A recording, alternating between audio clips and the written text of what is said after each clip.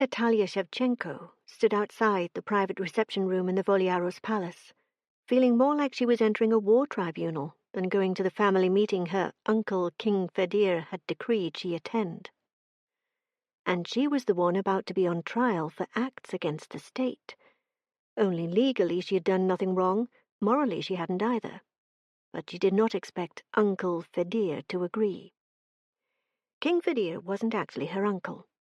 He was her mother's cousin, but the two had been raised as close as siblings, and he had always called himself Nataliya's uncle.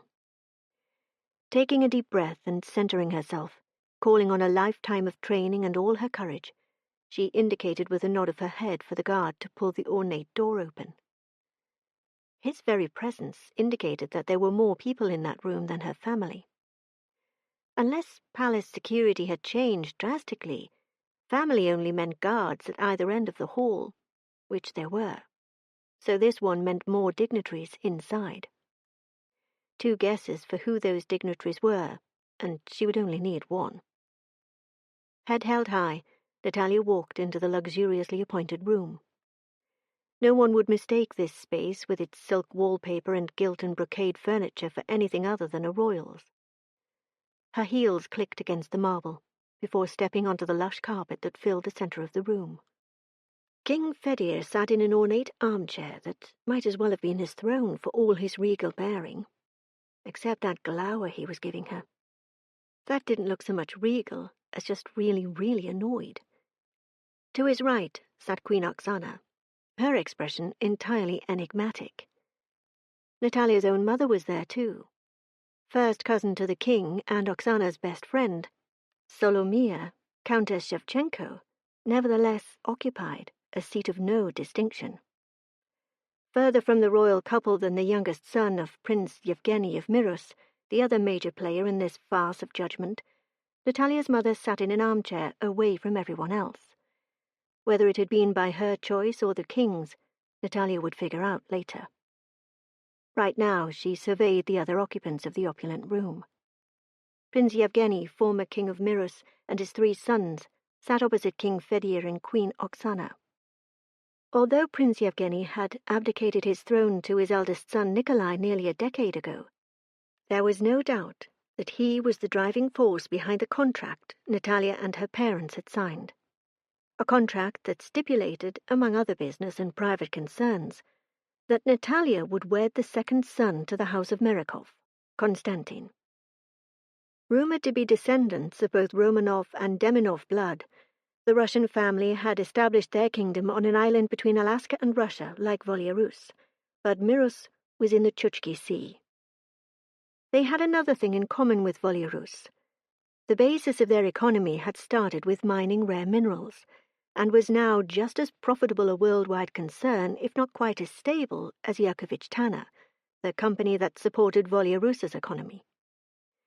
Despite the Ukrainian heritage of Volyarus and its not-so-amicable history with Russia, King Fedir was determined to cement a family and business alliance with Miros, even 10 years after that draconian contract was signed. The only other 2 occupants of the room were her uncle's sons, Maxim, Crown Prince, and his elder brother, the adopted Prince Demian. There was a time that their families had been very close. Although Nataliya worked for Demian and saw Max and his wife on occasion when they were in Seattle, that closeness had been gone for many years. Breaking protocol, Nataliya ignored the assembled kings present and smiled her first greeting to her mother.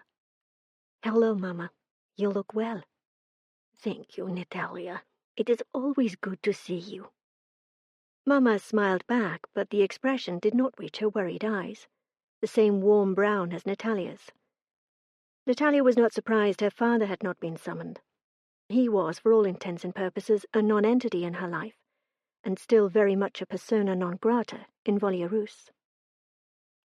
15 years ago, his decision to abandon his countess and their child to pursue marriage to his most recent mistress had broken the cardinal rules of discretion and putting duty to country above personal considerations.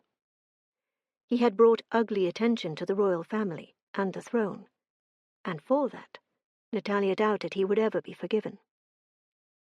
After greeting her mother, Nataliya gave King Fedir and Queen Oksana her full regard, dropping into a perfect curtsy between their two chairs.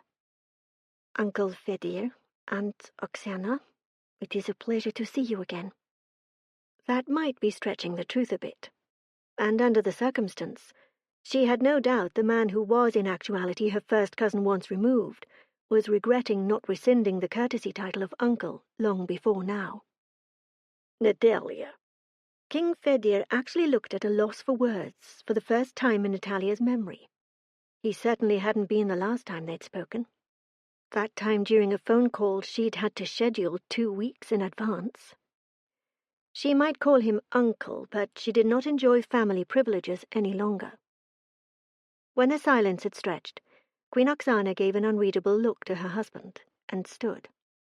In a move that shocked Nataliya, the Queen approached her in order to give Nataliya the traditional kiss of greeting on both cheeks.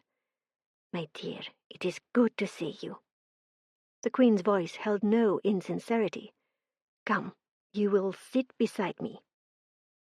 The Queen gave a look to her son Maxim, indicating with a regal inclination of her head, a couple of equally elegant flicks of her wrist, what she wanted done. Despite being Crown Prince, Max immediately jumped up and oversaw the moving of chairs, so that Nataliya's mother sat on her other side, thus cementing in the minds of everyone present just where the Queen stood on the issue to be discussed.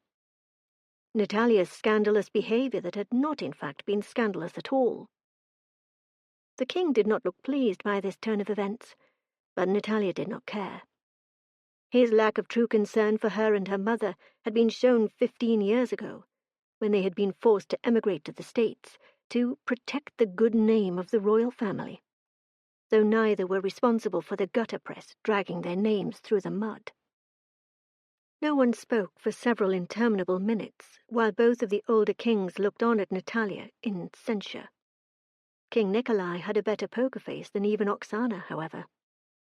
Nataliya had no idea what the current King of Mirrors thought of the proceedings and what had prompted them, but even his unreadable regard did things to Nataliya's insides she wished for the 100th time at least it did not. And because she never lied to herself, she did not try to believe she did not care what that was.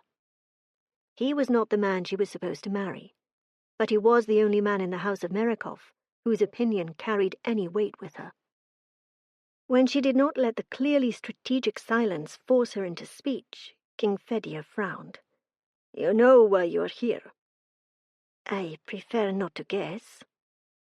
"You signed a contract promising marriage to Prince Constantine." "I did.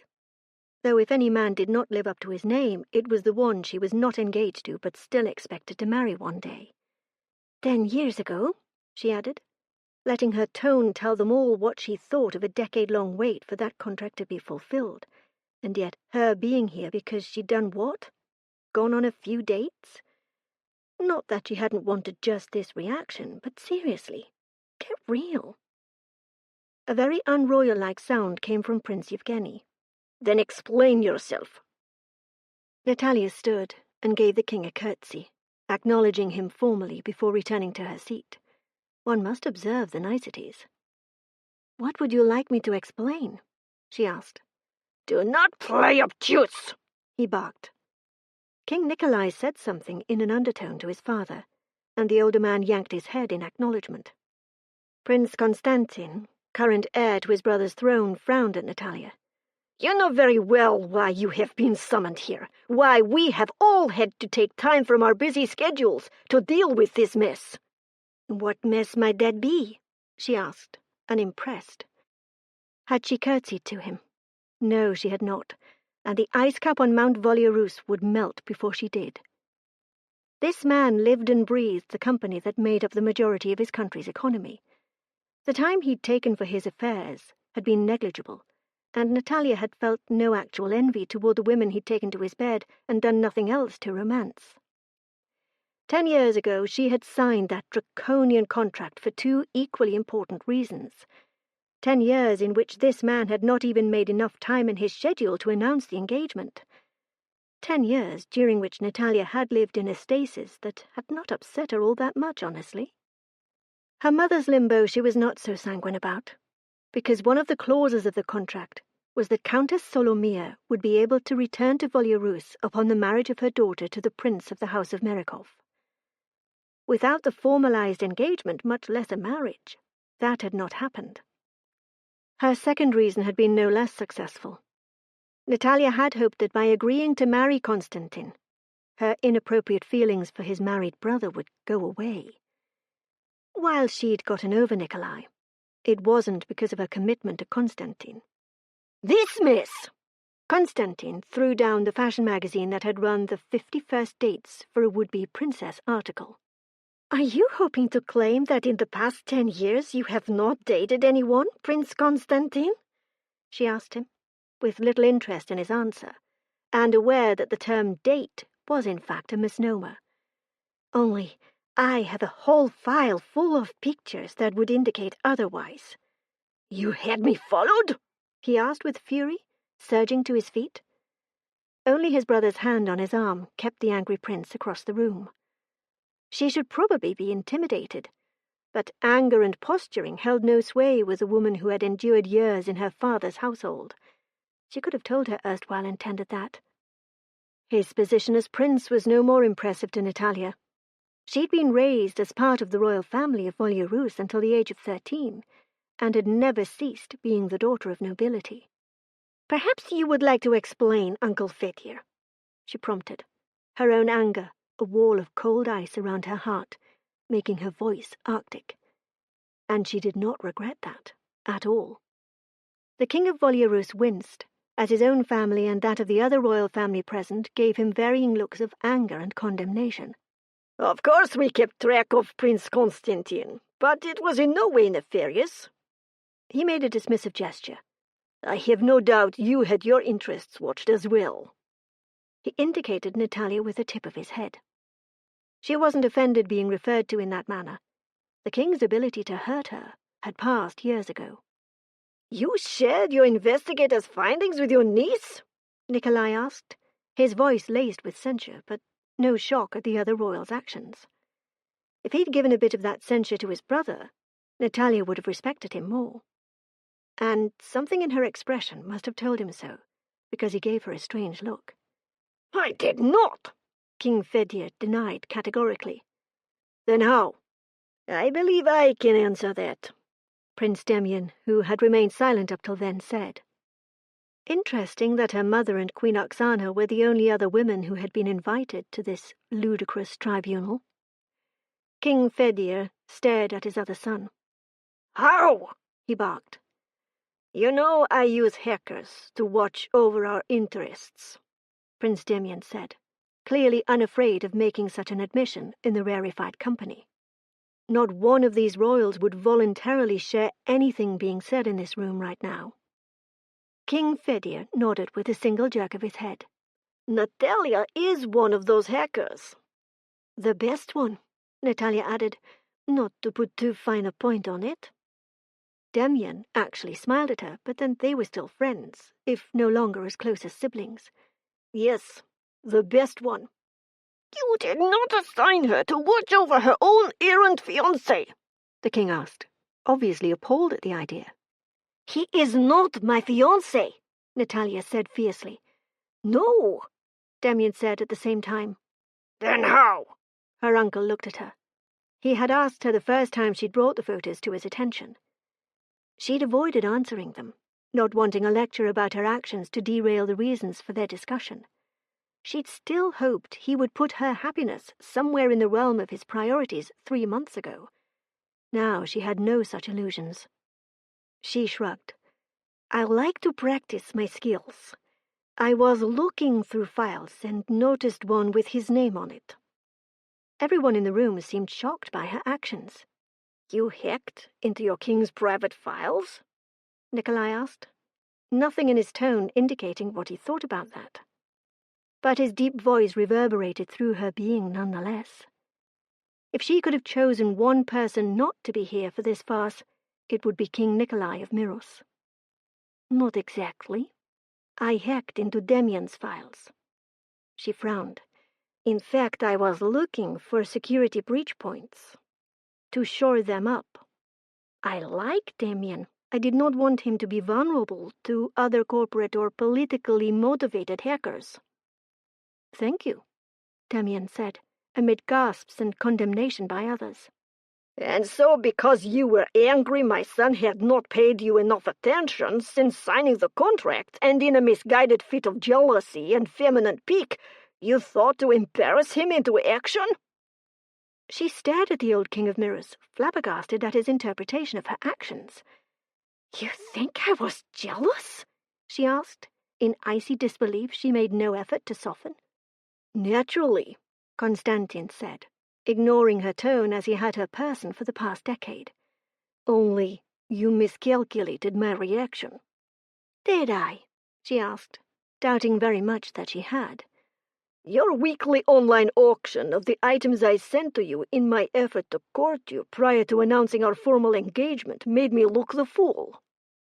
The wooing gifts had started arriving exactly 1 month after her appeal to King Fedir to renegotiate the terms of the contract, no doubt prompted by him. Constantin's attempt at courtship had been as impersonal as the greeting between strangers in a state function, and with even less effort put behind it. The proceeds go to a very deserving charity, she pointed out, not at all unhappy with the direction this conversation was heading, and not particularly bothered that Constantin had found her disposal of the gifts inappropriate. Maxim swore, a pithy Ukrainian curse that shocked the people around him. But he was looking at Nataliya with reluctant respect. He knew. Nataliya couldn't help smiling at the man who had been as close as a brother until she was 13 years old, and her entire family was ripped from her. She even winked. He laughed. You find this amusing? Prince Constantin asked with angry reproach. I find this situation laughable, yes, Maxim said, without apology in his manner or tone. And Nataliya wondered if the future king of Volyarus was more reasonable than his father, and understood how over-the-top everyone's reaction was. Not that she had not relied on that extreme reaction, but she still found it archaic, chauvinistic, and not just a little ridiculous. Her manipulations would not have been possible if a gross double standard did not exist in the minds of almost every male in this room. You think your cousin is amusing, though her actions have destroyed our family's plans of a merger? Constantin asked furiously. Oh, there will be a business merger, Damien said before his brother could answer. Both our countries will benefit, but more to the point, Miros cannot afford to back out. The repercussions would be devastating for Miros Global and your country's economy. I will not marry her, Constantin said implacably. His father looked pained, and his brother, the king, frowned, but Nataliya felt elation pour through her. She had won. Because regardless of what the rest of the people in this room wanted, his words had just released her from her promise, and ultimately, that was all that mattered to her. She'd only been 18, but she'd signed the contract in good faith and had been unwilling to simply renege. Her integrity would not allow it. She was not her father. King Fedir suddenly looked old and tired in a way she'd never noticed before. That is exactly what you wanted, though, wasn't it? He asked her. I could have done without the name-calling and disgusting double standard, but yes. King Fedir shook his head, clearly confused by her reaction. I thought you wanted your mother settled back in her home country. 10 years ago, I wanted that more than anything. I wanted to come home, or at least to be able to visit often. And that has changed? King Fedir asked, sounding as fatigued as he looked. My mother has finally found peace with her life in America. Queen Oksana looked wounded. You don't want to come home? She asked her best friend of more than 30 years. Mama drew herself up. Her dignity settled around her like a force field, making Nataliya nothing but proud. My home is in America now. You do not mean that. Queen Oksana had the effrontery to sound hurt, when she'd done nothing to stop Mama and Nataliya's exile 15 years ago. I do. She does, Nataliya said with satisfaction. and was so happy about that she could cry. "You and your husband exiled my mother and me for the sins of my father. And though he knew how important that clause in the contract was to us both, he made no effort to press for fulfillment of the marriage merger." Now it would not happen at all. Queen Oksana's expression was troubled. "You were too young to tie down to marriage when it was signed, but not too young to sign it? Not too young to be used as a political and business pawn?" Nataliya shook her head in disbelief. "We all have a duty we must adhere to," the Queen said, though with less fervent conviction than she used to. "Our duty included exile. Looking back, I realized that asking more of my daughter was obscene." Mama could do regal disapproval as well as any queen. "You know why we had to ask the sacrifice of you," King Fedir said to his cousin. But Mama made Nataliya so proud yet again when she shook her head. "No, I never understood your decision to sacrifice me, a woman who was a better sister to you than Svetlana ever was. I spent years grieving the loss of my homeland, but I grieve no longer." "And so you decided to break the contract?" Nikolai asked, this time his opinion clear for any to hear the disapproval and disappointment in his tone. Nataliya met his gaze squarely. "My mother told me 5 years ago that she was not sure she would move back to Volyarus permanently, even if she could." His brows drew together in a thoughtful frown. "Then what prompted your dating and the very public rejection of my brother's attempt to court you?" "There is so much wrong with that question I don't even know where to start. Was he as draconian as his father?" Nataliya had never believed it of Nikolai. "Try, please." It was the please that did it. "1, I was never engaged to your brother. I was contracted to be engaged and married at a later date, which was never specified. Not exactly good contract negotiations." She criticized King Fedir. "So I could have been dating all along." Heck, she could have been sleeping around. She'd had no legal or moral obligation to go to her marriage bed a virgin, and the stipulation of her chastity or lack of romantic social life until the marriage had not even been alluded to in the contract. She'd read it through, all 36 pages of it, before embarking on the dating article. "But you did not date before this." Nikolai's words made it very clear that his family had, in fact, had her watched. She shrugged, not particularly caring that a lady was never supposed to be so dismissive. "I did not want to risk developing an emotional attachment that would have made keeping my promise difficult, or perhaps even impossible." Nikolai nodded in approval of her words. "Very wise." "So, by converse, you consider that your brother has been foolish?" she asked, unable to resist. Konstantin cursed. Nikolai looked at his brother and then back to her. "Considering the outcome of his choices, I would say that is a given." "My choices?" Konstantin demanded with umbrage. "I was doing my best to protect and expand the business interests of our country so that we did not lose our independent status. How does that make me the bad guy here?" Nataliya might have agreed with Konstantin, except for 2 things. 1, he'd had affairs, if not dates. 2, he'd acted like an ass about her innocent dating. If he hadn't, she might have even felt compelled to honor the contract. But Nikolai ignored him. "You said 1. There are other things wrong with my question?" "Second, it is obvious that what prompted my actions was my desire not to marry a man who so obviously had no more personal integrity than my father." "I am not like your philandering father." The prince took clear offense with the comparison. "We were not engaged." Nataliya looked at Konstantin with a frown. "If that is your attitude, then how do you explain refusing to marry me because I dated other men while you were having sex with other women?" Konstantin's mouth opened and closed without him saying anything. "Anything else?" Nikolai asked her. "Do you believe that waiting 10 years to fulfill the terms of a contract is keeping good faith in that contract?" she asked instead of answering. "There were circumstances," Nikolai reminded her, almost gently. She nodded in agreement.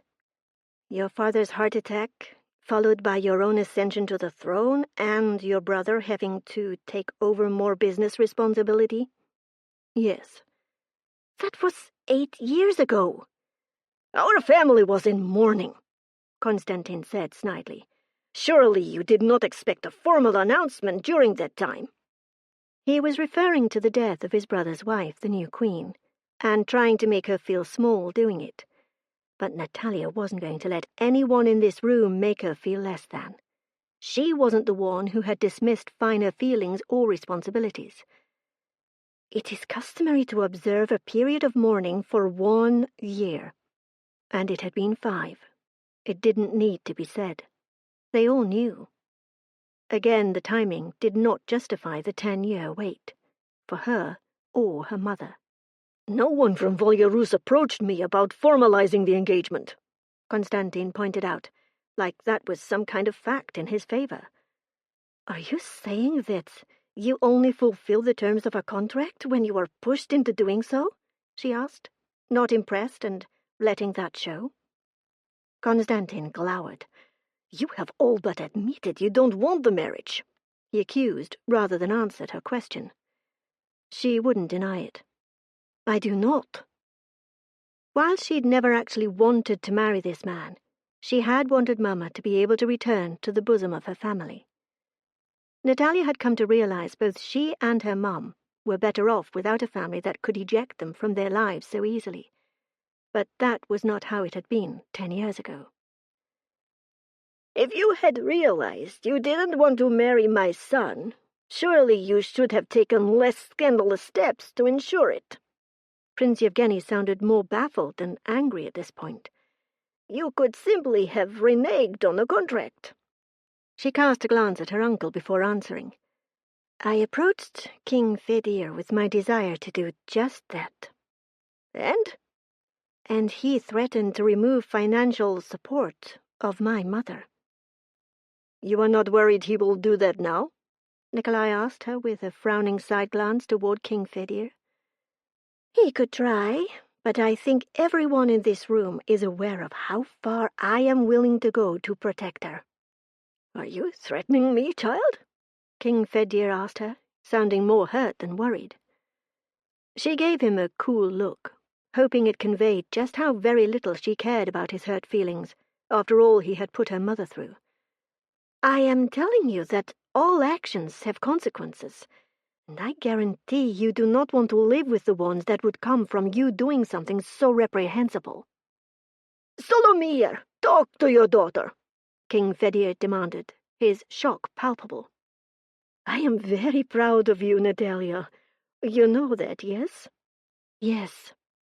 The king frowned. "That is not what I meant." "You are upset because she carries the ruthlessness that is such a strong trait in our family?" Mama asked her cousin, their king. Nikolai looked at Nataliya, her expression assessing. "But you did make a promise. You signed that contract," Nikolai said. "I did." Nataliya could wish she hadn't been so eager to make up for her father's sins at 18, but she couldn't deny she had signed the contract. "And you take your own promises very seriously." "I do." Hence her need to get Prince Constantine to back out of the contract. Nataliya might no longer feel it was her responsibility to compensate for her father's behavior, but she still understood duty only too well. And she may have been exiled, but her integrity as a member of the royal family was still very much intact. "She was willing to renege on the contract," Konstantin pointed out. "Her personal ethics cannot be that strong." King Fedir drew himself up, his expression forbidding. "On the contrary, my niece came to me and asked me to negotiate different terms, sure that if the suggestion came from me, you would be more than willing to do so. At no time did she intimate our family should simply renege." Nataliya didn't know what the point was of her cousin harping on how he thought of her as a niece. She would have thought King Fedir would want to distance himself from her at this point, just as he'd done 15 years ago. Nikolai nodded his understanding. "But you refused?" "I did. More the fool I." Personally, Nataliya agreed with him. Her uncle had been a fool to think that she would sit meekly by when, in her estimation, she should never have been asked to sign the darn thing in the first place. "But we raised a lot of money for Mama and Aunt Oksana's favorite charity," she pointed out, not entirely facetiously. The charity that helped families stay near their children receiving treatment for cancer and other life-threatening illnesses was very dear to Nataliya's heart as well. However, no one else seemed to find that the benefit she did, if all the gloomy faces were to go by. "All that aside, you still consider yourself bound by the terms of the contract, do you not?" Nikolai asked her. She stared at him, not sure what he was trying to get at. "Prince Constantine has verbally repudiated his willingness to abide by its terms in front of witnesses." "He did." She smiled, relief that the current king of Miros wasn't going to try to push her to marry his brother, despite either of their desires. "The contract, as it is written, still stands," Nikolai said, his tone brooking no argument. Shock made Nataliya lightheaded as dread filled her. "Your brother denounced the contract," she reminded him, even though she shouldn't have to, because Nikolai had just agreed that was the case. "I am under no obligation to marry him now." "But you are under obligation to marry a prince of the House of Marikov," Nikolai said implacably. Gasps sounded. His father demanded what he meant, but Nikolai ignored it all, his attention focused entirely on Nataliya. Her brain was whirling, trying to parse out what he meant. Her gaze skittered to the youngest Marikov prince. Dmitri, called Dima by his friends, of which she counted herself one, though they'd met on only a few occasions. They had chatted more via text and email than she had with Constantine in past years. Not even out of the university yet, Dima was looking with utter horror at his eldest brother. "I will not enter into such a bargain with a child," Nataliya vowed, knowing being called a child would prick her friend, and unable to pass up the chance to tease him. "You were 4 years younger when you signed that contract 10 years ago," Nikolai pointed out without correcting her use of the term child, earning a frown from Dima. "And still desperate to return home, I'm not that teenager any longer either. And she would not allow done to Dima what had been done to her." She liked the 22-year-old prince. "Regardless of what your reasons were for signing the contract, you did so. And while you were only 18, you were not a minor. You are obligated to its terms unless both parties agree to different ones." "I will not marry either of your brothers." "I am glad you did not include me in that categorical refusal." His smile was more like an apex predator, baring its teeth. Chapter 2. "You?" Nataliya asked faintly. No, Nikolai could not be saying what Nataliya thought he was saying. "You're not a prince." The contract stipulated a prince. "You're a king." Her voice rose and cracked on the word king. But seriously? He had to have lost his mind. 10 years ago she would have jumped at the chance to marry this man. But he had only had eyes for the beautiful socialite he had ended up married to. Naively believing that marriage to his brother would cure Nataliya of her adolescent feelings for the unattainable crown prince, she signed that stupid, bloody, awful contract in good faith. "But you were married to the beautiful, sophisticated woman who had become his queen. Perfect for him in every way, she died tragically in a skiing accident. Only later had anyone realized the new queen had been pregnant at the time. And left a widower 5 years ago. A widower who would always love the wife he lost." The fact that he had shown no interest in another woman since the young queen's death showed that. Nataliya could not imagine a less appealing marriage to her. But she didn't know what to say. This was insane. "You cannot want to marry this woman," Nikolai's father said, voicing Nataliya's own thoughts, and probably the thoughts of everyone else in the room. Only Demian was nodding and Maxim looked satisfied. King Fedir looked astounded. Queen Oksana looked enigmatic like always. But Nataliya's mom? She looked worried. And that, more than anything, solidified the sense of impending doom settling over Nataliya. Her mom thought he was serious. "I cannot?" Nikolai asked imperiously. "She's made a spectacle of herself with that ridiculous article and the accompanying blog posts." Prince Yevgeny almost looked apologetic in the glance he cast at her. "She has dated no less than 10 men that we know of. She has not had sex with any of them. How can you know that?" Prince Yevgeny asked. But Nataliya wanted to know too. She hadn't had sex with any of them, or anyone at all. But how could Nikolai know that? She'd made sure that even if she was being followed by someone on behalf of the House of Merakov, like Demian had kept tabs on Prince Constantine, circumstances would be ambiguous enough that no one could be certain. She'd let 2 of her dates stay the night, on the sofa, but they hadn't left her apartment until morning. So there was no way he could know she hadn't had sex. Only he seemed arrogantly sure of himself. King Nikolai gave her a measuring look before returning his regard to his father. "Because her integrity would not allow her to do so when the contract is still in place." "You heard her. She doesn't consider the contract a deterrent," Prince Constantine said derisively. "She knows you didn't consider it such. That does not mean she has not." "You expected me to be celibate the last decade?" Constantine asked, shocked. Before Nikolai answered, the old king cleared his throat meaningfully. "This is not the place or time for this discussion." He turned to his eldest son. "You are not obligated to fulfill the contract on behalf of your brother." "On that, I do not agree." And something became very clear to Nataliya, besides the fact that being spoken about like she wasn't there was extremely annoying. But this man had an entirely different code of ethics and standard of integrity than his brother. In truth, Nataliya had never doubted it, but then she'd always thought the best of the man who had become king to save his father's life.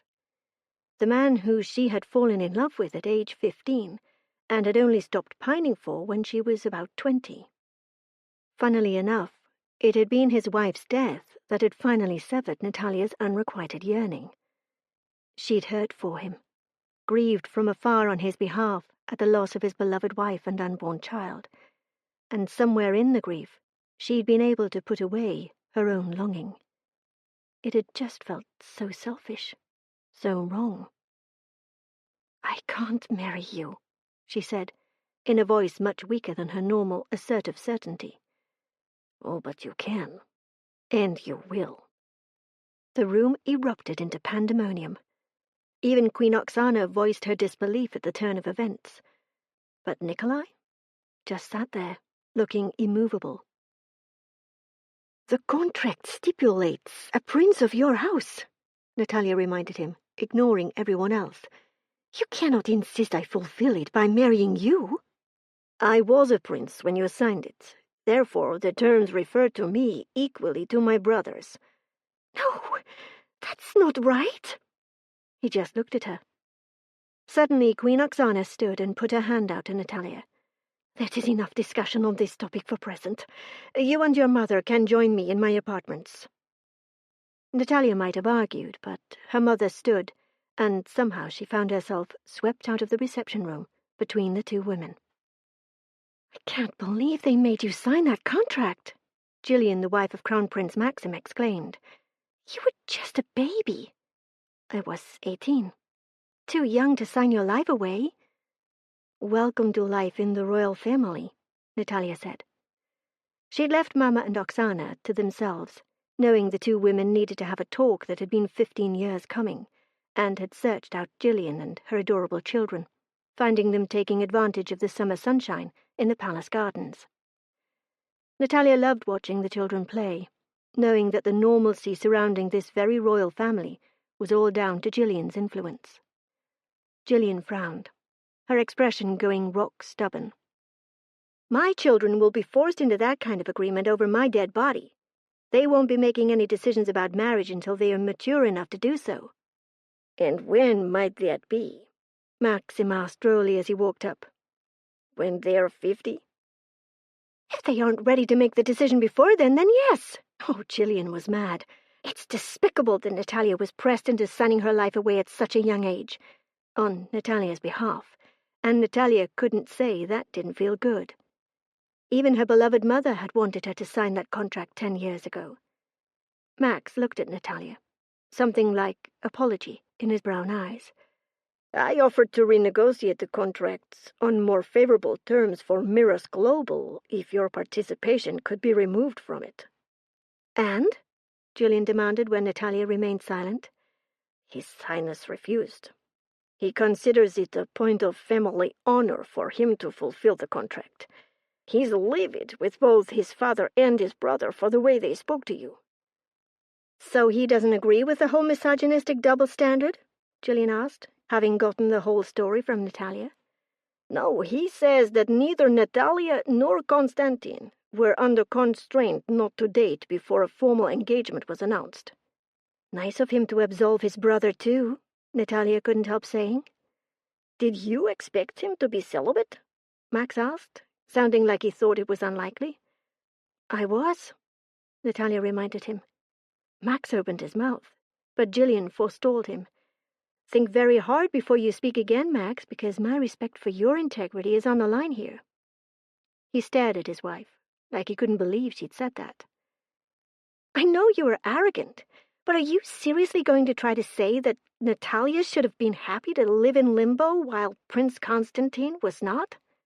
"No, that's not what I was going to say at all. I agreed with King Nikolai that neither Nataliya nor his own brother were under constraints not to date." "But if I had slipped around, what would you have said?" Nataliya couldn't help asking. Max's mouth twisted wryly. "That would have depended on the results, wouldn't it?" "What do you mean?" Nataliya asked. Max looked to where the children played, a soft smile curving his usually firm mouth. "Our firstborn child is testament to how unexpected results can come from a night of passion." "And if the little surprise had been the result of one of Constantine's many—" Nataliya paused, unsure what term she wanted to use. Indiscretion implied that Constantine shouldn't have been having sex with those women, and she wasn't sure she wanted to imply that.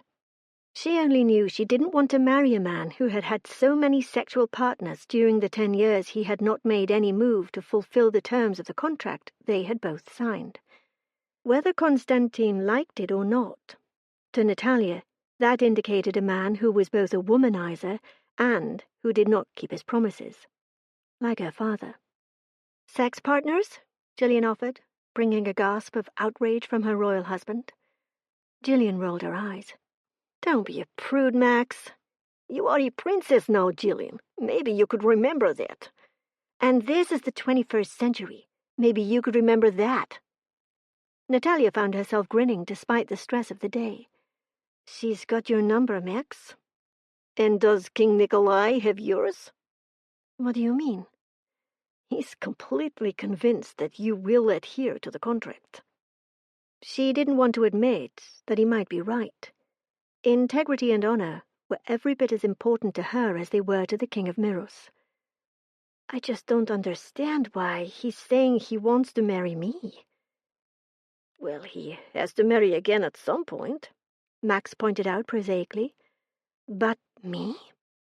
"Perhaps I could answer that." Nikolai's voice hit Nataliya in the center of her being. She spun and found him watching her with implacability that sent a shiver through her. "I wish you would. This idea that you have to fulfill the contract in place of your brother is ridiculous." His enigmatic regard turned forbidding. My honor is not a matter for ridicule. But it's not your honor in question. Satisfaction gleamed in his steely gray gaze. So you acknowledge that it is a matter of honor? Prince Constantine was the prince referred to in that contract. Everyone knows that, she said, sidestepping the honor issue. The king settled quite casually onto the fountain rim beside where Nataliya sat. But it was not in fact my brother who signed the contract. Why wasn't it? She'd been required to sign on her own behalf, and had only noticed that the former king had signed it on behalf of his son, when she'd read it before embarking on her dating campaign. In contracts of that sort, it is quite natural for the reigning sovereign to sign on behalf of his house. When I was crowned king, all promises made by my father in matters of state became mine to fulfill. So, renegotiate the contract. He had just said he had the power to do so. After leaving you and your mother's lives in limbo for 10 years? I think not. But I don't mind. I do. I'm not queen material. If you marry me, you will be a princess. The title of queen is bestowed only at my will. And of course, the wife he didn't love wouldn't be worthy of the title, not like the woman he had married and lost. You know what I mean. But I do not agree. I'm a computer programmer, not a princess. You are a member of the royal family of Volya-Rus. Like she needed reminding. Not so you would notice, not for the last 15 years. Max made a sound of disagreement, but Nataliya just gave him a look. When your father exiled me and my mom for my dad's indiscretions, we effectively lost our family. It's no use pretending anything different. Nevertheless, you are of royal blood, a lady in your own right, Nikolai pressed. No one calls me Lady Nataliya. At least, no one in her current life. I'm sure that's not true. Protocol is observed here in the castle. I don't spend time here. And yet here you are, to answer for crimes that were not in fact crimes at all. His smile did not reach his eyes. No, not crimes. But you knew exactly what you were doing when you embarked on that article. It was for a perfectly respectable fashion magazine, not a scandal rag. He nodded. Well written, and the tie-in with fashion that you do not in fact have a great deal of interest in was clever. My friend thought so. Your friend? The contributing editor who wrote the article and blog posts. I wondered how you had arranged the article.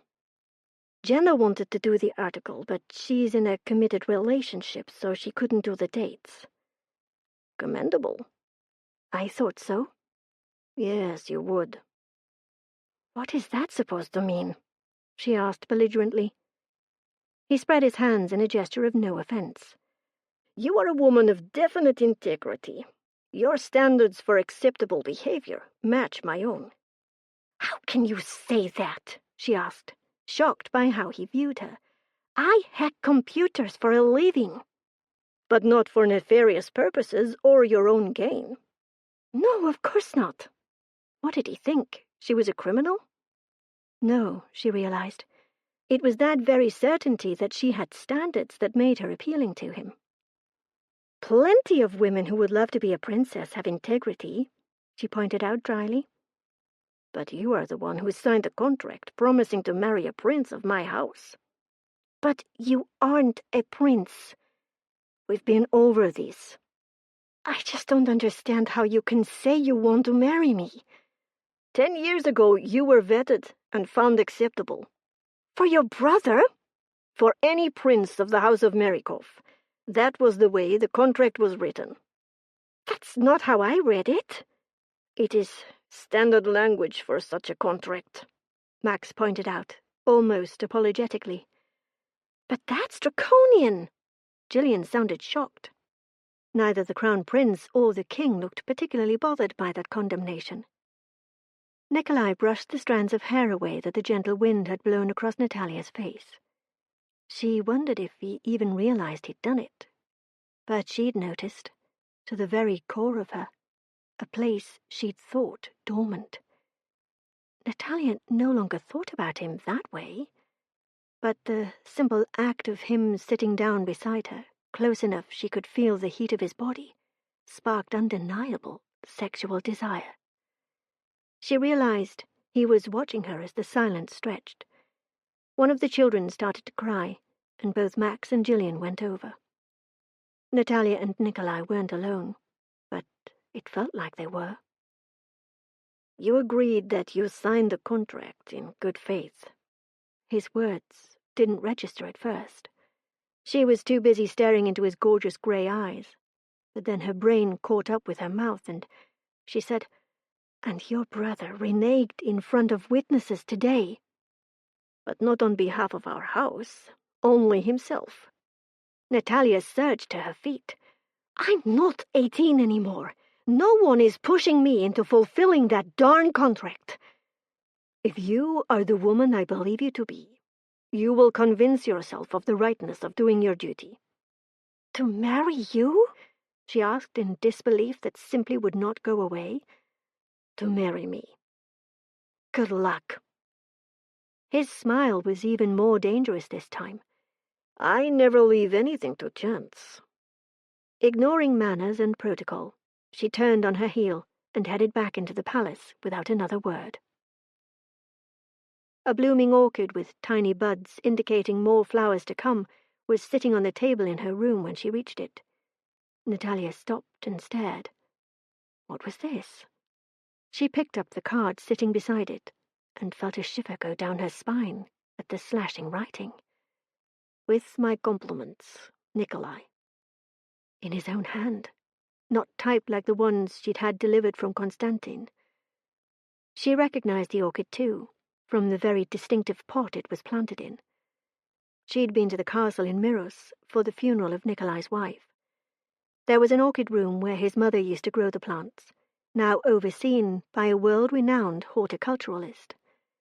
All of the orchids in that room were planted in the same style of pot, with the Merikov crest in fine gold against the eggshell white of the ceramic. Nataliya had spent a great deal of time in the orchid room during her 3-day stay at the castle 5 years before, and she had learned that every orchid growing there had a special history, and most were incredibly rare specimens. Nikolai had caught her there more than once, because as he'd told her, he found comfort in the room his mother had spent so much time in. Nataliya had offered to leave, but the young king had refused, asking her to keep him company. And that's what she'd done, sitting in silence with a man who was grieving the loss of his wife and unborn child. Nataliya could not make sense of the orchid being here. As gifts went, it was very special. But he couldn't know that she'd started growing orchids after that visit. Nothing nearly so impressive as the Merikov collection, but lovely plants that gave her peace and joy caring for them. Even if he had known something almost no one else did, Nikolai could not have gotten the plant delivered since the recent confrontation. Not even with a helicopter or the palace's personal jet. Nikolai couldn't have known he planned to take his brother's place before the meeting today. So why the orchid? Whatever the reason, the plant was beautiful, and she knew how very special it was that he'd given it to her. She grabbed her phone and texted the number no one but his closest family and advisors was supposed to have. "Thank you for the orchid. It's beautiful." His reply came back only seconds later. "I'm glad you like it, my lady. It was one of my mother's favorites." Why did that "my" feel like it should be bolded? Like he was staking claim? And his assertion this had been one of his mother's plants? How was Nataliya supposed to feel about that? Special. She felt special. And that was very, very dangerous.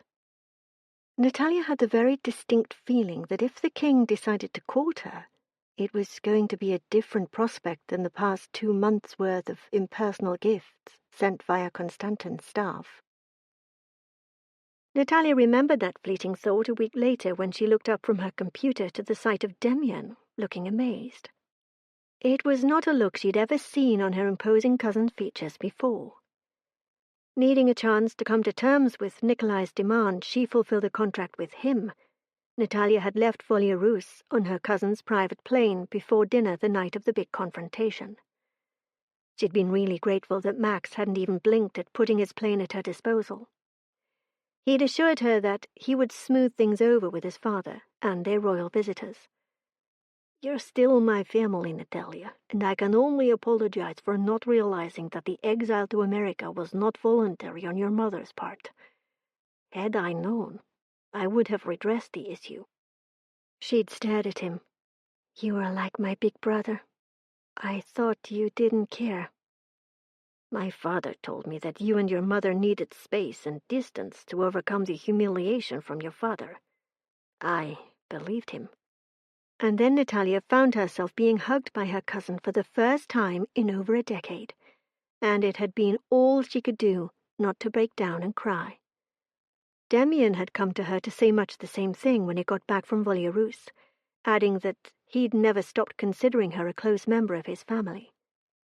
Now he stood there with a really weird expression on his face. "What?" she demanded. "You got a new computer." "So?" She hadn't asked Damian for new hardware, though. "It's from King Nikolai." "Well, that was different." "He gave me a computer." Damian nodded. "Why do you look so weird?" she demanded. "It's a prototype. Even I couldn't get my hands on this build with a new chipset." That stopped her. "How did you know?" "Because I had to sign an NDA just to take possession, and you've got one to sign too. The company rep is waiting in the conference room." This was crazy, but she couldn't pretend she wasn't excited. She loved new technology, and like Damian had said, this was something even he hadn't been able to finagle out of the manufacturer before early release. There wasn't just one computer waiting for her in the conference room. There were two. The second was top of the line of available technology and came with a note. "Raise some more money for a very worthy cause." Okay, she was impressed. Not just that he'd chosen a gift she would love, her own prototypical super slim ultra-fast laptop, but because he'd seen what no one else had. How much she'd enjoyed raising money for the charity she'd chosen. And he was telling her he wasn't intimidated by the idea she would auction off his gifts. He expected it, but he provided gifts to auction. Over the next 2 weeks, every gift she received from him came with a personally written note and some kind of duplicate or equivalent item for her to put on the online charity auction. He also texted her several times throughout the day, some innocuous texts, some even funny, others surprising, like when he asked her opinion of Dima's desire to take a gap year between university and graduate school. Apparently, when Prince Yevgeny abdicated his rule to his son, he'd abdicated all major family decisions as well. And then there were the texts that drove her batty. "How many children do you want? Do you object to living in the palace after we marry?" As if her agreement was a foregone conclusion. It annoyed her, but there was this tiny frisson of excitement, too. Nikolai was a really special guy, and he wanted to marry her. She knew he wasn't emotionally attached in any way, wasn't even sure if he found her sexually desirable, but he definitely hadn't backed down on his stance. She knew his father wasn't happy about it. Konstantin wasn't happy. Damian had told her, and he'd heard it from Max. But Nikolai was a king, and a king who apparently wasn't going to let anyone else dictate his future. Not like he was doing his best to dictate hers, Nataliya reminded herself. When the couture gown, shoes, jewelry, and handbag arrived along with its auction equivalent, and an invitation to dinner and a play 2 days hence, Nataliya could do nothing but stare in consternation at the boxes littering her desk. Damian stood, leaning against the door jamb. "So he's finally moving his courtship into the dating stage." "Can you date a king?" she asked, a tinge of hysteria touching her voice. "I guess you're going to find out." He thinks that stupid contract has me all sewn up. No, he thinks your sense of duty and integrity has you all sewn up. But give the guy his due. He's setting the rest of his life up to fulfill his own sense of honor. I know you think duty is all there is to life. Not since I married Chanel. But I won't pretend duty didn't play a big part in that. And that duty nearly destroyed your marriage. She'd been invited to the wedding. She'd seen the other woman's reaction before Chanel had disappeared from the reception without her groom. And frankly, Nataliya had known all along what was going on. She was nosy, and she had more ways than most of finding out what she wanted to know. We all make sacrifices for family and the good of Volyarus. And she knew that despite how close he'd come to losing his wife, Demian still saw duty in all capitals when he thought about it. Chanel just made sure that there was more to his life than a single concept. I made my sacrifice 10 years ago to provide a way for my mother to return home. And now she no longer wants to return to Volyarus full-time. But my sacrifice is still there, hanging over my head. Maybe it won't turn out to be such a sacrifice after all. He could say that. Demian's own sacrifice had led to the love of his life and children he adored. Hers could lead nowhere but heartache. Nikolai would never love her as he loved his first wife. And even if she no longer felt the same things for him she once had, Nataliya didn't want to be trapped in a marriage to a man whose heart was locked in the past. Chapter 3. Nataliya was not at all surprised when her phone dinged with a text 10 minutes before the limo was supposed to arrive for her. Nikolai had texted updates on his schedule and arrival throughout the day, like he wanted to make sure she was ready, like he worried she might get the time wrong or something. Or maybe he just wanted to be sure she was going to show up. After all, not once had he actually asked her to join him for dinner and the play. No, just the delivery of the dress and tickets, which she doubted very sincerely they would have to show to take their seats. She had no doubt that between him and his security detail, they were taking up an entire box at the theatre. As a king, he was used to getting his way, and she'd been oh so tempted to simply not be here tonight. But the truth was, she and Nikolai needed to talk. Nataliya needed him to understand that his honor would not be compromised by renegotiating the contract. A sharp knock sounded at the door, and Nataliya smoothed the opalescent grey designer dress down her long body. She had to admit that Nikolai had good taste in women's fashion. Though, considering the perfectly coiffed fashionista he'd been married to, Nataliya should not be surprised. "Showtime," said Jenna, her friend, who had written the 51st Dates for a Would-Be Princess article. She'd come over today to help Nataliya prep for her date with the king, doing Nataliya's makeup and hair, styling her so that Nataliya looked better than she had for any of those first dates. Because Nataliya had not wanted to look like a consolation date in any of the pictures that were bound to be taken by the paparazzi, not because she wanted to try to look her best for Nikolai. Nataliya opened the door to her condo and stepped back in shock that the king stood on the other side, 2 of his security detail hovering in the background. The others were no doubt securing the building. "You didn't need to come up," she said, unable to hide her surprise at his presence. Wearing a light, custom-made charcoal grey suit that accentuated his 6'4", well-muscled frame, his presence sent a hurricane rioting through her senses.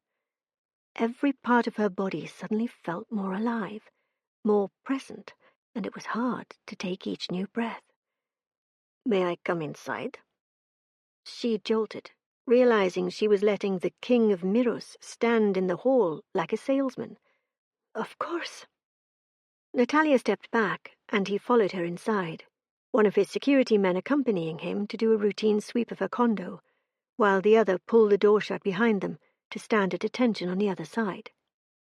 Neither Demian nor Max practiced such heavy security protocols when they were in Seattle. But then Nikolai was a king already, despite being only 35 years old. The dress looks every bit as beautiful on you as I thought it would." He took her in, his grey eyes going molten with an expression she had never expected to see in his eyes. Desire. "Thank you," she swallowed. "You could have sent a car for me to meet you at the restaurant." Who had ever heard of a king calling for his date in person? She'd made the mistake of telling him how impersonal and detached she'd considered his brother's overtures, and Nikolai had assured her his would not be. But seriously, could he say overkill? Surely not. He reached out and brushed a proprietary finger along her collarbone. "This will be our first public appearance together. Calling for you at your door is only the most basic courtesy." Heat whooshed through her body from that one small touch, and Nataliya was momentarily unable to respond. "Well, I'm impressed," Jenna said forthrightly. Nikolai turned to acknowledge the other woman. "Jenna Beals, former college roommate and good friend of my intended, as well as contributing editor for the Fashion Forward magazine that ran the article on my future betrothed, I believe." Jenna gave a credible curtsy. "It's a pleasure to meet you, Your Highness." Nikolai smiled, his grey eyes warm. "I liked the article and blog posts." "You did?" Jenna asked in clear shock. "Really?" "It was a clever concept, showing the fashion side of the modern dating game." Jenna gave Nataliya a significant look. "He doesn't think you should be shamed for going out on a few dates." "Not at all. But all future dates will be with me," he said with arrogant assurance. "Because you have so much time to spend with me," Nataliya said with unhindered cynicism.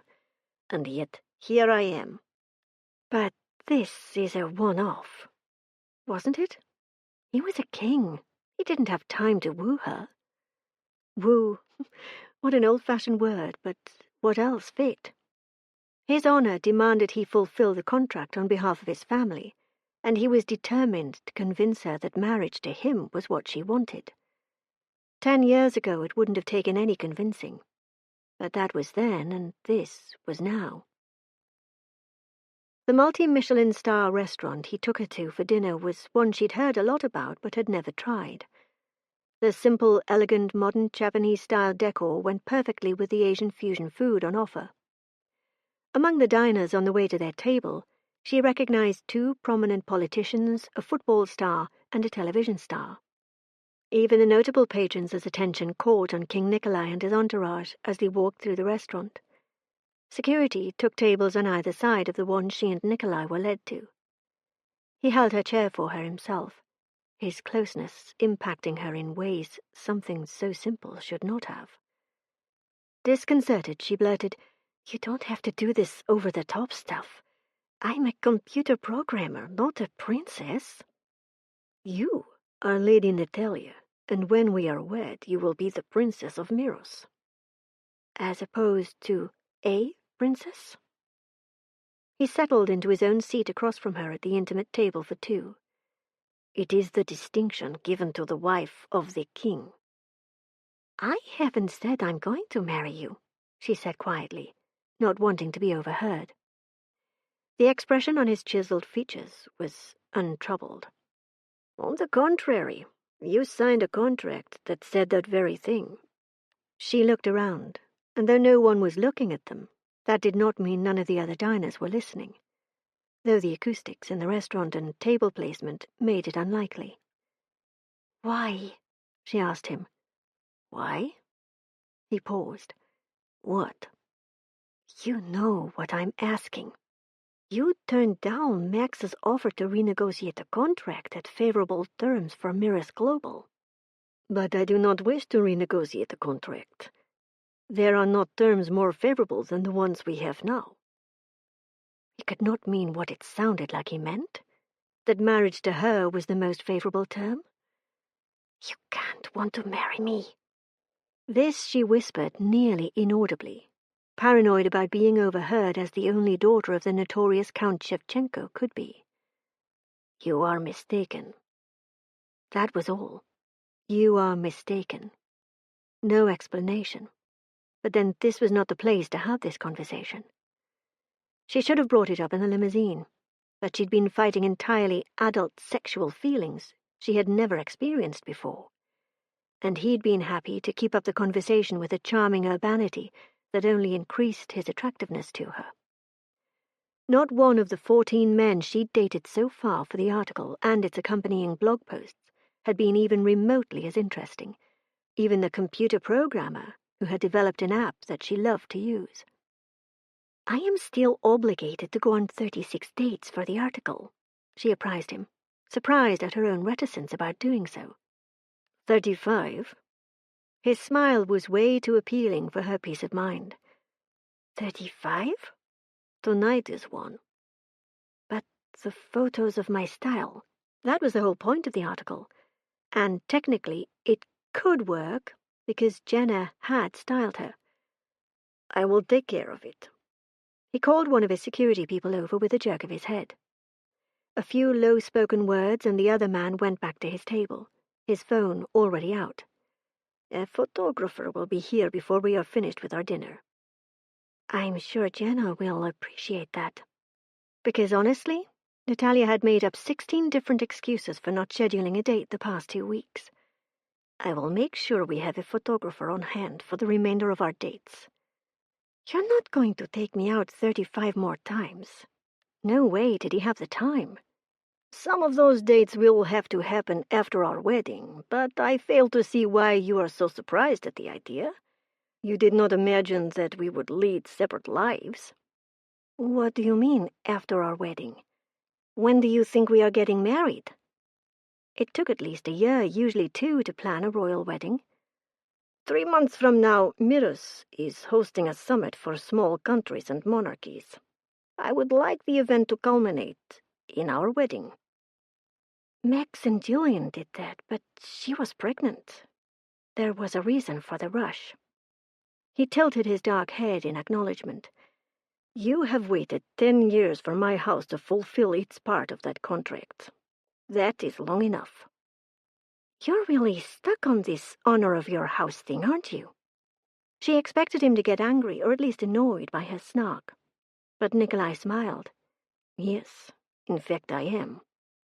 She sighed, acknowledging, if only to herself, that he would not be manipulated as easily as his brother. "You're not going to be reasonable about this, are you?" "If by reasonable you mean change my mind, no." She felt her own usually even temper rising. "You do realize that you are a king, right?" "And as such, I am accustomed to getting my own way." She'd just been thinking that very thing, but still. "You're not supposed to admit it." "I should lie?" he asked arrogantly. "I don't know." "Can you really see me as your queen? Excuse me, I mean your princess?" "I have no trouble picturing that eventuality at all." The expression in his eyes was all male approval, and it did something to her insides she did not want to admit. "I don't like dressing up." "Yet you do so very well. I will never be anything but proud to have you stand by my side." She frowned. He couldn't mean that. "I blurt stuff out before I think about it," she warned him. "Do you? Thus far, I've noticed you being very careful about what you say and where you say it." That was true in certain circumstances, like the few in which they'd met, but not always. "When I'm comfortable, I lose the filter between my brain and my mouth." "I will look forward to you growing comfortable with me, then." "You don't mean that." How could he? He didn't quite smile, but amusement lurked in his usually steely gray gaze. "You think I only want people around me who say what I want to hear?" "You're a king." "We've established that." "You don't like people disagreeing with you." "Disagreement is healthy." He gave her a look she thought might be intended to intimidate. "Disrespect is something else." She wasn't intimidated, but she was curious. "What if you think I'm being disrespectful when I'm only being honest?" What if you think I'm being neglectful when I am only busy? He riposted. I don't know. Neither do I. Marriage requires trust and compromise from both sides.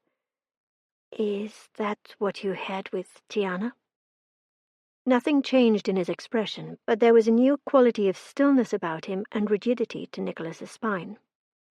My first marriage is not something I like to discuss. Okay. His eyes widened fractionally. Okay. I don't like talking about my childhood either. Everyone thought they knew what her life had been like because her father had been in the tabloids so much. No one but she and her mother knew about the Count's violent rages, about the mental and physical scars both she and her mother bore because of them. His final desertion had embarrassed the royal family and torn their lives apart, but it had also come as a terrible relief. Once they reached the States, her mother had taken out a restraining order against her estranged husband, and renewed it after their divorce became final. Living in the States, she'd finally stood up for herself and her daughter in a way she'd never been willing to do when their lives were wrapped up with the Volierus royal family. Hearing you say that makes me very curious, Kiska. He could be as curious as the proverbial cat, but she wasn't talking about those dark years when her father had lived with her and Mama in Volierus. Not for anything. I'm not a kitten. Oh, I think you are. You've proven you have sharp little claws, but you are not vicious with them, and I am very much looking forward to petting you. She choked on the wine she'd been sipping. I can't believe you said that. I am a king, not a eunuch. But you don't want me? Don't I? His heated expression belied her claim.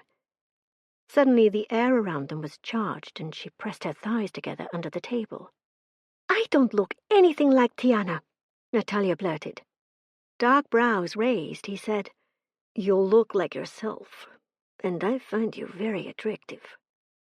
Oh, she really hadn't expected that blunt declaration, much less the truth he'd have her believe was behind it. Unexpected heat suffused her face. Nothing to say back to me? What do you want me to say? She asked, in a tone that was way too breathless. You could tell me if the attraction is one-sided. Of course I'm attracted to you. He was smart, powerful, gorgeous, strong, and just downright sexy. Who wouldn't be? I think I'm flattered. But he didn't sound too sure about that fact. And for some inexplicable reason that made Nataliya happy. She didn't like him taking her attraction for him for granted, despite the fact he had to know that most women would find him pretty much irresistible. Don't be. You know who and what you are. Yes, but I was beginning to wonder if you appreciated my attributes. He had to be joking. I find that hard to believe. She was no actress, and right now Nataliya couldn't stop thinking how much she wanted to kiss him and try things she'd never tried before with another man. It was all his fault, too. The king who talked bluntly about stuff like attraction, which naturally sent her thoughts in a direction they never went, except around him, and that had been a long time ago. Only this was now, and although she was no longer in love with him, Nataliya apparently still found Nikolai sexually irresistible, and the king's expression said he knew it too. A smile more predatory than amused creased his gorgeous lips. The look on your face says that our wedding night will be very satisfying. Like you'd allow it to be anything else, she blurted with more honesty than common sense. You're the guy who always wins. It comes with the territory.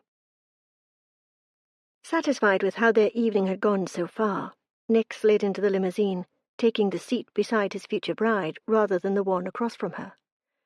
Although she was more stubborn than he'd given her credit for, Nick had no doubt that she would eventually agree to marry him. Because Nataliya was that rare commodity in his world, a woman of honor. When she made a promise, she kept it. Not like the faithless socialite he'd made his queen. He'd made the mistake once of bestowing political and social power that rivaled his own on his wife, and lived to regret it. Nataliya had waited 10 years on a contract that should have been fulfilled in half that time, and she had not allowed herself to consider getting out of her obligation to marry a prince of his house until she had discovered Constantine's propensity for one-night stands. Nataliya had very exacting standards and a highly developed sense of honor both for herself and others. In her view, Constantine hadn't lived up to those standards. Nikolai understood, even if he did not agree fully. Her attitude was to his benefit. And it was those traits that had first made Nick realize she would make his ideal wife. The low, simmering attraction he'd recognized in the agonizing days after his pregnant wife's death was also welcome. He had no desire to have an icy cold marriage bed, but even he had not realized how deeply that attraction ran until he started spending more time with Nataliya. He'd even been turned on during the confrontation at the Volyarussian palace.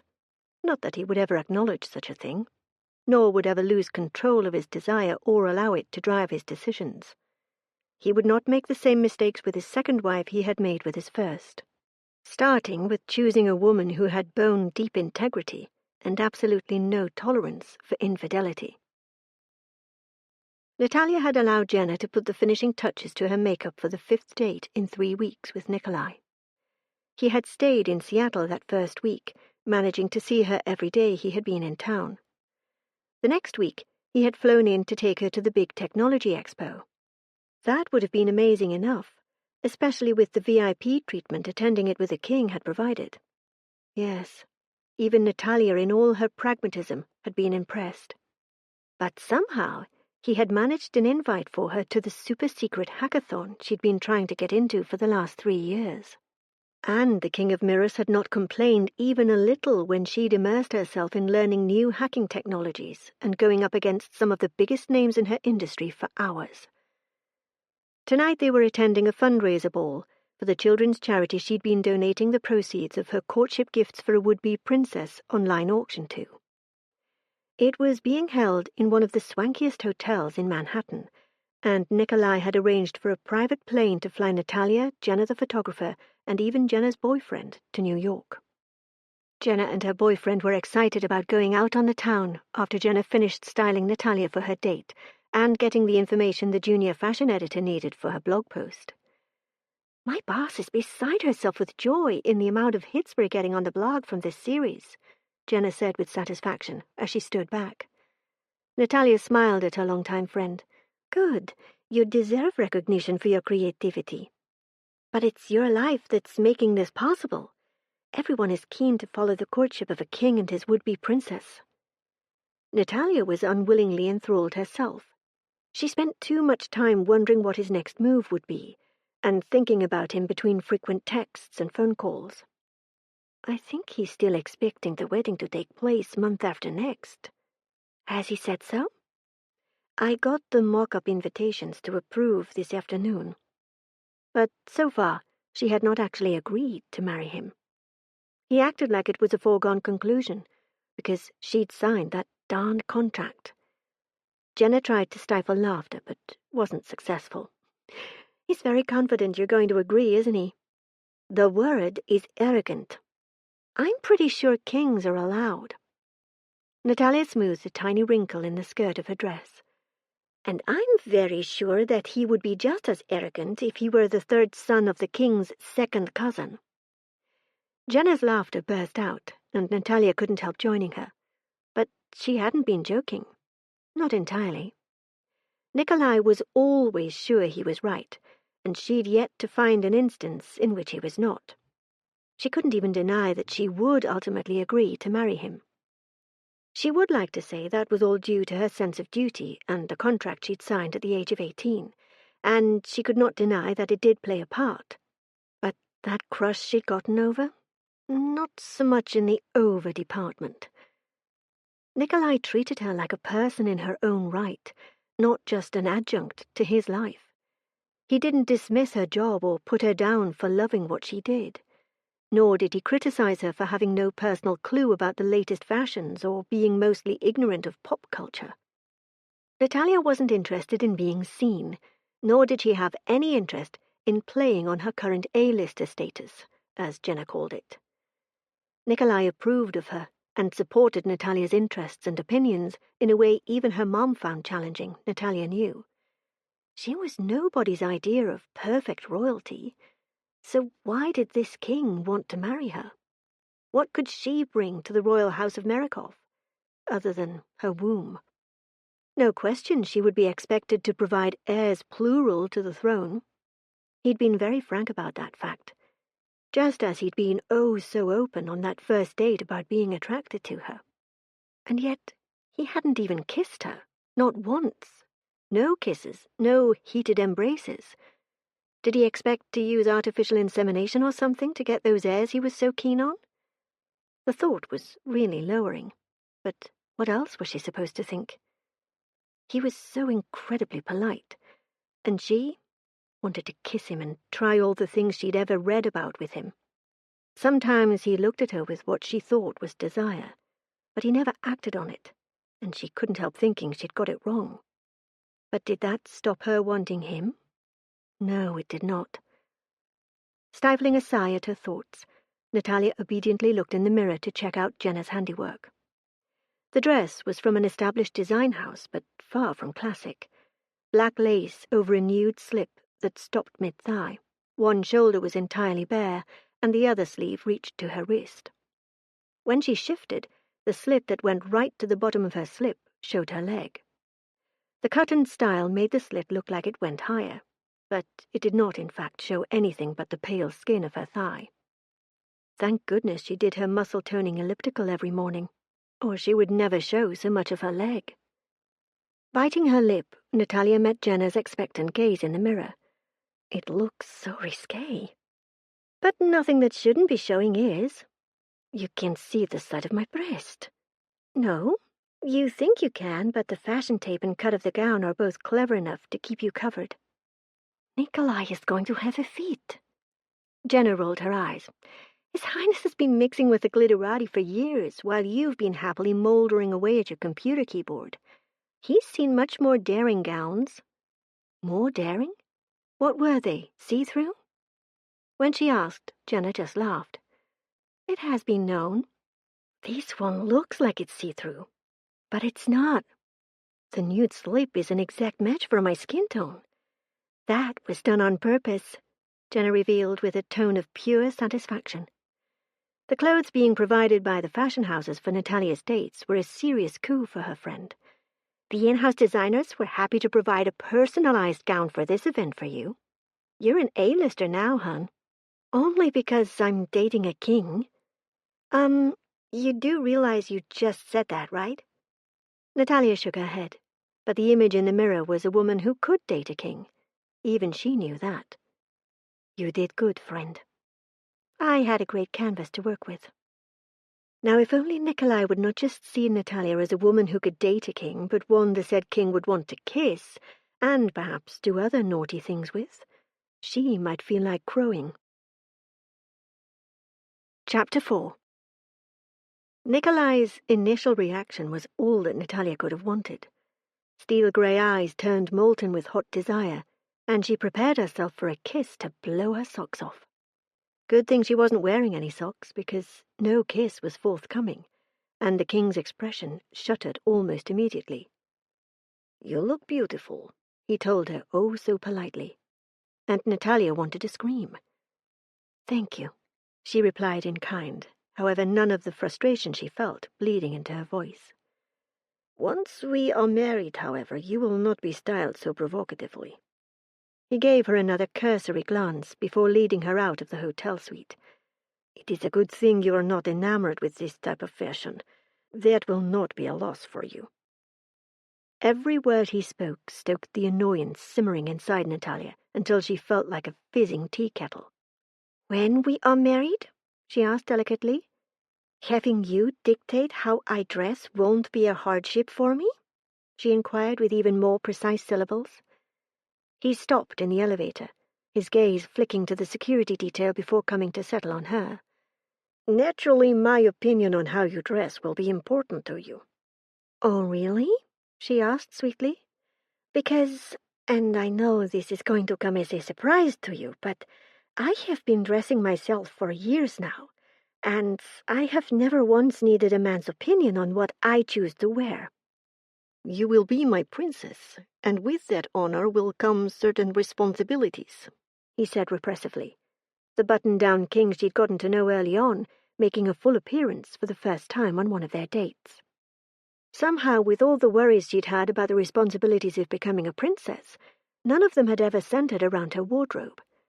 Responsibilities like letting you tell me how to dress? Be honest. Would you have chosen that dress on your own? He asked, sounding like he knew the answer already. I don't wear high-end designer gowns on a regular basis, full stop. You could, though, if you wanted. I have never seen your mother wearing anything but. She accepts an allowance from her cousin. Hush money Nataliya had no interest in. I live on the money I earn. Admirable, but when you are the princess of Miros, you will dress in the top designer's creations, and I do not believe that you will choose clothing as provocative as the dress you are currently wearing. She had this crazy urge to wear nothing but sexually provocative clothing for the rest of her life, comfortable or not. Let me make something very clear, Your Highness. He waited without saying anything, his manners impeccable. I will wear clothes I like regardless of who I am married to. That means that if I want to wear jeans from a department store, I will. And if I want to wear dresses just like this one, I will. No one, not even a king, is going to dictate my choices like a petty fashion tyrant. One of the bodyguards made a suspicious sound that could have been humor, but a look at their faces showed only impassive regard. When Nikolai opened his mouth to speak, his eyes narrowed in clear irritation. She held up her hand. I am not finished. Then, by all means, continue. You have not asked me to marry you. We are not engaged, and speaking to me like that is a done deal when you haven't even given me the courtesy of that one small tradition is not making the outcome you so clearly want more likely. With that, she set her not-so-happy gaze on the bodyguard nearest the door. Open the doors. This discussion is over. She'd noticed the elevator stopped moving, but the doors had remained shut. His security detail was always one step ahead of any potential problem. She admired that kind of cunning, even if right now she wanted off that lift more than just about anything. A small jerk of his head meant the doors remained closed. Hardly a discussion when you have not allowed me to speak. No, you are right, it is not a discussion when the man who intends to marry me, despite having never gotten my agreement to that eventuality, starts laying down the law about the way I will be dressing in the future. I don't remember you asking my opinion on that, you are right. With that she gave the bodyguard a look, letting him know she meant business, but was sure the king had given his tacit approval, or the doors would not have swished open.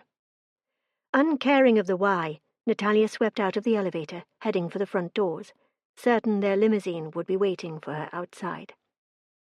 They were in the car and moving through city traffic before he broke the silence between them. It was not my intention to offend you with my remarks. Wasn't it? But I'd always believed you were a top-drawer diplomat, she said with no little sarcasm. Just what exactly had he intended if not to offend? His mouth firmed. I assumed that certain things had been made clear to you at finishing school, as you were supposed to be prepared for eventual marriage to a prince of my house. Newsflash! I did not agree with everything my mentor said in finishing school and found the university far more to my liking. In fact, she'd only attended said finishing school so she could attend university and pursue a degree in computer programming and software design. Something even her mother had insisted was unnecessary and would end up being useless to Nataliya in later life. Solomia had wanted her to get a liberal arts degree if Nataliya insisted on going to college. But Nataliya had fought for the future she'd wanted, while believing that part of that future was out of her control, and had been since she was 18. The reports from the school do not mention a tendency to rebellion. She wasn't at all surprised Nikolai had read Nataliya's progress reports from finishing school. She had no doubt he'd also read her college transcripts and all relevant commentary from professors and teachers alike. The fact I became a computer hacker rather than following a far more acceptable pursuit for a future princess didn't enlighten you? She asked. revising her view of his powers of observation, and not in a positive direction. Funnily enough, no. Because I never rebelled against the medieval contract I signed when I was 18, she guessed.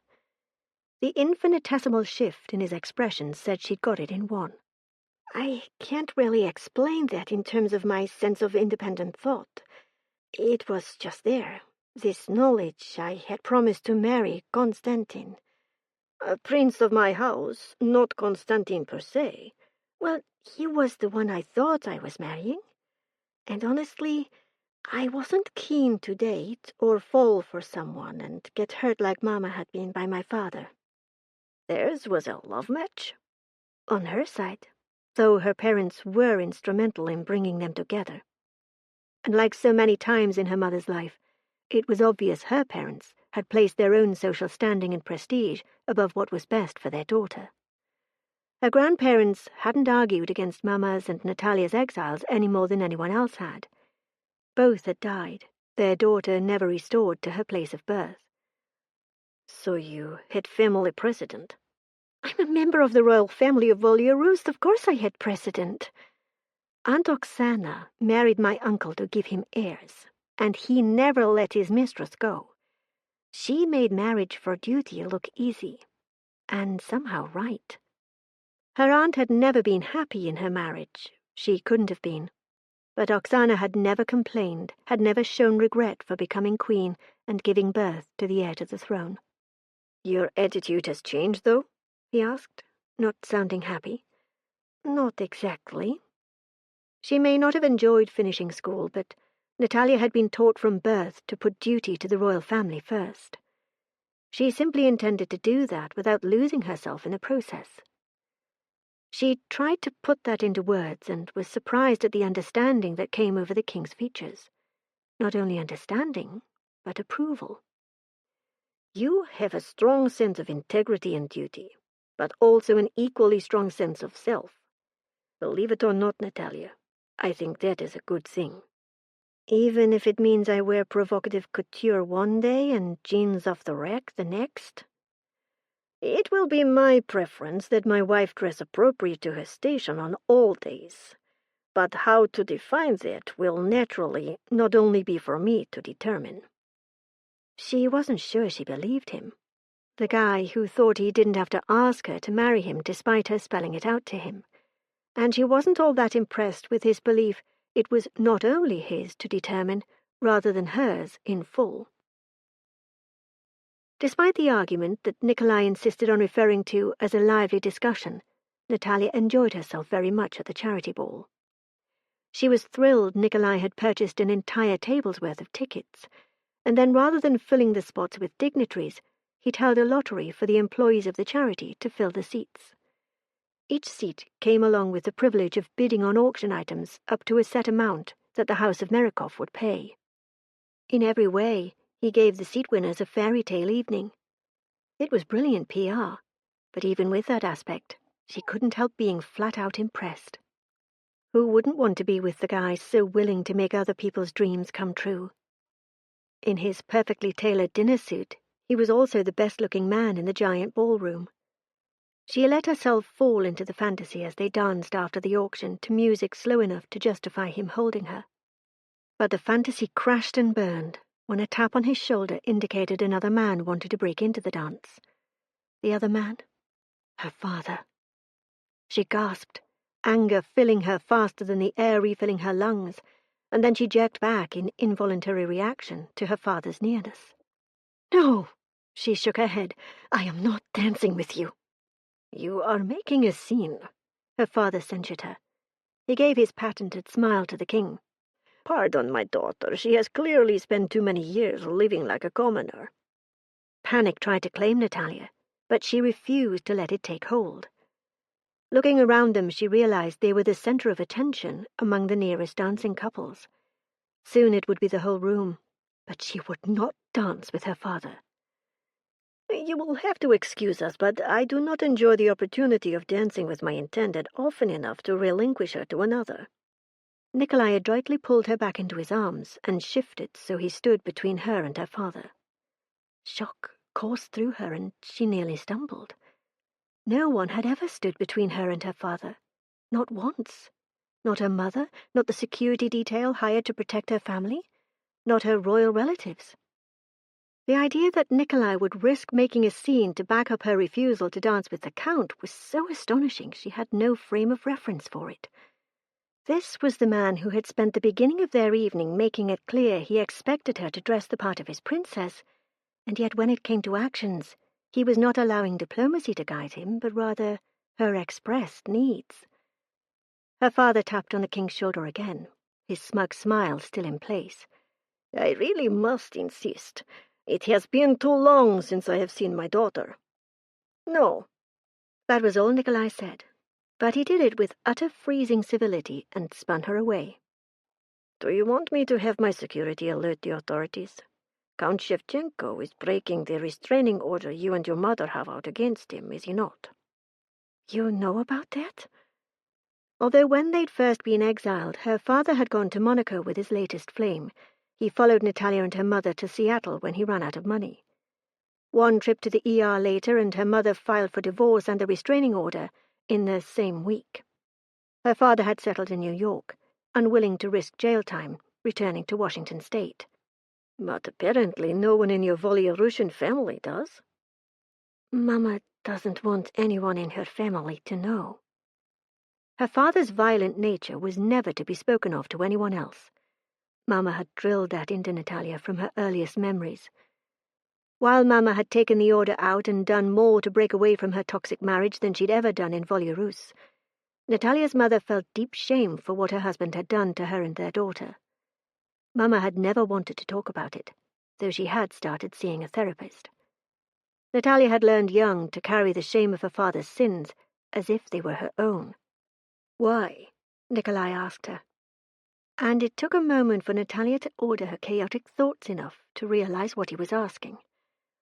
"Because she's afraid they'll tell her she's wrong to have filed for it and kept it current? Because she's ashamed we need one?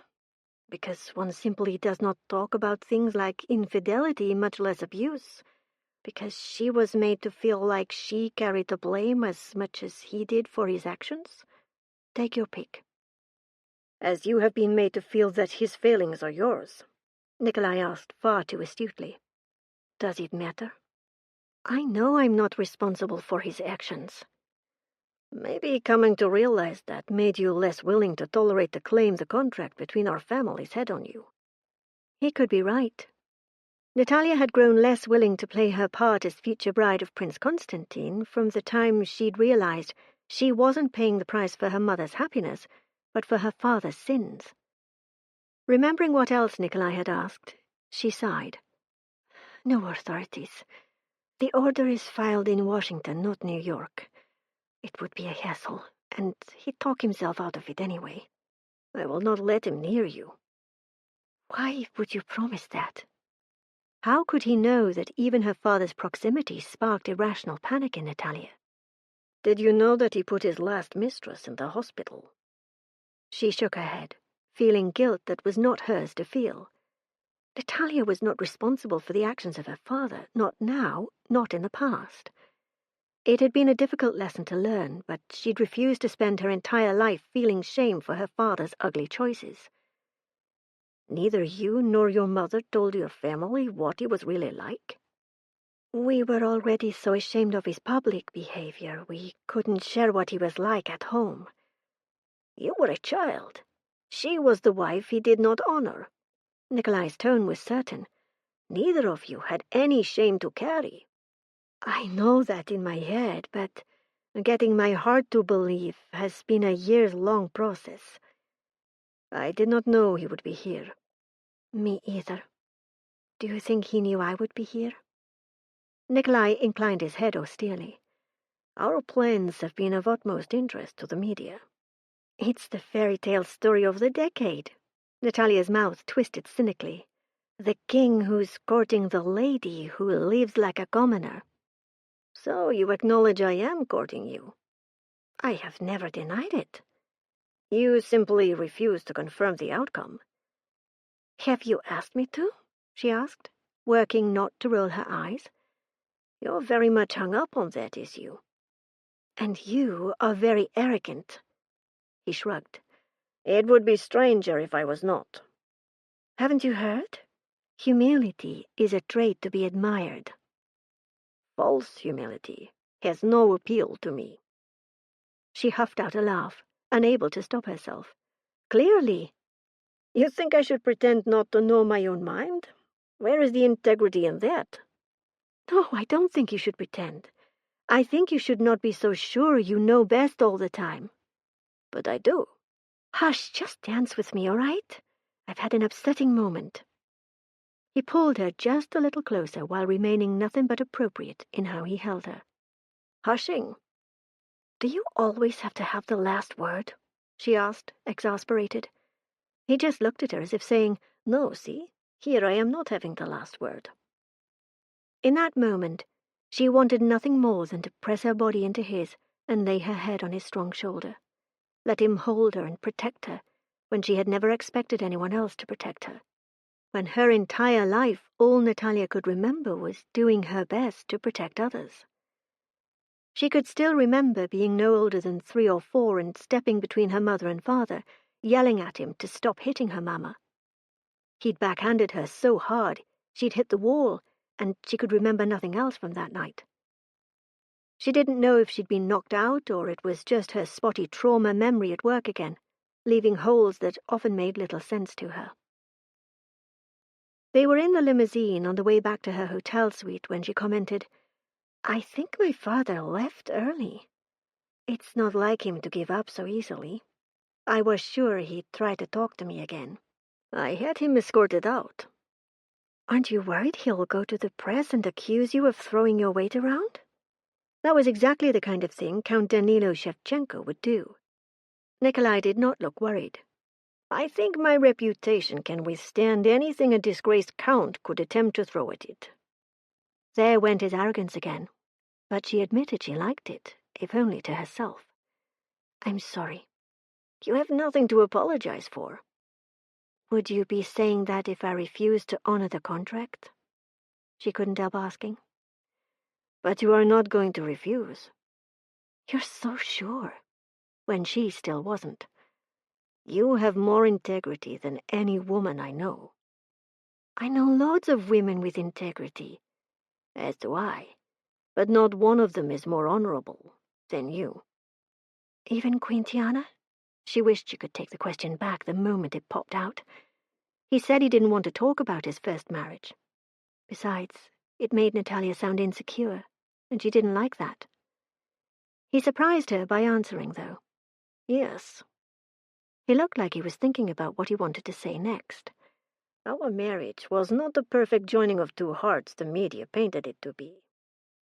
If the fact he'd answered was surprising, the answer itself shocked her. Nataliya remembered how in love he'd seemed when he'd married the daughter of one of the new Russian oligarchy. Nataliya had thought the other woman beautiful but spoiled, and she'd felt bad for thinking that. She'd always assumed her impression of the other woman was skewed by Nataliya's own unrequited feelings for Nikolai, and she hadn't liked knowing that about herself. Thank you, she said now, not sure what else to say in light of her own nosy question, and his very unexpected, honest answer. He shrugged, but his expression was forbidding. I was not flattering you, merely speaking the truth. Still, it's a nice truth to hear. To be valued for something other than my womb and royal lineage is surprisingly satisfying. She wasn't going to mention the comparison with his dead wife, where Queen Tiana came out second. Or his admission his first marriage hadn't been perfect. That wasn't the important issue here, anyway. I am so glad you think so. She bit back a sigh. It was nice to hear, but could his respect for her make for a strong marriage, when he showed no actual desire for her despite having told her he thought she was attractive? Biting her lip, she studied him and then finally asked, Are you ever going to kiss me? There could be no doubt she'd surprised him. It showed on the handsome, strong features that rarely showed uncalculated reaction. He gave her a repressing look. I believe that should come after you have agreed to marry me. You don't think it might help me agree? Or not, if they had no chemistry? Which on her side she had no doubts of. But her doubts in his genuine attraction for her were growing with each date that ended without so much as a kiss on the cheek. I will not allow sex to influence my choices, and would prefer you weren't under the influence of sexual need when you make yours. You do expect to have sex, though, after we are married. He didn't really anticipate using IVF to get pregnant, did he? She didn't realize she'd asked that last out loud until the look of shocked horror on his features told her she had. Yes, we will have sex. There will be no test tube babies for us. Okay, good. Your lifestyle to this point has not indicated a desire for sexual intimacy. I've already explained that to you. She made no effort to prevaricate. For whatever reason, she didn't want Nikolai to believe she'd ever gone to bed with another man, while she would have been perfectly happy for Constantine to make that assumption. You have already told me you are attracted to me. Are you saying that is not true? He asked her, like a man trying to figure out a very difficult puzzle. It was all she could do not to give in to sarcasm. He could not be that dense. It's not my attraction to you that I'm doubting. But I told you I wanted you, he said, like that should be it. The final word on the subject. I think with some things, actions speak with more assurance than words. We are not having sex before our wedding night. He laid down the law like the king he was. Our first child will be conceived within the bounds of marriage. As heir to my throne, it would be grossly unfair for us to risk anything else. There are such things as birth control.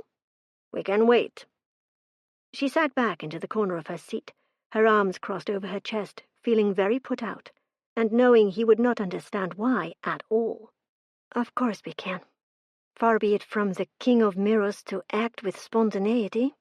I had my fill of spontaneity a long time ago. His expression said his memories in that direction were not good ones. When he'd been married, before that, after, she wanted to ask, so badly but knew she wouldn't. Because as much as he'd guessed about her life as a child, she had no plans to ever share the memories that still haunted her nightmares.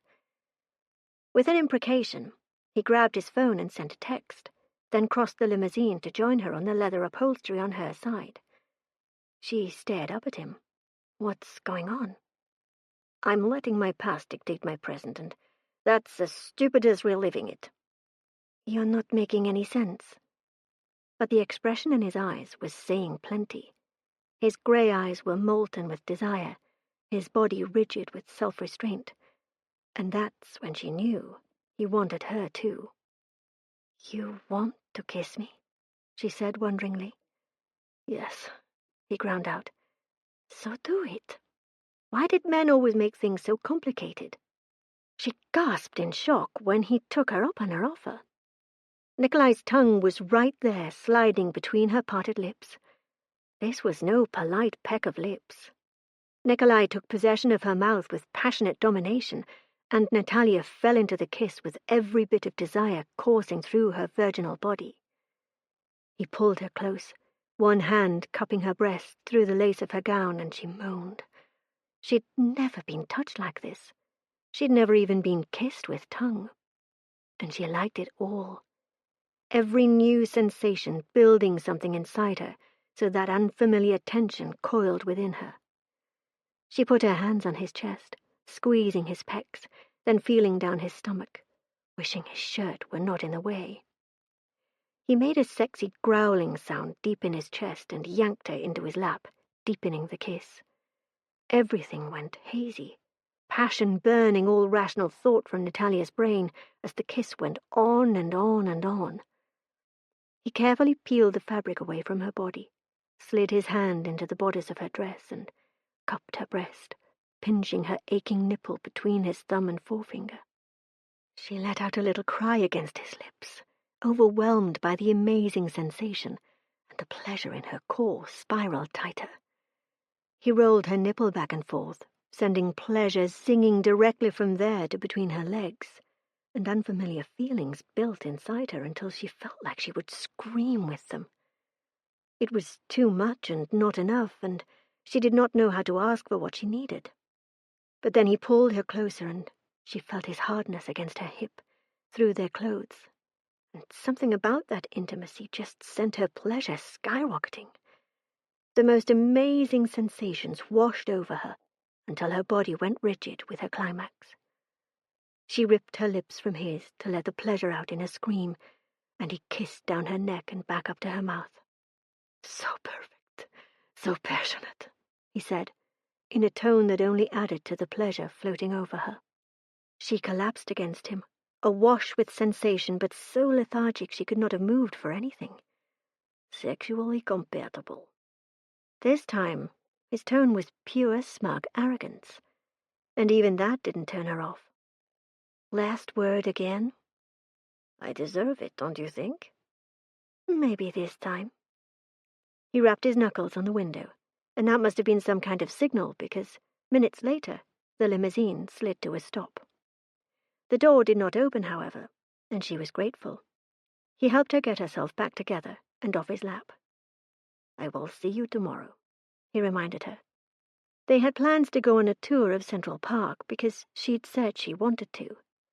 Later they were going to have dinner together again. Another perfect date. Maybe it would end with another perfect kiss. Chapter 5. Kissing Nataliya had been a good decision. No way was she still worried that he did not desire her, as if anything, his sexual feelings for her were so strong he had almost dismissed his idea of fulfilling the contract in his brother's stead out of hand. Nikolai refused to be at the mercy of his libido again. Only, he'd realized that wanting her was not a bad thing. Having her would be a better thing. All he had to do was keep his emotional distance and never allow her to use his desire for her to control him. Knowing that she wanted him and had always wanted him, even when she tried her best to hide it, that gave him the certainty that she would not withhold herself from him as Diana had done, would not use his desire as a weapon against him. Nataliya was too honest and forthright to play those kinds of games regardless. He ignored the small voice telling him that all women were capable.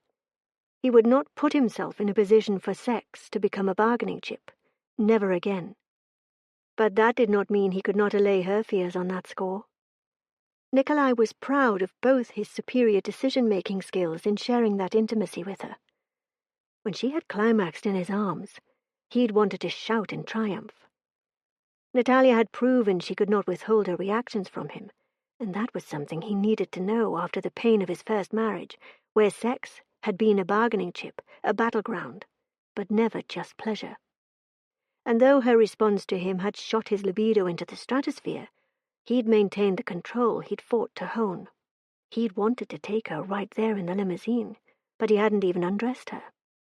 Nataliya's uninhibited, passionate response had been deliciously surprising and nearly obliterating to his self-control. But he had controlled himself, and that was what mattered. As he told Nataliya, his heir would not be conceived outside the legal bonds of matrimony. A marriage he had no doubts would take place regardless of her posturing. So she wanted a proposal. He was a king, but he was also a man with superior intellect. He would give her the proposal of her dreams, and she would finally agree verbally to what they both knew was a foregone conclusion: their marriage. Nataliya was relieved that Jenna and her boyfriend were not back yet when she entered the hotel suite. She needed some time to pass what that kiss meant. No way she could legitimately wonder if he wanted her. He'd been hard and she'd felt it. The fact he hadn't taken it farther than a kiss was a tick in the plus column. Nikolai could and would control his own sexual desires when necessary. That boded well for the concept of fidelity.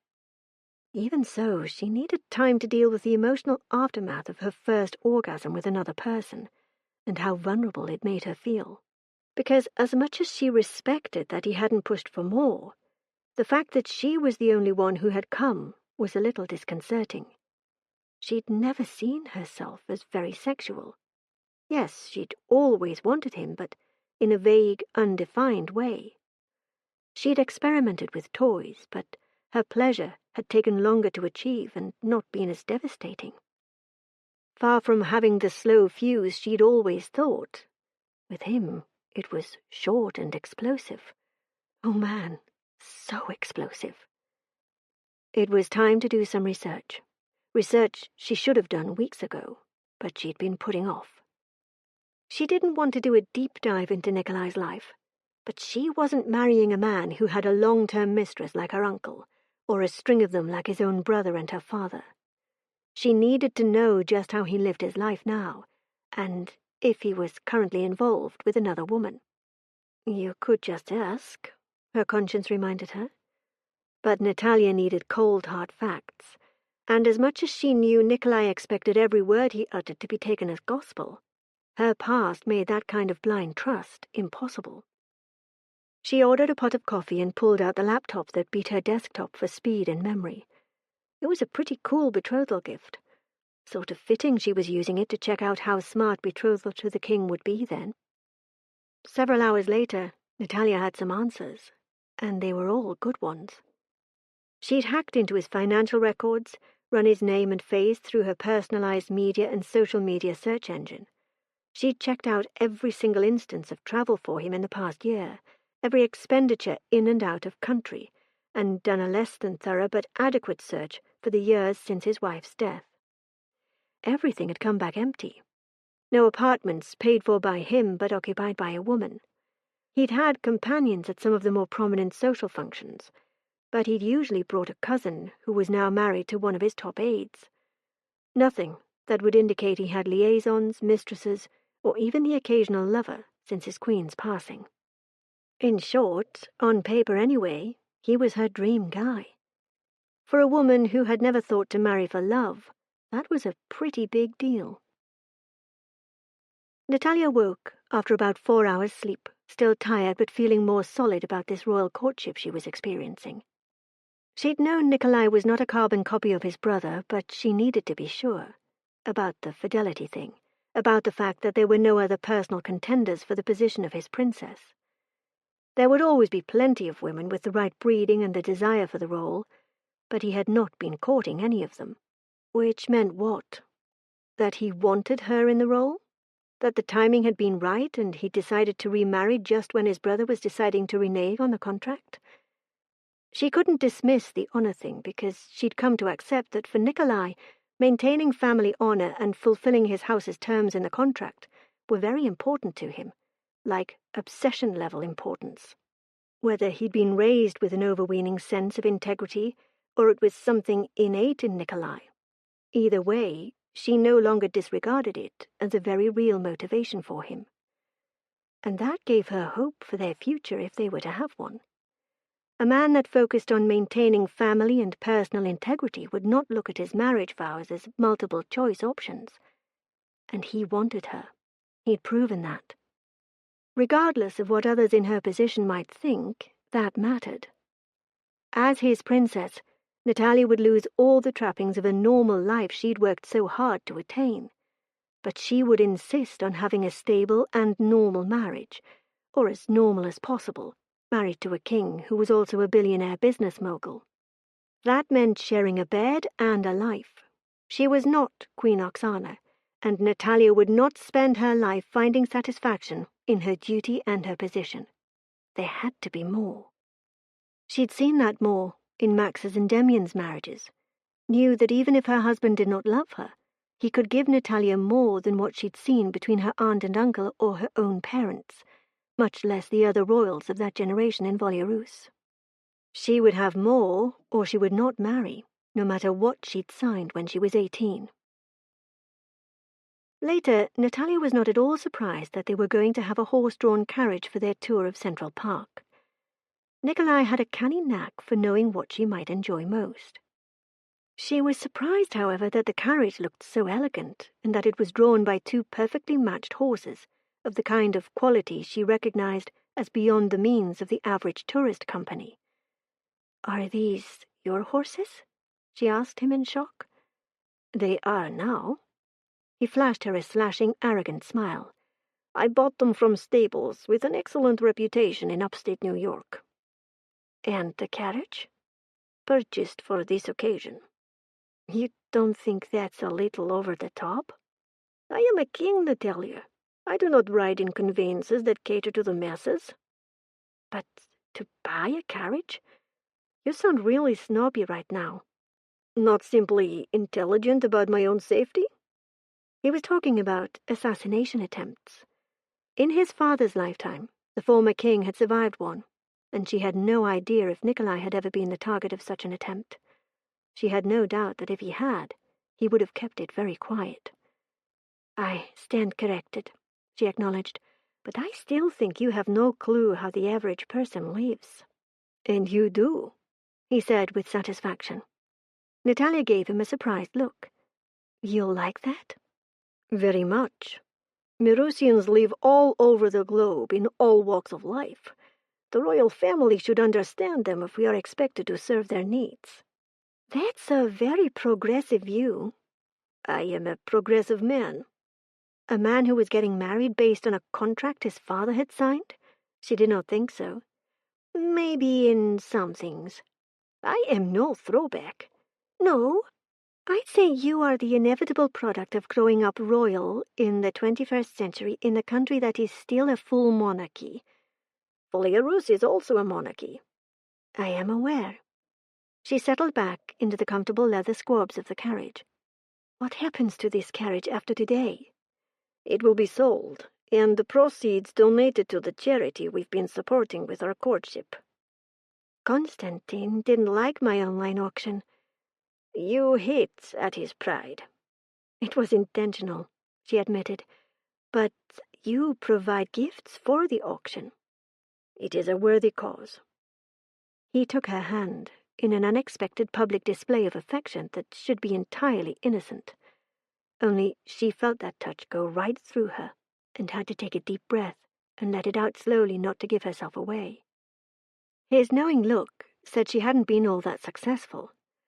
So going back to our earlier words, are you a proponent of constitutional monarchy? He asked, but didn't sound worried or even shocked by the idea she might be. Power should always be checked. And those checks, do they always work? He brushed his thumb over her palm, sending electric sparks along that nerve-rich center and up her arm. She curled her fingers around his thumb to stop him, so she could think clearly enough to focus on answering him. No, but having them gives the people that power is supposed to protect more of a chance of actually enjoying that protection. Does your uncle know you have these pro-republic leanings? Amusement laced Nikolai's tone. Technically, he is my second cousin, but he sees himself in a closer role. You call him uncle. Not anymore, I don't. It had taken her long enough, but she'd come to realize that family was more than a word. It was a relationship, and her uncle had removed himself from their relationship a long time ago. Now that seemed to startle Nikolai, when her beliefs that his power should be checked by a parliament didn't. Why not? 15 years ago, he sacrificed me and my mother to protect his good name, when the whole time he has been the biggest risk to scandal in the royal family. Mama had always known, too. Nataliya had only learned of her king's infidelity as an adult, and quite by accident. But then she'd spoken to her mother about it, hurt and angered by the monarch's hypocrisy. She'd learned then that Mama had known since the beginning. It had sparked one of their rare arguments. Because of his long-term mistress. Exactly. The woman he'd refused to marry because of her divorce, but had never been willing to give up. You know about their long-term affair. She's not the secret he believes she is. If the media starts digging, they won't have to go very deep to reach a royal scandal of epic proportions. You do not think King Fedir has things in place to protect the monarchy in such an event? I may think he does, but his relationship is too long-standing for him to deny it with any chance of being believed. Too many people know about it. Too many bills have been paid for her through the palace accounts. I'm sure King Fedir has taken precautions so that those bills cannot be traced back to him. I traced them, and as we both saw at the hackathon, I'm good, but I'm by no means the only good hacker out there. You hacked into your uncle's financial records? I hacked into the palace financial records. You didn't know about the mistress, he said in wonder. Before we left Volyaros, no, I did not. In fact, I did not discover her existence until a few years ago. And realizing he maintained that relationship put a different complexion on his actions with you and your mother 15 years ago. Yes, I realized that he expects everyone but himself to sacrifice for the sake of his throne. Isn't that a bit harsh? He has a whole country's well-being he must take into account. Not if it means giving up the woman he loves, but not enough to marry. If you can call the sort of selfishness that drives him love at all. You judge him harshly. I paid a high price for his pride, but Mama, who had already paid a terrible price for being married to my father, was forced to give up even more. And Nataliya wasn't sure she would ever forgive her king for making her mother pay that price. The Countess seems to have built a good life for herself in her exile. Mama has, but she should not have had to learn to live without her family and friends. It wasn't fair. Do you feel that way about the contract? That it is not fair? Nataliya thought about that for a minute, never having put the contract in those terms. I think me being pressured to sign it and accept the terms when I was 18 was not fair. I would fight tooth and nail to stop my own child from doing the same. He nodded but said nothing, still waiting, it seemed, for her to answer the core of his question. Did she think it fair that she was contracted to marry him? Instead of answering that, she offered some truth of her own. I did a deep dive into your life last night. I thought you looked tired. He took both her hands in his and smiled down at her, obviously not worried about her investigation. Did you get any sleep? A few hours. She licked her lips, her gaze caught on his mouth, wanting to taste. His grey gaze darkened with desire. A nap might be in order this afternoon. Was he offering to take it with her? She shook her head. No, of course not. Is that all you're going to say? Nataliya asked, stunned he wasn't offended. What did you want me to say? I cannot claim I did not expect you to use your skills to discover if I have any skeletons in my closet. Your main concern about marrying Constantine was his tendency to have uncommitted sex with women. He wasn't in a relationship, not like my father. But it still gave you pause. You know it did. You would not have found anything similar in my background. Not even a discreet long-term mistress. I am not King Fedir either. No. You're kind of an anomaly among powerful men.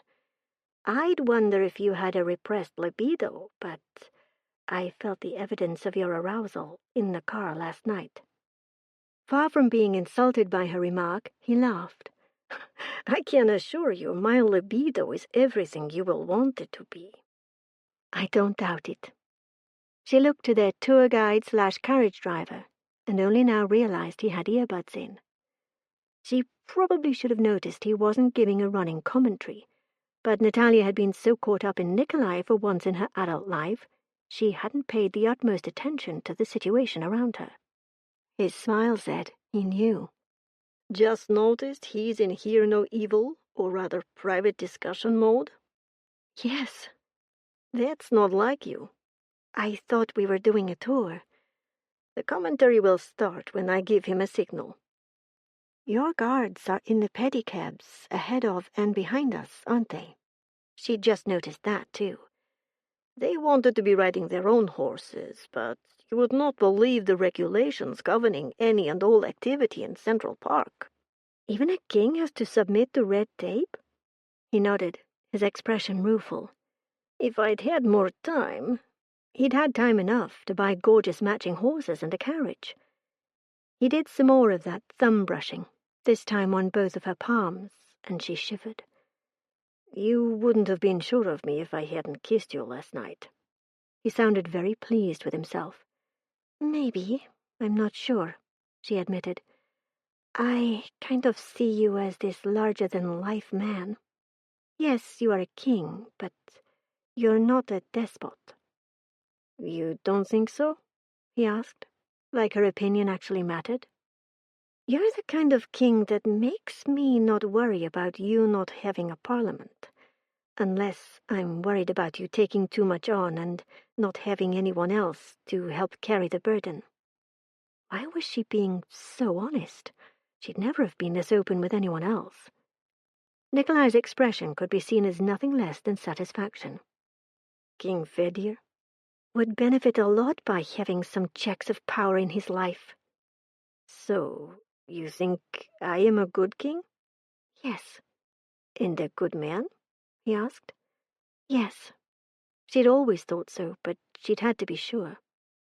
You have no questions about things you may have discovered last night?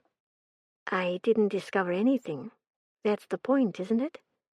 Were there things to discover? About me? No. Then about who? Does it matter? If his father or brother or someone else had done something she might have questions about? No, I don't think so. No, I don't think it does. But you would tell me, wouldn't you, if there was something that would affect me? Yes. Nikolai looked so stern when he said that, but not shifty. So she believed. I think if I were a different woman raised in a different way, I might think the contract was unfair, she said, finally answering his initial question. If you were a different man, you wouldn't feel the need to fulfill its terms on behalf of your house. Perhaps. But I am who I am, and honestly, I wasn't raised to believe in fairy tales and happy endings. I don't remember Mama ever suggesting she hoped I found true love. More like Solomia had hoped her daughter would not end up married to a man who would physically hurt her. But even with that hope, Mama had still encouraged her daughter to sign that contract 10 years ago, with no idea what kind of man Constantine was. I don't think the contract itself is unfair. Nataliya acknowledged as much to herself as to him. I did sign it. I did agree to its terms. I never expected to marry a man I loved. But I won't marry a man I cannot trust. My brother is trustworthy. Maybe. But his double standard about dating and sex make it hard for me to see him that way. She didn't want to talk about his brother. Regardless, if we marry and are blessed with children, then believe their well-being will be more important to me than that of Miros. But that is not how a royal thinks. Then I guess you'd better make sure I never have to choose between duty and my children. That's a heavy promise you want me to make. No. My promise to you is that if you don't succeed at that, I will not be browbeaten into doing something that could hurt those I love. Period. That is the perspective of the common man. A perspective you said the royal family needs. Yes. So that implies you are going to take my opinions into consideration when making decisions for Miros? It does. Yes. But you hardly know me. You are not the only hacker available to dive deep into someone's life. Plus, your family has had me under surveillance for 10 years. Someone paying attention could know a great deal about her. That is true. You've read the reports? She couldn't help asking. All of them. All of them? That's a lot of reading. Deciding to enforce the contract and fulfill its terms was not a spur-of-the-moment decision. I do not make those. He said the last, like his own warning. I believe it, though at first that was exactly what she thought he'd done. You came to Volyarus intending to put yourself forward as the prince of your house referred to in the contract. I did. Did Constantine know? No, it is not my habit to take others into my confidence. I think I'll expect you to take me into your confidence if I marry you. We are separate people. Our duties will live in harmony, but not always overlap. Are you trying to warn me that I won't see much of you if I marry you? That might actually turn out to be the deal-breaker nothing else had. His jaw went taut. That will be up to you. What do you mean? She asked, her brows drawn together in confusion. Though I travel some for diplomatic reasons, all business travel is Konstantin's purview. I spend most of my time in Miros." "Wouldn't your wife do the same?" Tiana did not. She found life in Miros stifling and preferred traveling with friends in warmer climates. That made no sense. No more sense than he would tolerate it. But she was the queen. Surely her duties precluded long vacations in Jamaica. Monaco was her favorite haunt, but as to her duties, she found those stifling as well. Nataliya didn't know what he thought about that. His expression revealed nothing. "I am used to working long hours," she offered. "Will you expect to continue with a career after marriage?" Something about that question made him so tense she couldn't miss it, despite how he was so careful to maintain an expressionless mask. "If I were to marry a king, I think the job of being his princess would keep me sufficiently busy." Not all women would agree. "Really? I can't imagine a single woman of my acquaintance who would attempt to maintain a full-time career as well as the full-time job of princess." "So you do see it as a job?" "Being a wife is a role, but being a princess? That's definitely a job." "I'm very glad to hear you say that." What else didn't she know about his marriage to Tiana? Nataliya had not known that Tiana spent so much time away from Miros, but she'd been careful in her research to respect Nikolai's personal privacy.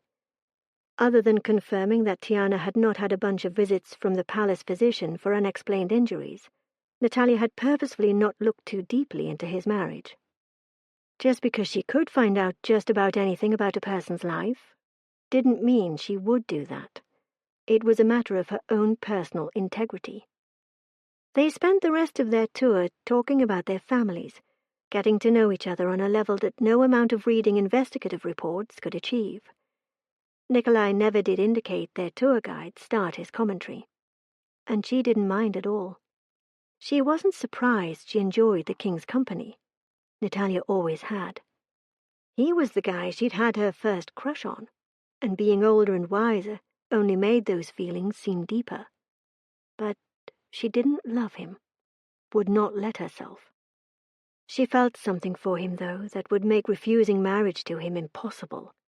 Not that she was sharing that revelation with the arrogant king. Chapter 6. Nataliya did end up taking a long nap that afternoon because their dinner reservations weren't until 8. Nataliya expected to be taken to an exclusive 5-star restaurant with a month-long waiting list for dinner, because so far Nikolai had pulled out all the stops for this courtship. So she was a little surprised to find herself at Central Park for the second time that day. An 8-person security team surrounded them as they exited the limousine. "What are we doing back here?"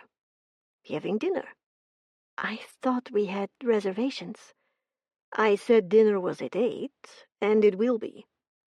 He sounded so complacent, almost smug, like he knew what he'd planned was going to please her. She couldn't help wanting to push his buttons a little. Laughing, she said, "I'm not exactly dressed for a picnic with hot dogs from a local vendor," she teased. The look of horror on his face was worth the tease. "Trust me, that is not what we are having for dinner." "You're such a snob." She found herself reaching for his hand and having to pull hers back before the telling movement gave her away. He made it so easy to forget they weren't really dating, that this courtship was the result of a contract signed a long time ago. "I am a king. I would and have eaten grubs in order not to offend my hosts in both Africa and Australia. But if the choice of venue is up to me, we are never eating from a food truck." He spoke with the conviction he usually reserved for matters of real import. It made her smile. "I'm not sure hot dog carts are considered food trucks, but I get your point. Thousands of foodies would tell you that you don't know what you are missing, though." "I will live with the loss," he said dryly. She shook her head, her smile undimmed. "You just watch. One day I'll convince you." "Watch yourself, Kiska. You are sounding dangerously like you are considering a future with me." "Perhaps you should be the one watching out. Maybe I am, she admitted, some things having solidified inside her while she'd slept and rejuvenated that afternoon. I am very glad to hear that. He was the one who reached for her hand, bringing it to his mouth to kiss the inside of her palm. She gasped, that small salute sending tingles of pleasure right to the core of her. It was not a carnal act, but her body's reaction was as basic as it got. Nataliya craved Nikolai like she'd never desired another man, and the more time they spent together, the stronger that craving got. It scared her and excited her at the same time.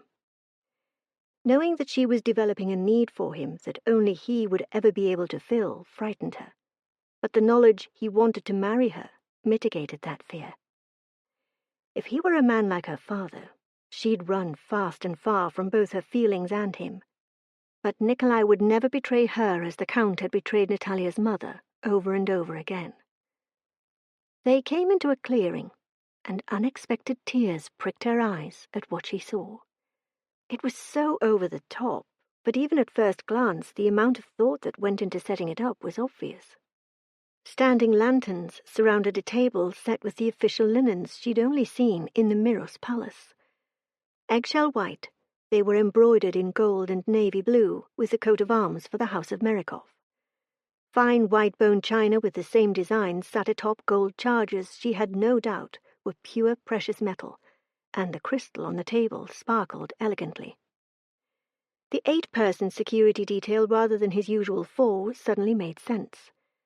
The table settings alone were worth thousands, if not tens of thousands, and the centerpiece looked like a vase Oksana had in her sitting room. Mama had told her as a child not to touch it, because it was priceless. When royalty used that term, they meant it. But beyond the opulence of the setting was how much care had been taken to bring a taste of Miros to New York. A small, ornate, gold-leaf trinket box sat next to one of the place settings.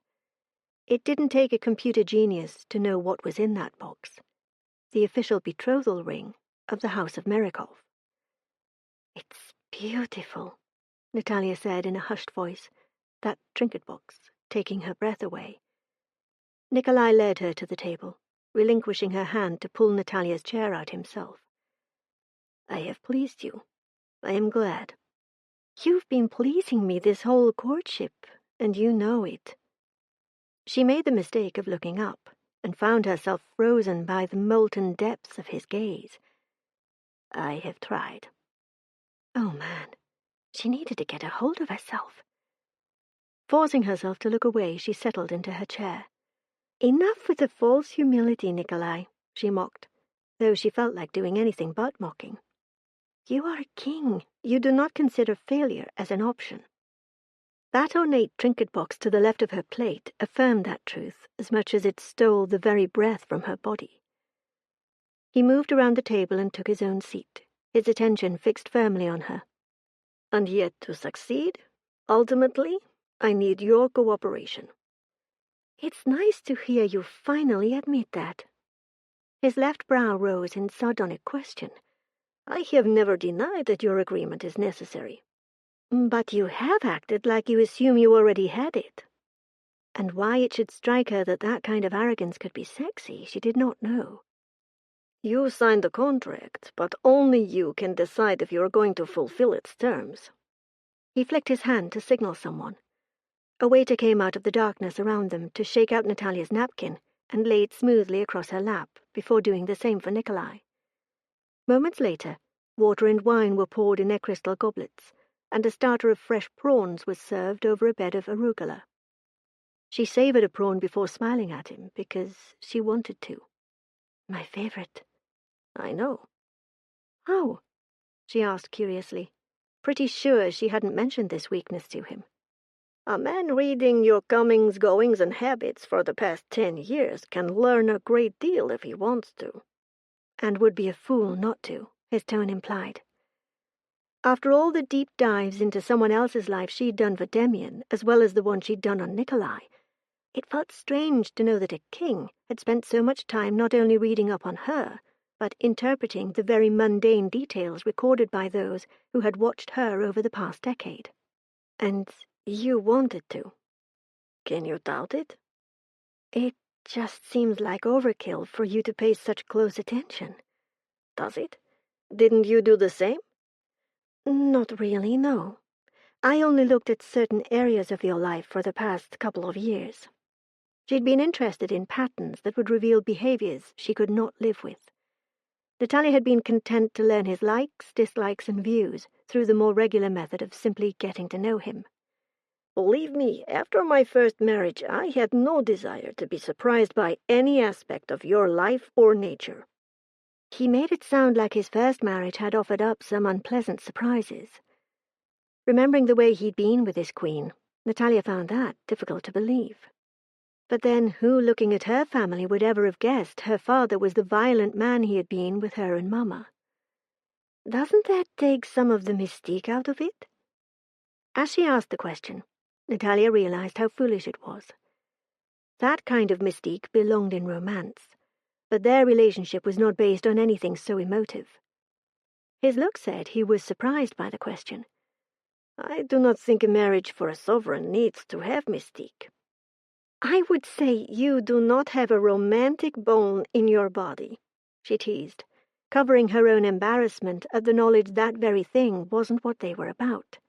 But this whole scenario says otherwise, which was no less than the truth. So maybe he could take a little bit of the blame for how hard she found it to remember this courtship wasn't about romance. You deserve to be treated as the special woman you are, but that does not make me romantic, he said decisively. Warmth unfurled inside her at his words, despite how surprised she was by his claim. You don't consider yourself romantic? She asked, startled. The man had been nothing but romantic in his courtship of her, despite the fact it was based on all sorts of things besides romance. Romance is based on illusion, and I have no illusions left. Okay, no question. His marriage had not been the perfect union she had always assumed, unless he'd had a relationship she didn't know about since Tiana's death. You sound so cynical, but that is not how you treat me. And she was glad. There is nothing about you which to be cynical about, he said with some satisfaction. I'm not perfect.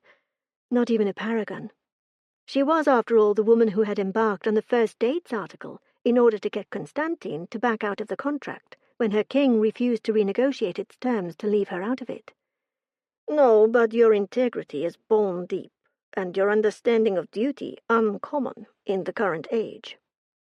She found it interesting he believed so strongly in her honesty, knowing how she'd sought to manipulate his brother. But then she hadn't done anything wrong in her efforts to get out of the contract. Maybe, more than anything, that revealed how much this king did not believe in the double standard of fidelity so many men in positions of power seemed hampered by. Nevertheless, she reminded him, we've had this discussion. Yes. You have promised that if it came between our children's happiness and duty, you would choose their happiness. That is not a deterrent to me. Apparently it's not. But she didn't understand how it wasn't. Did he think she'd give in when it came down to it? He would learn differently if the situation ever arose. We share the knowledge that more than our happiness rests on our shoulders, but the well-being of an entire country. That does not mean we will both not make every effort to see our children happy that we can. That was good to hear, but too practically put to justify the squishy warmth inside her right now. Doing her best to ignore those feelings, she acknowledged, I was raised to understand my place in the world, and that it was not the same place as Jenna's or the other normal people like her. Nataliya had done her best to have a normal life, but she belonged to the royal family of Volyarus, and always would do. He nodded. Jenna, while a good friend, does not have the welfare of a country to consider when she decides how she spends her time. You're saying I do. Despite her ever-present knowledge of her place in the world, Nataliya had never really thought that she took that into account in everything she did, but she wasn't sure she could deny it either. You always have. When she'd been little, Nataliya had known she could not talk about what happened in her home, not only because of the shame she and her mum felt, but because a lady did not tell tales. And she had known she was Lady Nataliya since she knew her own name.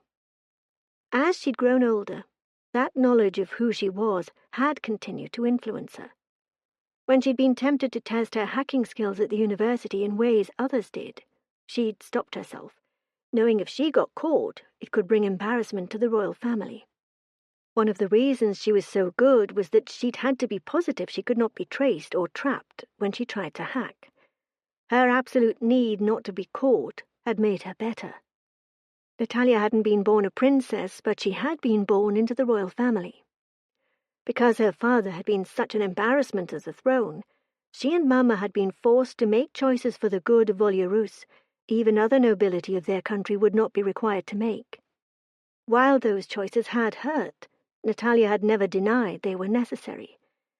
The way the exile had been handled by King and Queen, that had not been okay. The way she and Mama had been made into pariahs right along with her father, that had not been okay. The fact that her mother's exile had never been lifted, that had not been okay either. But Nataliya did not resent her place in the world, or what it required of her to fill it. "If it had been up to you, would you have left my mother living in exile for all these years?" she asked him as their soup course was laid. "You mean if I had been in your uncle's position?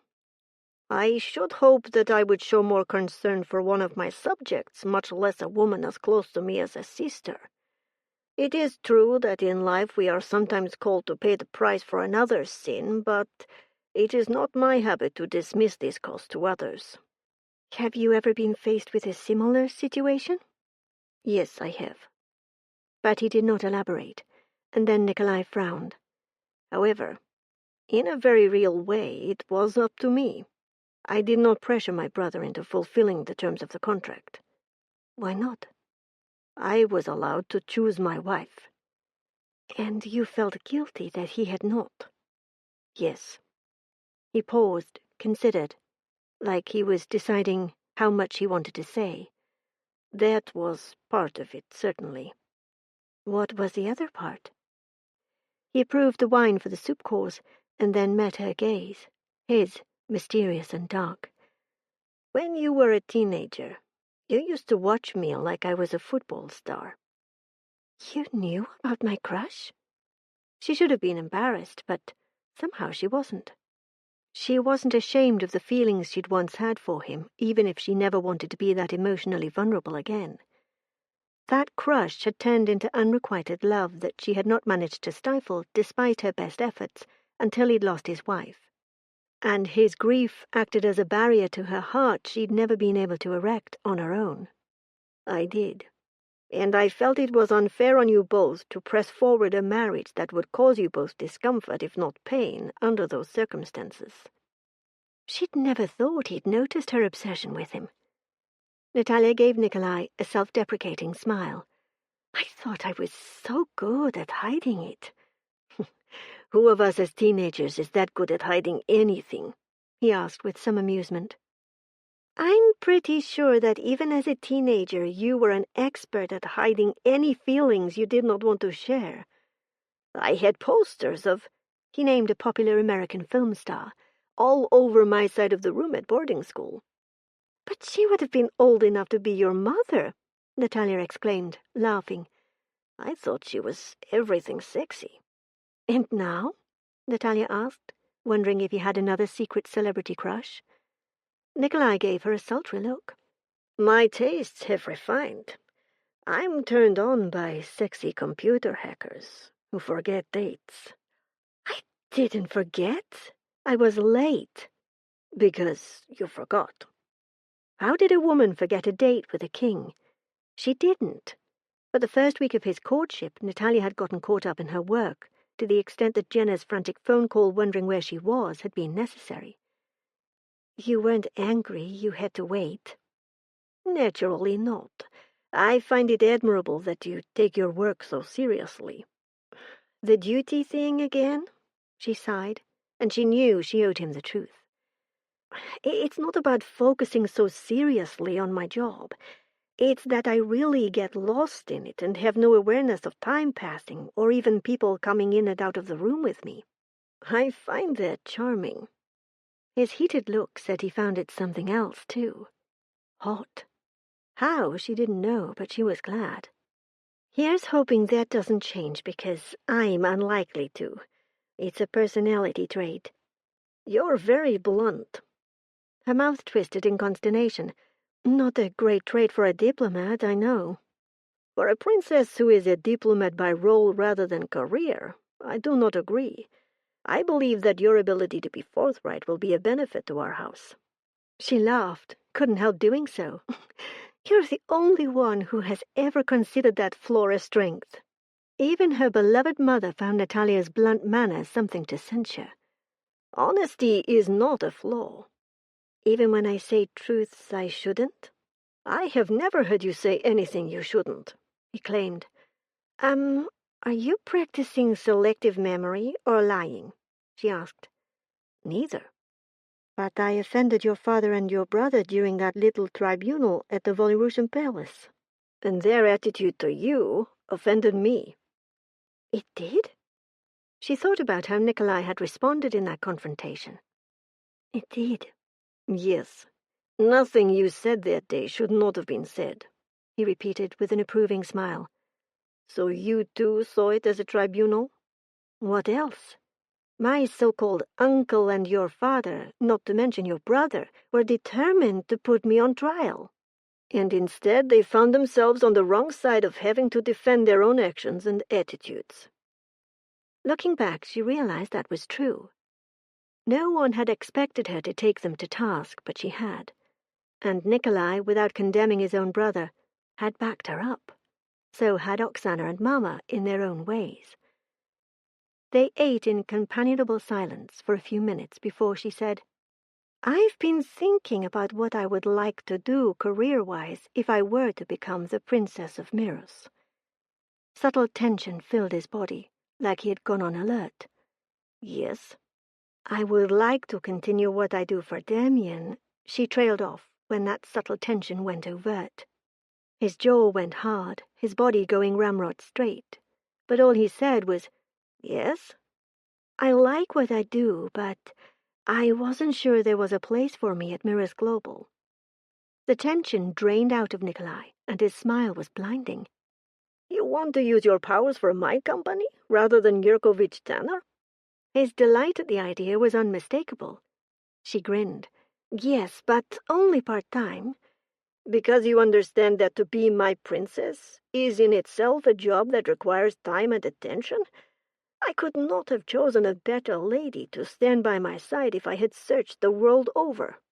The compliment was over the top, but she got the distinct impression he meant every word, and that did things to her heart she didn't want to examine too closely. "You really are something special, you know that?" "Because I like the idea of headhunting my own wife from my rival?" he asked, in full arrogant guy mode. She rolled her eyes at him. "Yurkovich Tanner is not your rival. You are business partners." "But I have been jealous of Damien's hacker for years." "You didn't know it was me." She didn't make it a question. Nataliya and Damien had done an excellent job of hiding her true role at Yurkovich Tanner's since she'd been hired on, and he discovered her abilities as a hacker. She was the one who had discovered the Crown Princess's pregnancy after Gillian and Max broke up. Damien had used Nataliya on the most delicate matters. Only now did she realize that was because he had always seen her as family, and he trusted her implicitly. "I did not," Nikolai winked. "Once we found out at the tribunal, I was worried you would want to continue working for your cousin." That's why Nikolai had gone all tense just now. He'd been thinking about it even then. "When I marry, my loyalty will belong first and foremost to my husband." She was still talking in couched terms, but it needed to be said. "That is a great boon coming from a woman with such a formidable sense of loyalty." She shrugged, a little embarrassed. "You're always so complimentary." "I think very highly of you. I would have thought you would have realized that by now." Coming from the man she admired above all others, that was kind of an amazing thing to hear. More than amazing. It touched Nataliya's heart in that uncomfortable way all over again, and even filled it. Everything around her went into sharp focus, as something she had simply not allowed herself to see became glaringly obvious. This one man touched her emotions in a way no one else did, and with a simple compliment, because he lived in her heart. She still loved him. She'd never stopped, though she'd done a good job of pretending to herself for the sake of her own sense of honor. She'd felt bad for loving a married man, and like a monster when he'd lost the wife he'd loved. Nataliya had also realized it was not fair to love one brother and marry another. So she'd convinced herself that her crush was over, that her feelings for Nikolai were nothing more than teenage hormones. But this feeling inside her was so big she could barely contain it. She adored the man who had always been her hero.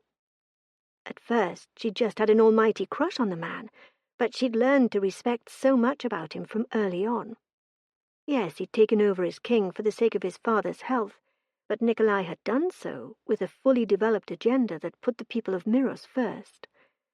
He was a staunch conservationalist and environmentalist, which wasn't easy to manage with the economic needs of his country, but he did it.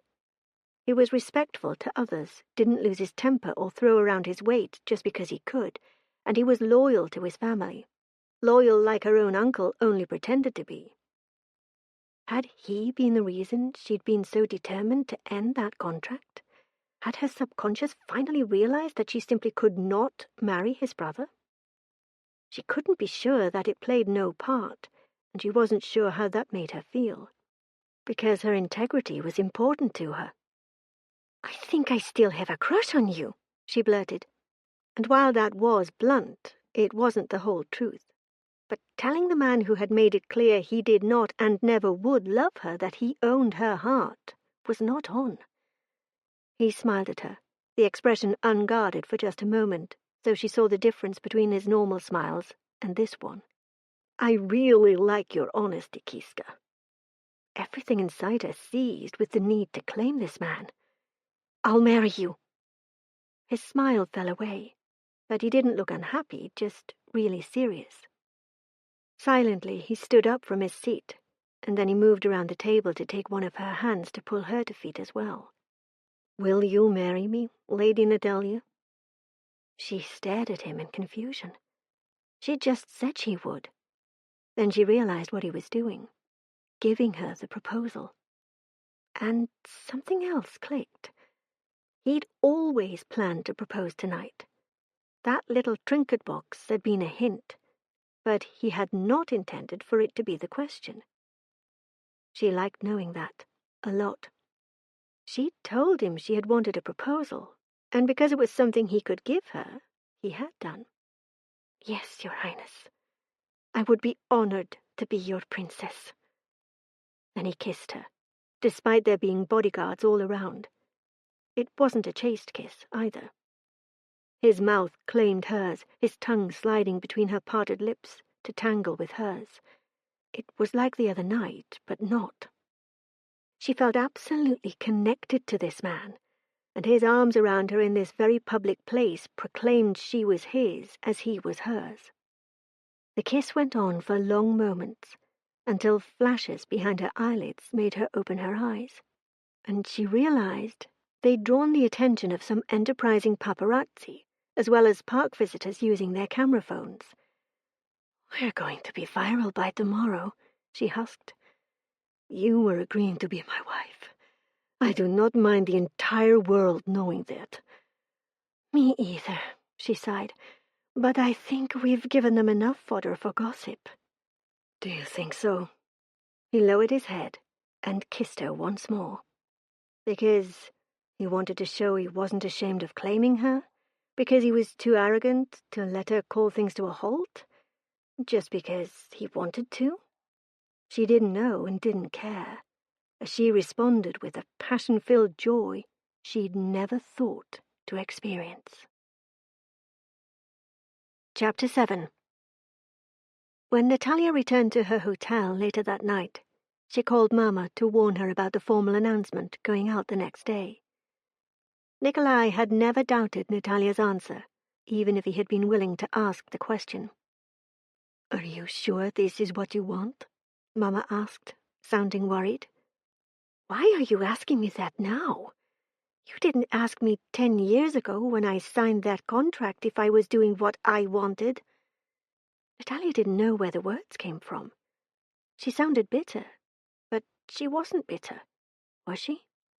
She'd never thought she was. Her mother had done the best she could, but she hadn't been raised to stand up to family pressure, or even to stand against an abusive bully that called himself a husband. Only it did feel like it was 10 years too late to be asking Nataliya if she wanted to be a princess. 10 years ago, I was still desperate to go home, desperate to return to life as I knew it. Went unsaid was the truth that Solomia had been prepared to allow her daughter to pay the price to make that happen. And I was the conduit for that happening, Nataliya spelled out. You were born into a royal family. Your life was never going to be entirely your own, no more than mine has been. So why ask if marriage to Nikolai was what Nataliya wanted now? Did you ever want something different for me? Why, when I believed that was the way life should be? Her mother's sigh was clear across the phone. I'm not the same woman I was 10 years ago. So you don't still believe that? If I could go back 10 years, I would insist you not sign that contract, her mother said fiercely. Why? Because at the time I didn't realize it could mean you would end up married to the king. And her mum's tone made that sound like the worst imaginable fate. Nataliya didn't understand why. Not because you didn't think an arranged marriage was a bad thing. No, actually. I didn't want you to love your husband like I loved your father. It made our relationship too unequal. You believe I love Nikolai like that, she said, with dawning understanding. Her mother was worried about Nataliya being hurt the way she had been. Don't you? Nikolai is not anything like my father, she said, instead of answering. Nataliya had never lied to Mother, and she wasn't going to start now. You look at him with such fascination, her mother said, like that was a tragedy. You always have done, even before the contract. When the idea of you marrying Konstantin came along, I thought I saw a way of protecting you from the pain of living with a one-sided love. Because you didn't think Nikolai could ever love me.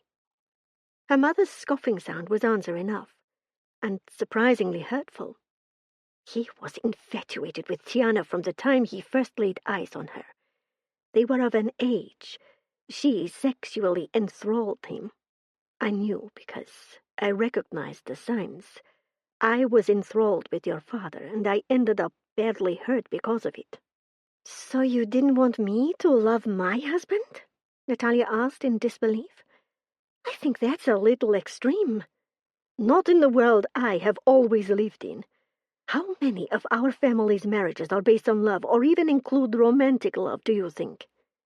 Max and Damien both love their wives deeply. Your cousins have been very lucky, and so have the women they married, because incredibly, they share an abiding reciprocal love. But you don't think any man would love me that way? Nataliya asked painfully. My dear daughter, you are more comfortable with computers than people. You are no femme fatale, or even sexually aware socialite like Queen Tiana was. I love you with my whole heart, but you don't think Nikolai ever will, Nataliya interrupted. Well, that's fine. He wants me. She did not doubt that at all now. And I want him. I don't need him to fall in love with me. The secret hopes in the deepest recesses of her heart said otherwise, but no one else ever had to know about those. I sincerely hope for your sake that is true. Just promise me. She paused as if searching for words. Promise you what? If he ever hurts you with his fists or his infidelity, you will leave. The first time, not the 50th. As much as her mother's earlier words had hurt her, these showed just how deeply the Countess loved her daughter. Mama dove into the wedding preparations after that, insisting on flying to Miros and liaising with the official wedding planner in situ, and Solomia planned to still be there when Nataliya arrived for her visit. Home in Seattle, Nataliya was happy to discover that Nikolai continued to text and call as often as his schedule allowed.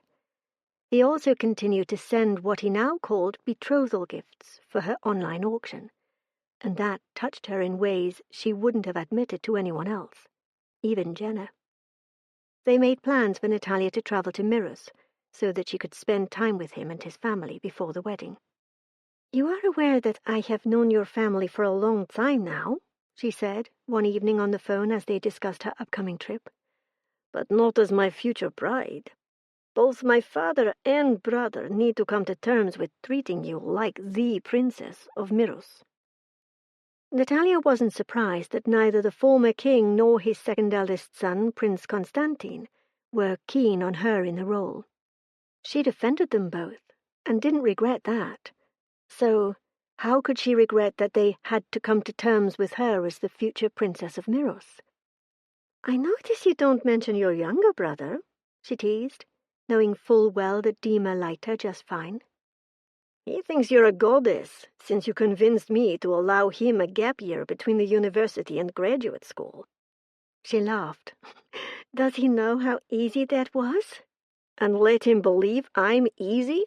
No chance." "You'd prefer he think I have undue influence." "Influence, yes. Excessive amounts?" he asked with dismissive candor, no teasing in his voice. "Not likely." He said stuff like that sometimes that made her think she needed to ask about his first marriage. But Nikolai clammed up whenever Tiana was mentioned in passing, much less asked about directly. "Don't worry. I'm not in this for my influence over the king." "Why are you in this?" he asked, then sighed. "Forget I asked that. I know why you said yes to my proposal." "You think so?" "You would not go back on your word."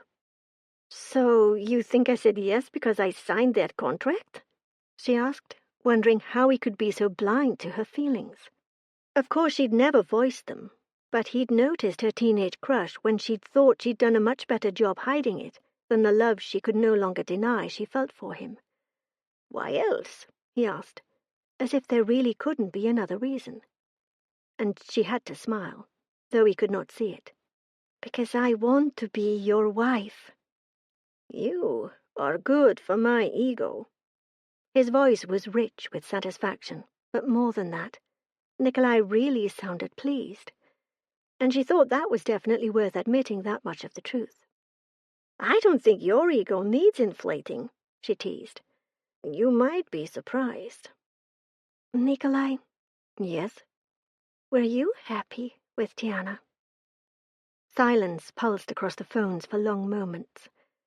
Then he sighed. "At first I was deliriously happy.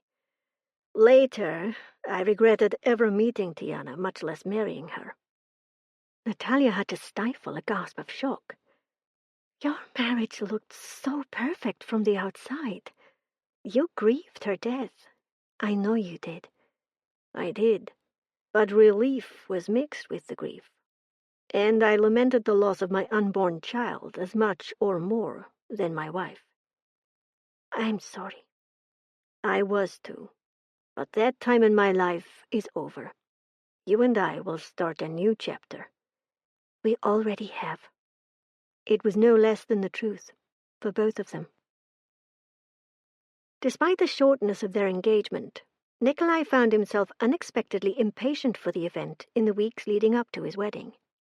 Far from assuaging his desire for his intended bride, the knowledge that she would be his soon only made him want her more. He'd been surprised by how much he craved sex with Nataliya. Though lovely, she had none of the overt sensuality of Tiana, and the women shared almost nothing in common physically. Tiana had been a petite, curvy blonde socialite. He'd thought she was his idea of sexual perfection.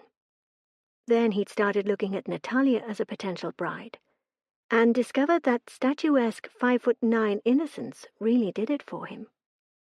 He could not wait to touch and taste her modest curves, to see how sensitive the nipples tipping her small breasts were.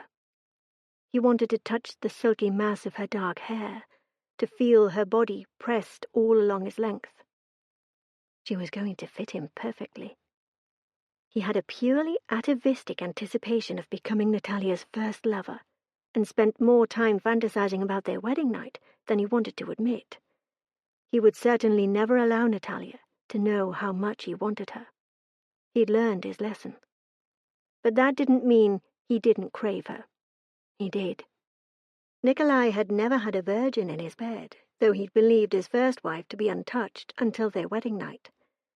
She'd laughed at his surprise, telling him not to be such a throwback, and he had taken her criticism to heart, realizing that it would be wrong to expect something from her he had not himself practiced. Because although he had never found uncommitted sex the tension relief that Konstantin did, Nikolai had a few partners when he was at the university. In fact, he'd thought he was sexually sophisticated until he had married. Tiana had been an expert at using her sensuality to tie him into knots. Nikolai had made several decisions under the influence of his desire for her brand of sexuality. He would never be so weak again. His virgin fiancée was not going to play those kinds of games, he thought, with a great deal of satisfaction. Even if Nataliya had enough sexual experience to know how to play the tease and withhold game, she would not do it. It was not only in physical appearance that his future wife differed so strongly from the woman he had once made his queen. Nataliya had all the honor that Tiana had lacked.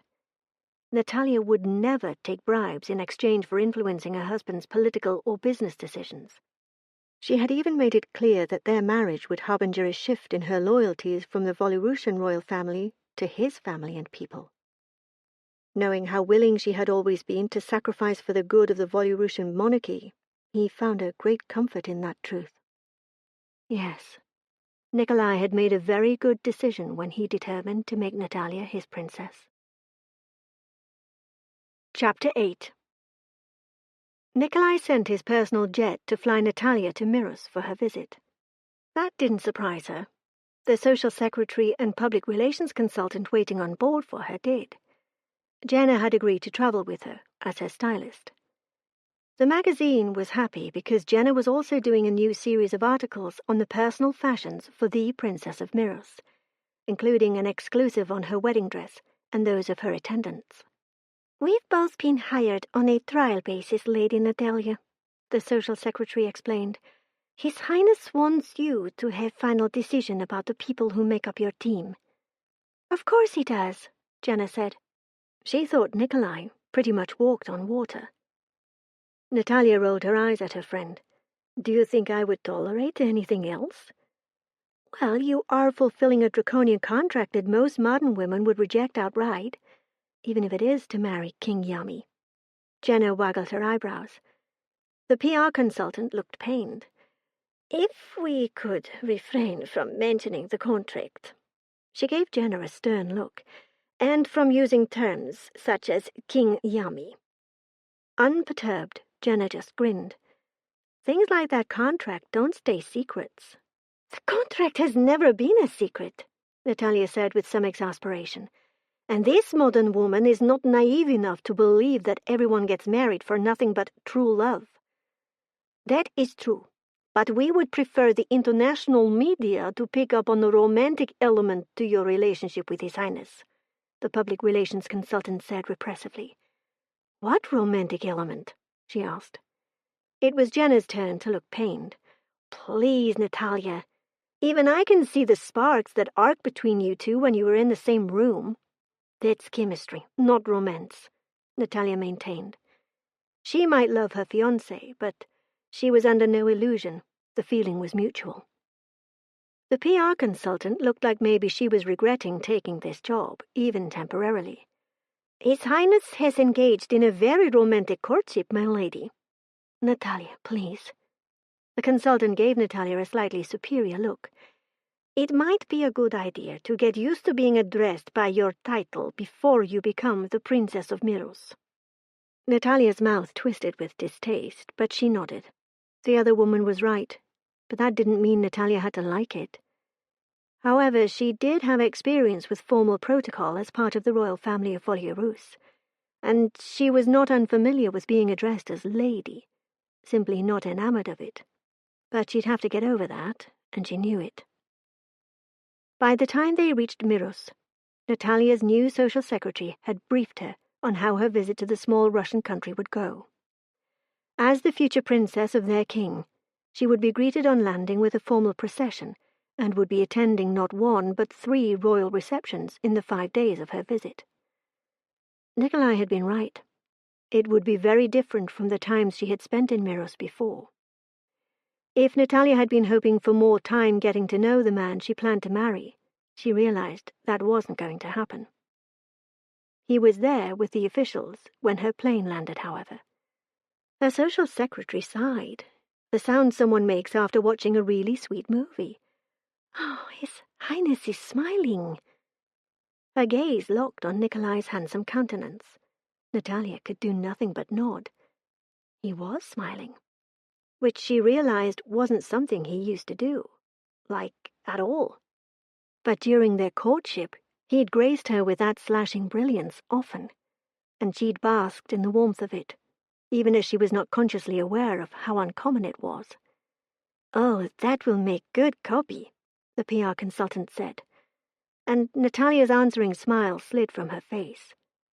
Nikolai's brows drew together, and he took what looked like an involuntary step forward. "Good grief, lay off with the PR perspective, would you?" Jenna demanded of the PR consultant, as she shouldered past the other woman to stand right behind Nataliya. "He wasn't smiling at you for public relations. He's happy you're here, friend." "This is not proper protocol," the PR consultant reminded them. "Your stylist should not be in position to have photos with you." Nataliya turned her head to look at the PR consultant. "Jenna is my friend before anything else, and as such she is always welcome in the frame with me." The other woman shook her head, actually taking hold of Jenna's arm to pull her back. "She can be your friend, but not in optics. She's not from Miros. She's not from the nobility. Miss Beals isn't the right sort of person for you to favor in the PR angle." "Please, take your hand off Jenna." Nataliya waited until the other woman complied. "We can discuss this later. I'm not sure your views and mine are on the same wavelength." The look the other woman gave her said she agreed, but it wasn't the PR consultant who had it wrong. That was going to be the problem, but right now Nataliya needed to greet Nikolai. She smiled and went down the stairs to the tarmac. The king stepped away from the rest of the dignitaries and reached for her hand. "Welcome to Miros, Nataliya." He didn't use her title, and Nataliya's smile returned. "I'm very glad to be here, Nikolai." Then he did something entirely unexpected. Nikolai leaned down, and it seemed like he was about to kiss her. Mesmerized by his nearness, she did not move. And then he was kissing her, in front of the dignitaries, the press, and the special guests given permission to greet her plane. All of those people faded from her consciousness as his lips played over hers. She leaned toward him, and he let her, making no move to keep protocol-worthy distance between them. Nikolai lifted his head, an expression of satisfaction stamped clearly on his features, but she did not understand its source. "I think I'm going to have to let the PR lady go," she blurted.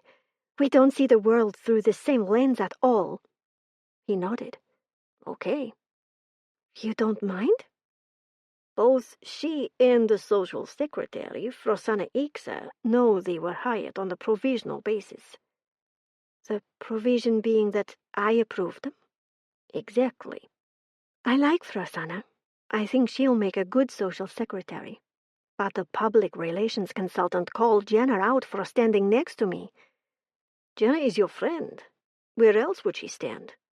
he asked, showing that he understood life was about more than strict protocol. "Exactly."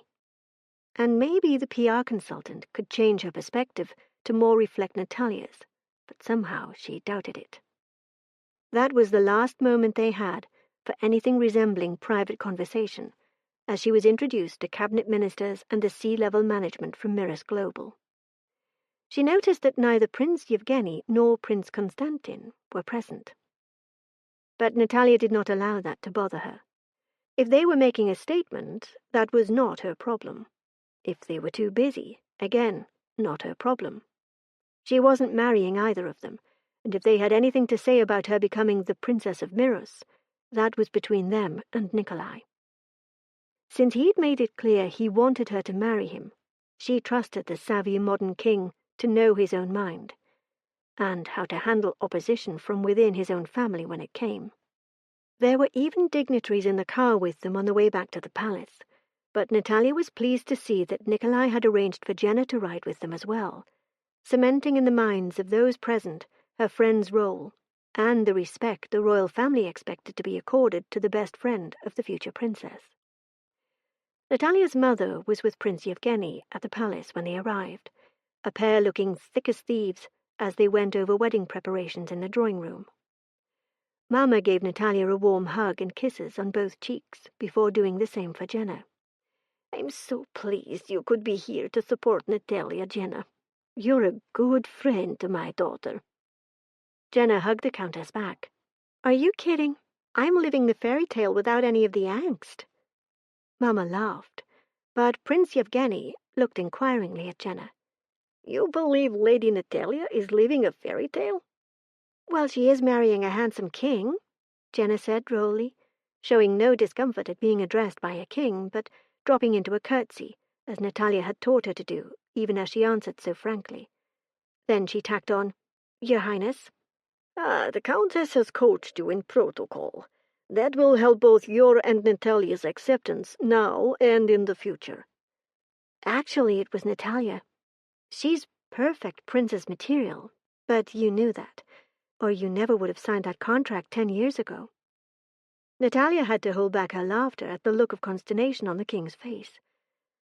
"So I have reminded my father more than once in the last weeks."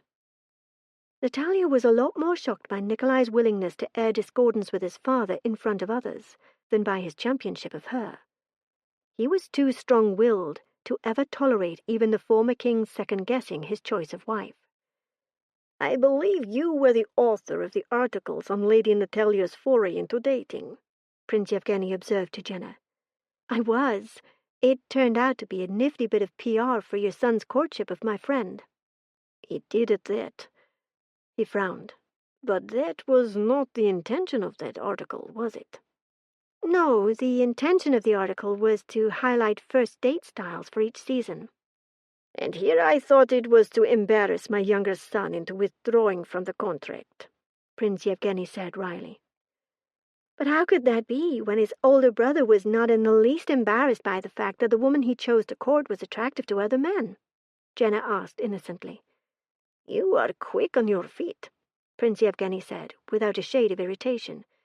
"That will do you well, if you choose to attend the receptions introducing Lady Nataliya." "I'm invited?" Jenna asked, for once not sardonic, but surprised. "Of course you are, dear," Mama inserted. "You are my daughter's best friend." "I'm her stylist." "Because she trusts you more than anyone else, or we would have a different stylist here for the week. But you still would have been invited to join her." This was news to Nataliya, but she didn't doubt her mother's words. Mama was no longer the eager-to-please woman she had been when Nataliya was a child. Prince Yevgeny took the news that Nataliya wasn't convinced a PR consultant would be a good fit with her with a frown, but one look from Nikolai, and even the arrogant former monarch did not voice his evident displeasure. "She came with the best of recommendations and had a great deal of experience working with royalty," Mama said musingly. "I do not want a consultant who thinks every aspect of my life is a PR opportunity." Nataliya understood that her life had changed irrevocably when she agreed to marry Nikolai, but she was still a person in her own right, with a life she intended to live happily. "You have agreed to marry a king. Your life is no longer your own," Prince Yevgeny said, but without reproach. So Nataliya did not take offense, particularly since he only voiced her own thoughts. No, it now belongs in a very real way to the people of Miros, but it will never belong to a PR consultant, Nataliya answered with spirit. And here I thought at least part of it belonged to me, Nikolai teased. The varying looks of shock at his facetious comment made Nataliya smile. Yes, just as yours belongs to me. But neither of us is willing to be bossed around by petty dictators masquerading as our personal staff. This time, Nikolai's tone was nothing but serious, and the look he gave his father and then the various staff members standing around left no one doubting he meant exactly what he said. Perhaps Jillian has someone she might recommend, Mama suggested. I think you and she have similar viewpoints on the matter of public relations balanced with family and life. Nataliya nodded to her mother's comment, her gaze caught by the look in Nikolai's grey eyes. And for just a second, it was like they were alone in the room. Then Prince Yevgeny said something. Nikolai's expression veiled, and a discussion of the finer details of the wedding ensued. Nataliya and Nikolai did not have a private moment until after the formal dinner and reception that evening. Nataliya had been introduced to a good portion of the Miros nobility, Prince Yevgeny doing the honors and exhibiting none of his reticence about her becoming the next princess of Miros. Nataliya had met some of these people before when attending Nikolai's coronation, and later Tiana's funeral, but of course they responded entirely differently to her in her new role. There was a great deal of curiosity in the looks directed at her, though no one was gauche enough to give it voice. But she had been intended for the second son, and now she was marrying the king. Despite the curiosity and the fact that formal functions had never been Nataliya's favorite thing, she managed to enjoy her evening. Mostly because, while his father had taken on the role introducing her, Nikolai still contrived to be by her side for almost the entire evening, making it clear the wedding was not something he was being pressed into. Nataliya and Nikolai were now walking in the private courtyard gardens. Nataliya found herself enchanted by them, lit beautifully to highlight the evening blooming flowers and fountains. It's gorgeous out here. She had not seen this garden on her previous visits. My mother loved exotic flowers, not just orchids. She designed this garden as a private retreat for our family. Nikolai looked around as if remembering happy times. They are both day and night blooming flowers. Don't they die in winter? Nataliya asked, while wondering what the gardens looked like during the day. They were so magical now she was almost afraid to see them and be disappointed. There is a retractable glass ceiling that is closed when temperatures drop. Amazing. And decadent, yes, but it made my mother happy, and I find having a place in the palace that is reserved for family and only the closest of friends beneficial as well. So, no using it to impress VIPs? She asked, only half joking. No, though my father argued doing just that many times with my mother, but she stood firm. Nikolai's smile was reminiscent. And he loved her enough not to gainsay her? Nataliya asked, finding it difficult to imagine the arrogant former ruler in the role of adoring spouse. He respected her. I do not know if he loved her. That element of their relationship was not my business. He must have respected her a great deal not to start using it the way he wanted to once she was gone. Yes. Nikolai gave Nataliya a knowing look. My mother was also formidable in nature. Much like someone else I know, she refused to be budged on matters that were important to her. I would not have put it past her to demand a deathbed promise from my father not to desecrate her garden. Nataliya wished she'd had the chance to get to know his royal mother. She sounded like an amazing and strong woman. Are you calling me stubborn? Are you trying to imply you aren't? He countered. She shrugged. You don't get far giving in. She'd learned that early. No, you do not. You're pretty stubborn yourself. And arrogant, or so you've said. She couldn't deny it. Was it all for PR? Nataliya found herself asking, when in fact she'd had no intention of doing so. Her mind had actually been on the promise she needed him to make her. Nikolai led her to an upholstered bench with a back, its design in keeping with the ancient Roman theme throughout the garden.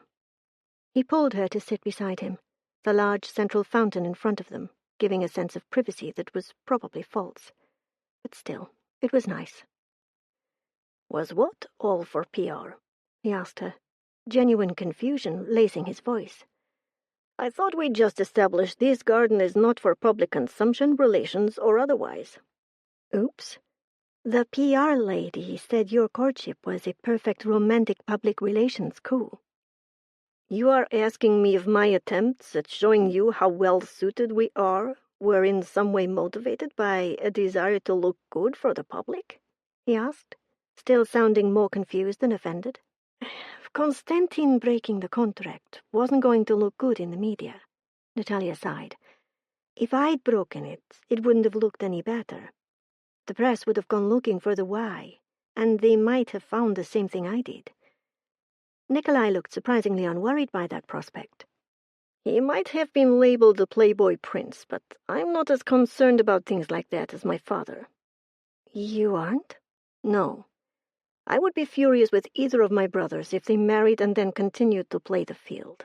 But prior to marriage, I expect them only to behave with honor. And in answer to your question, no, my courtship of you was not a PR stunt.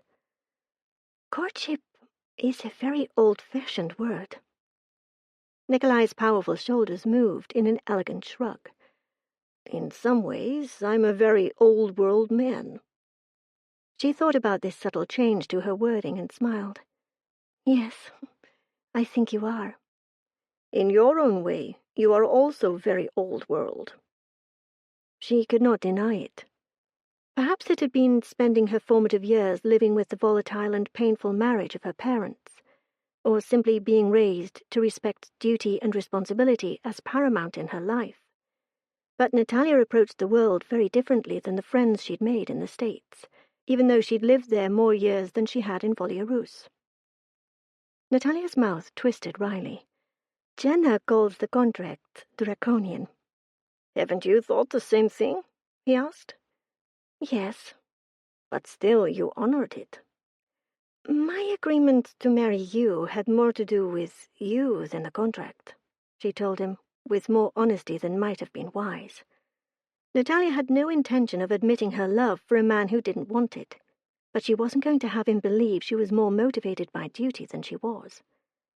Looking back, she wondered if she would have still backed out of the contract, even if Konstantin hadn't proven himself to be a man she would never trust. She could not imagine a wedding night with any other man than Nikolai. You do me a great honor saying so. The words were formal, but the look he gave her was heated. Her body responded to that look in an instant, her nipples going hard and sensitive as they pressed against the silk of her bra. Nataliya pressed her legs together, the feelings in her core ones she'd only ever experienced with him. The air around them was suddenly sultry. You have offered me the same assurance. Her voice came out husky and quiet, revealing the effect his intense regard was having on her, and there was nothing she could do about that. They weren't kissing or talking about intimacy, but sexual desire was roaring through her body like a flash flood, drowning every other thought and emotion in its wake. You want me. His tone was filled with satisfaction, laced by something like wonder, which made no sense. Considering what he knew of their history, he could not be surprised she wanted him, although the level of passion he drew out of her shocked even Nataliya. She literally shook with the need to touch and be touched by this man. Nataliya leaned forward and tipped her head up so their lips were only a breath apart. Of course I want you.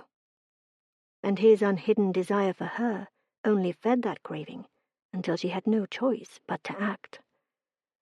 Pressing her hands flat against his chest, inside his suit jacket, so she could feel the heat of his body through the fine fabric of his shirt, she let her lips touch his. He growled deep in his chest, but made no move to take over the kiss. Nataliya's fingers curled into the fabric of his shirt, while she moved her lips against his, teasing the seam of his mouth with her tongue, as he had done to her. His lips parted, and his tongue came out to slide along hers. But it was not enough. She needed more. More touch. More of his mouth against hers. More of his body and her body together. More. She climbed onto his lap, her legs straddling his hard thighs, the soft, silky fabric of her cocktail dress cascading around them in a rustle of silk. She pressed down against the hard ridge in his trousers, the layers of cloth between her most sensitive flesh and his, no barrier to sensation. Without conscious thought, she rocked against him, increasing that sensation, driving her own pleasure higher. He groaned, hard hands clamping on her hips. For one terrible moment she thought he was going to stop her, but he pulled her even closer, guiding her to a more frenzied rocking, and suddenly she wasn't in control of the kiss anymore, and she didn't care. He knew exactly what she needed, more of him, and he gave it to her, until the spiraling tension inside her made it almost impossible to breathe. She broke her mouth from his. "Please, oh, please, Nick." "Please what, Kiska? Please this?" And one of his hands slid up her torso to her nape, and then the hidden hooks holding the halter of her bodice together were undone, and silk was sliding down bare and heated flesh. Nipples already aching with arousal went so hard she hissed in borderline pain. But he knew, and he touched and squeezed and rolled and played before dipping his head to take one turgid nub into his mouth. Nataliya cried out as ecstasy exploded in sparks through her. Nikolai's mouth demanded nothing less than everything she had to give, and she gloried in the giving. They rocked together, one of his hands on her hip and the other playing with her breasts. She kneaded his chest like the kitten he called her, and gloried in the rising sensations. Suddenly his hand on her hip moved to press against her bottom, increasing the pressure between their cloth-covered intimate flesh. His body went rigid, and he groaned into their kiss like he was dying. But he wasn't. He was experiencing the ultimate pleasure with her. And knowing that was all her body needed to explode in a kind of ecstasy she hadn't known she could feel, even after what she had already experienced with him.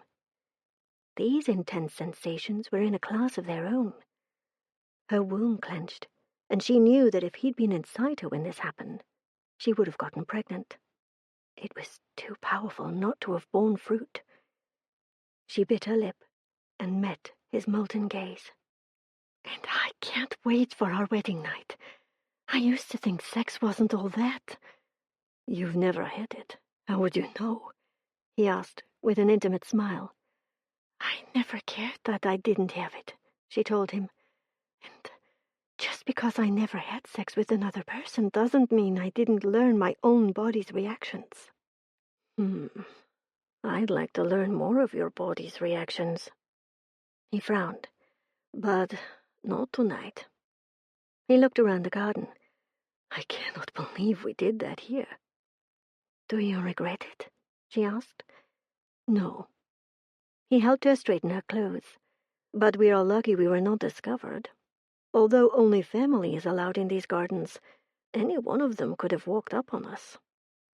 "That would have been terribly embarrassing," she acknowledged, but she was still glad she had the effect on him that she did.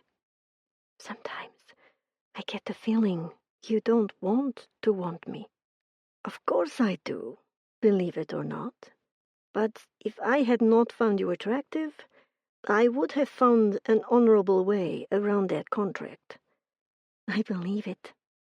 But that didn't answer the truth that sometimes he said or did things that implied he refused to allow himself to desire her too much. And maybe that was the key, the too much. Because Nataliya remembered how he used to look at Tiana. and there had been no tempering in the desire Nikolai had felt for his first wife. Whatever had happened between the two, it had taught this proud king that sexual desire that went too deep was dangerous. Putting those thoughts aside because she could not change his past, or her own for that matter, Nataliya focused on their future. "I need a promise from you before we marry." "Yes?" Nikolai shifted Nataliya so she was sitting sideways on his lap, but still so close to him, their body heat mingled. "I need your word that you will be faithful." Nataliya loved both her mother and her Aunt Oksana, but she had no desire to live their lives. "Haven't I already given it?" His patrician brows drew together. "I asked you to marry me, and a promise of fidelity will be included in our marriage vows." "Yes, but I need you to promise me personally, to say the words and mean them." "You know I keep my promises." There was no little satisfaction in his tone at that truth. "I do." "And you want this one?" Nikolai confirmed. "Among others." "Very well," he said, without asking what the other promises were. "I promise never to have sex with another woman while I am married to you." "I promise never to have sex with another man," Nataliya offered, feeling something profound and right settle inside her. His grey gaze flared with emotion, and she knew she'd done the right thing. Swallowing, Nataliya forced herself to continue. "I need you to promise that you would never physically hurt me or the children we will have together." She waited for Nikolai to get angry, but he didn't. He simply nodded. "I promise to always use my strength to protect you and our children. I promise never to strike you. I promise you will always be safe with me."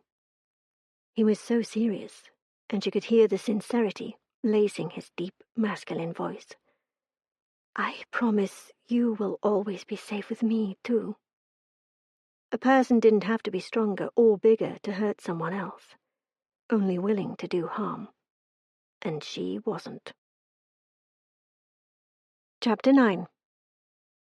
The remainder of Nataliya's visit to Miros went without incident, but there was also no repeat of the explosive passion in the garden. She enjoyed meeting people at the receptions, and was really happy with the plans in place for her wedding to the king. Her mum was over the moon about everything, and that just added to Nataliya's sense of rightness about it all. Yes, she had to live her life for herself, but knowing her choices were fulfilling some of her mother's dreams for her only child was nice.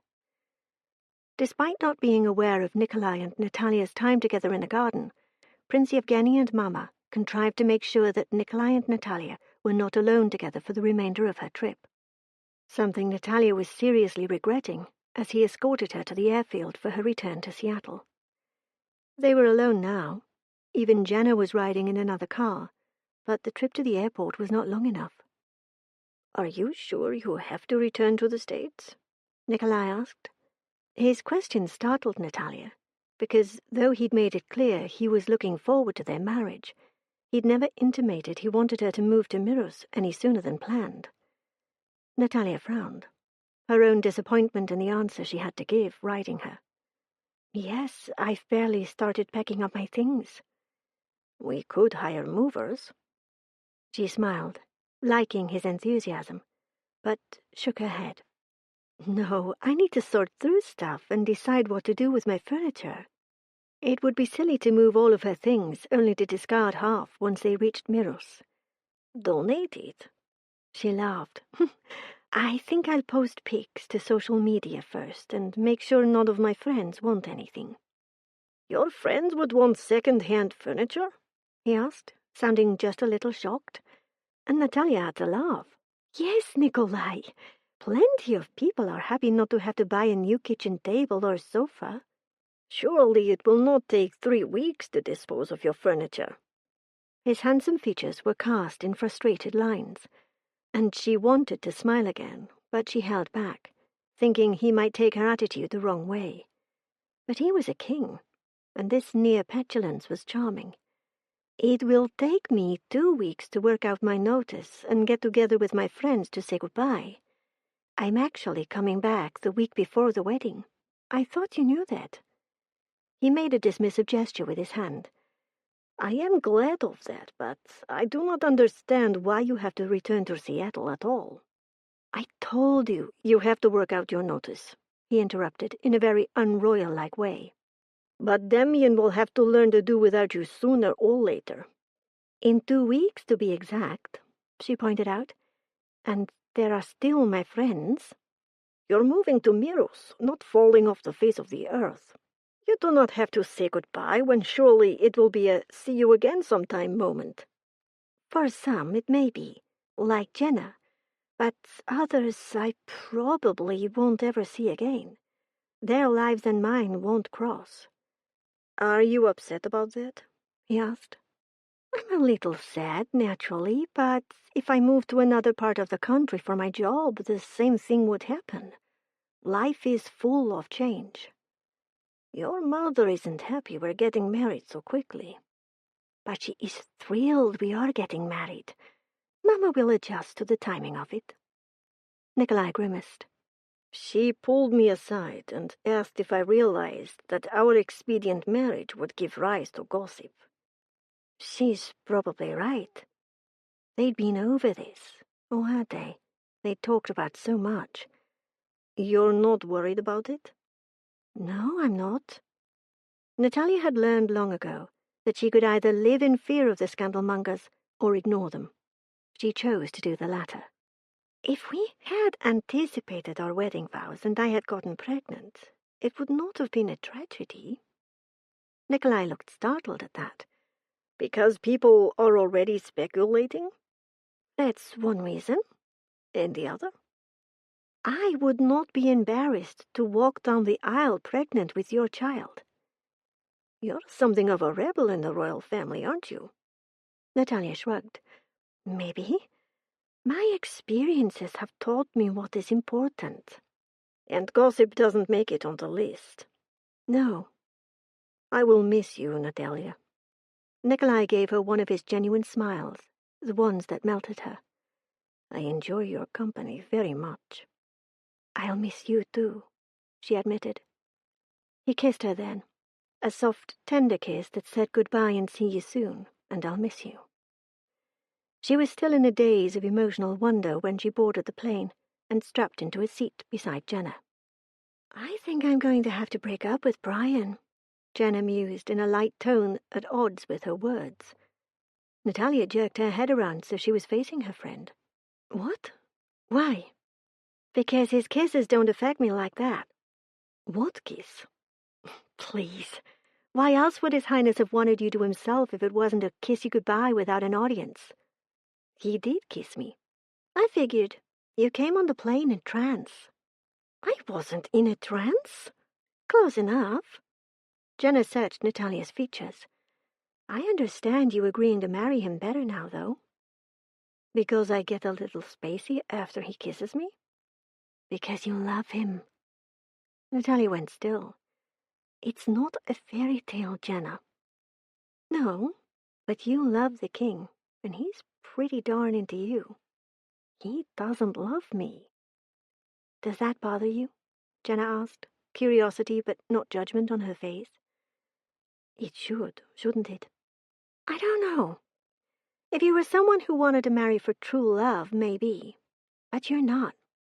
Even though they had an arranged marriage, your mom fell hard for your dad, and he claimed to love her back. But that wasn't a recipe for happiness for any of you." "No, it wasn't." "Look, I get it. I'm not sure about the love thing, but I know I'd rather be in a relationship with a man who could kiss me stupid than a man I don't miss when I'm away from him for almost a week." "You really are going to break up with Brian?" "Yep. I do love Nikolai, and I think he needs to be loved. Whereas you need to be respected and appreciated. And I don't think anyone after these past few days is in any question how highly your future husband esteems you." That esteem was put severely to the test a week later when Count Shevchenko gave a tell-all interview that barely sideswiped the truth. Yes, he was her biological father, and yes, she had signed a contract that included marriage between the two royal houses 10 years ago. But from that point it was pretty much fabrication and fantasy, and nasty fantasy at that. Furious that he had not been invited to the wedding, and even more angry that his daughter's elevation to princess would not mean a lift of his own personal exile from Volyarus, the Count gave chapter and verse on the personal aspect to the contract signed 10 years ago. He implied that Nataliya had not been content to marry a mere prince, and had set her sights on the widowed king. He painted his daughter as a scheming manipulator whose only interest was in her social position and wealth. Nataliya was still reading the 4-page spread in one of the most notorious gossip rags with international circulation when her phone's ringtone for Nikolai sounded. Damian, who had provided the paper and voiced support for her before she started reading, asked, "Is it King Nikolai?" She nodded, having made no effort to pick up the phone. "Are you going to answer it?" Nataliya shook her head. "Why?" "I'm afraid." "He's not going to call off the wedding because your father is a cretin." "Won't he?" Damian grabbed Nataliya's phone and swiped. "No." Then thrust the phone at her. She pressed it to her ear. "Nataliya Kiska, are you there?" It was Nikolai's voice. Of course it was Nikolai's voice. He didn't sound angry, but then he was a king. He didn't go around yelling when he got mad. "Nataliya?" he prompted in an almost gentle tone. "I can hear you breathing. Say something, Kiska." She had to clear her throat. "I'm here." "Are you all right?" "Have you read it?" she asked in turn, without answering a question she actually wasn't sure she had an answer to. Was she all right? Her father was doing his best to upend her life, again. The last time he got her exiled from her country and her family. This time, would he destroy her chance at marrying Nikolai? A heavy sigh. "Yes, I've read it. I want you to come to Miros. I can protect you from the paparazzi here." "You want me to come there?" she asked, trying to understand that request in light of how ugly the publicity was likely to get. "You are not a little girl, Nataliya. He cannot destroy your life again. No one will ever take your home or family from you again. I will not allow it." "I don't have a home." She wasn't even sure where the words came from, except a tiny part of her heart that still held the wounds from her childhood. Seattle had been her home for the last 15 years, but her apartment was almost empty now, in preparation for her move to Miros. Only, would Miros be her home now, after the article? "He won't have only this up his sleeve," she warned Nikolai. "My father's probably planning to do a televised interview, too." "Your home is now the palace in Miros, and soon you will be my princess. He can say what he likes, but nothing will change that." "But he's always going to be a problem." She realized now how true that was. Her father had no intention of staying quietly in the background. Apparently, he had no qualms about how he achieved the spotlight either. "We will determine a plan of action for dealing with the Count, but I don't want you dealing with the intrusiveness of the media without my support." Picturing just how intrusive things could get, Nataliya could feel the color draining from her face. Would the honorable thing to do be to withdraw entirely from her connection to Miros, and even her own royal family? Her thoughts started spiraling, and Nataliya felt dizzy with them. "What's he saying?" Damian demanded, putting his hand on her back and encouraging her to lean forward. "Breathe, Nataliya. Just concentrate on breathing." "Hold on a second, please, Nikolai," she said into the phone as she attempted to take a couple of deep, calming breaths. He cursed. "You are not all right." Nataliya just took another breath as the world came back into focus. She sat up, all the while aware that Nikolai was barking out orders to someone on his end of the phone. "You can call back later if this is a bad time," she offered. "Niet, no. Do not hang up on me, Kiska." "Okay." She looked at Damian and wondered what he was making of all this. Her cousin's expression was grim, but he reached out to squeeze her shoulder. "It is going to be okay, Nataliya." She just shrugged, not at all sure he was right. "Put me on speaker, please, Kiska." "Why?" One of the protocols all the royals learned early was never to use the speaker function on their phones. Too easy to be overheard. "I can hear Prince Damien," Nikolai said. "I'd like to speak to him, too." She still thought it was odd, but Nataliya did as requested. "What is going on?" Damien demanded toward the phone. But Nataliya answered. "Nikolai wants me to go to Miros to avoid the media." Something like relief flitted over her cousin's hard features. "That's a good idea." "I'm not running away." Her father wasn't going to make her abandon her job or her plans. She wouldn't let him. "Coming home is not running away," Nikolai opined. "Be reasonable, Nataliya," Damien added. "The vultures aren't going to let you go to the grocery store without incident, much less anywhere else." "I have commitments throughout next week." She took another deep breath and let it out slowly, reminding herself that she was not a little girl to be pushed around by her father's whims. "I'll be fine. I'll stay at Mama's." She'd been planning to do that anyway, for her last couple of days in Seattle, as the shelter she was donating her bed to was scheduled to pick it up then. "But your mother is not there. She is here, and her home is not secure." "Her condominium is in a gated community. They even have security that do rounds." "A rent-a-cop in his golf cart?" Damien snorted derisively. Nikolai was worryingly silent. "Nikolai?" she prompted when he had not replied several seconds later. "Yes, Kiska?" "I'm going to be fine, but thank you for worrying about me." She had a lot of thinking to do, and she knew she wouldn't make an unbiased choice if she went to Miros. She couldn't simply consider what she wanted, but what was best for Nikolai and the people of Miros. "You will be fine, yes. Damien, please keep Nataliya inside the building until I arrive." "Arrive? What do you mean, arrive? You can't just drop everything and come here." "Are you coming to Miros?" he asked. "In a week, maybe." "Nikolai, we need to think about how best to handle this, and it might not be me coming to Miros in the near future, or at all." Damien made a sound of disagreement. Nikolai cursed again, and then said, "I will see you in a few hours." "But Nikolai, there's no need." How was she supposed to make her mind up to break things off if he was there, tempting her? "I know what you are thinking, Nataliya Moy, and it is not going to happen. We are not breaking the contract. You are not backing out of this marriage." There was not a bit of give in Nikolai's aristocratic tones. "Prince Damien, I'll keep her inside, Your Highness." Nataliya gave her cousin a look, but he just shrugged. "It makes sense, Nataliya, and you know it." "Nikolai, you must realize that my uncle will want me to cancel the wedding to avoid further scandal," Nataliya said. Damien's grimace said he agreed. "I repeat, we are not canceling our wedding," Nikolai said forcefully. "Any attempt to make you pay for your father's actions will be met with not only my disapproval, but retaliation." Instead of looking annoyed by Nikolai's threat, Damien grinned. "Good." Nataliya was still trying to process that her fiancé was not looking for the easy way out of the scandal, would not even hear of Nataliya's backing away from their betrothal.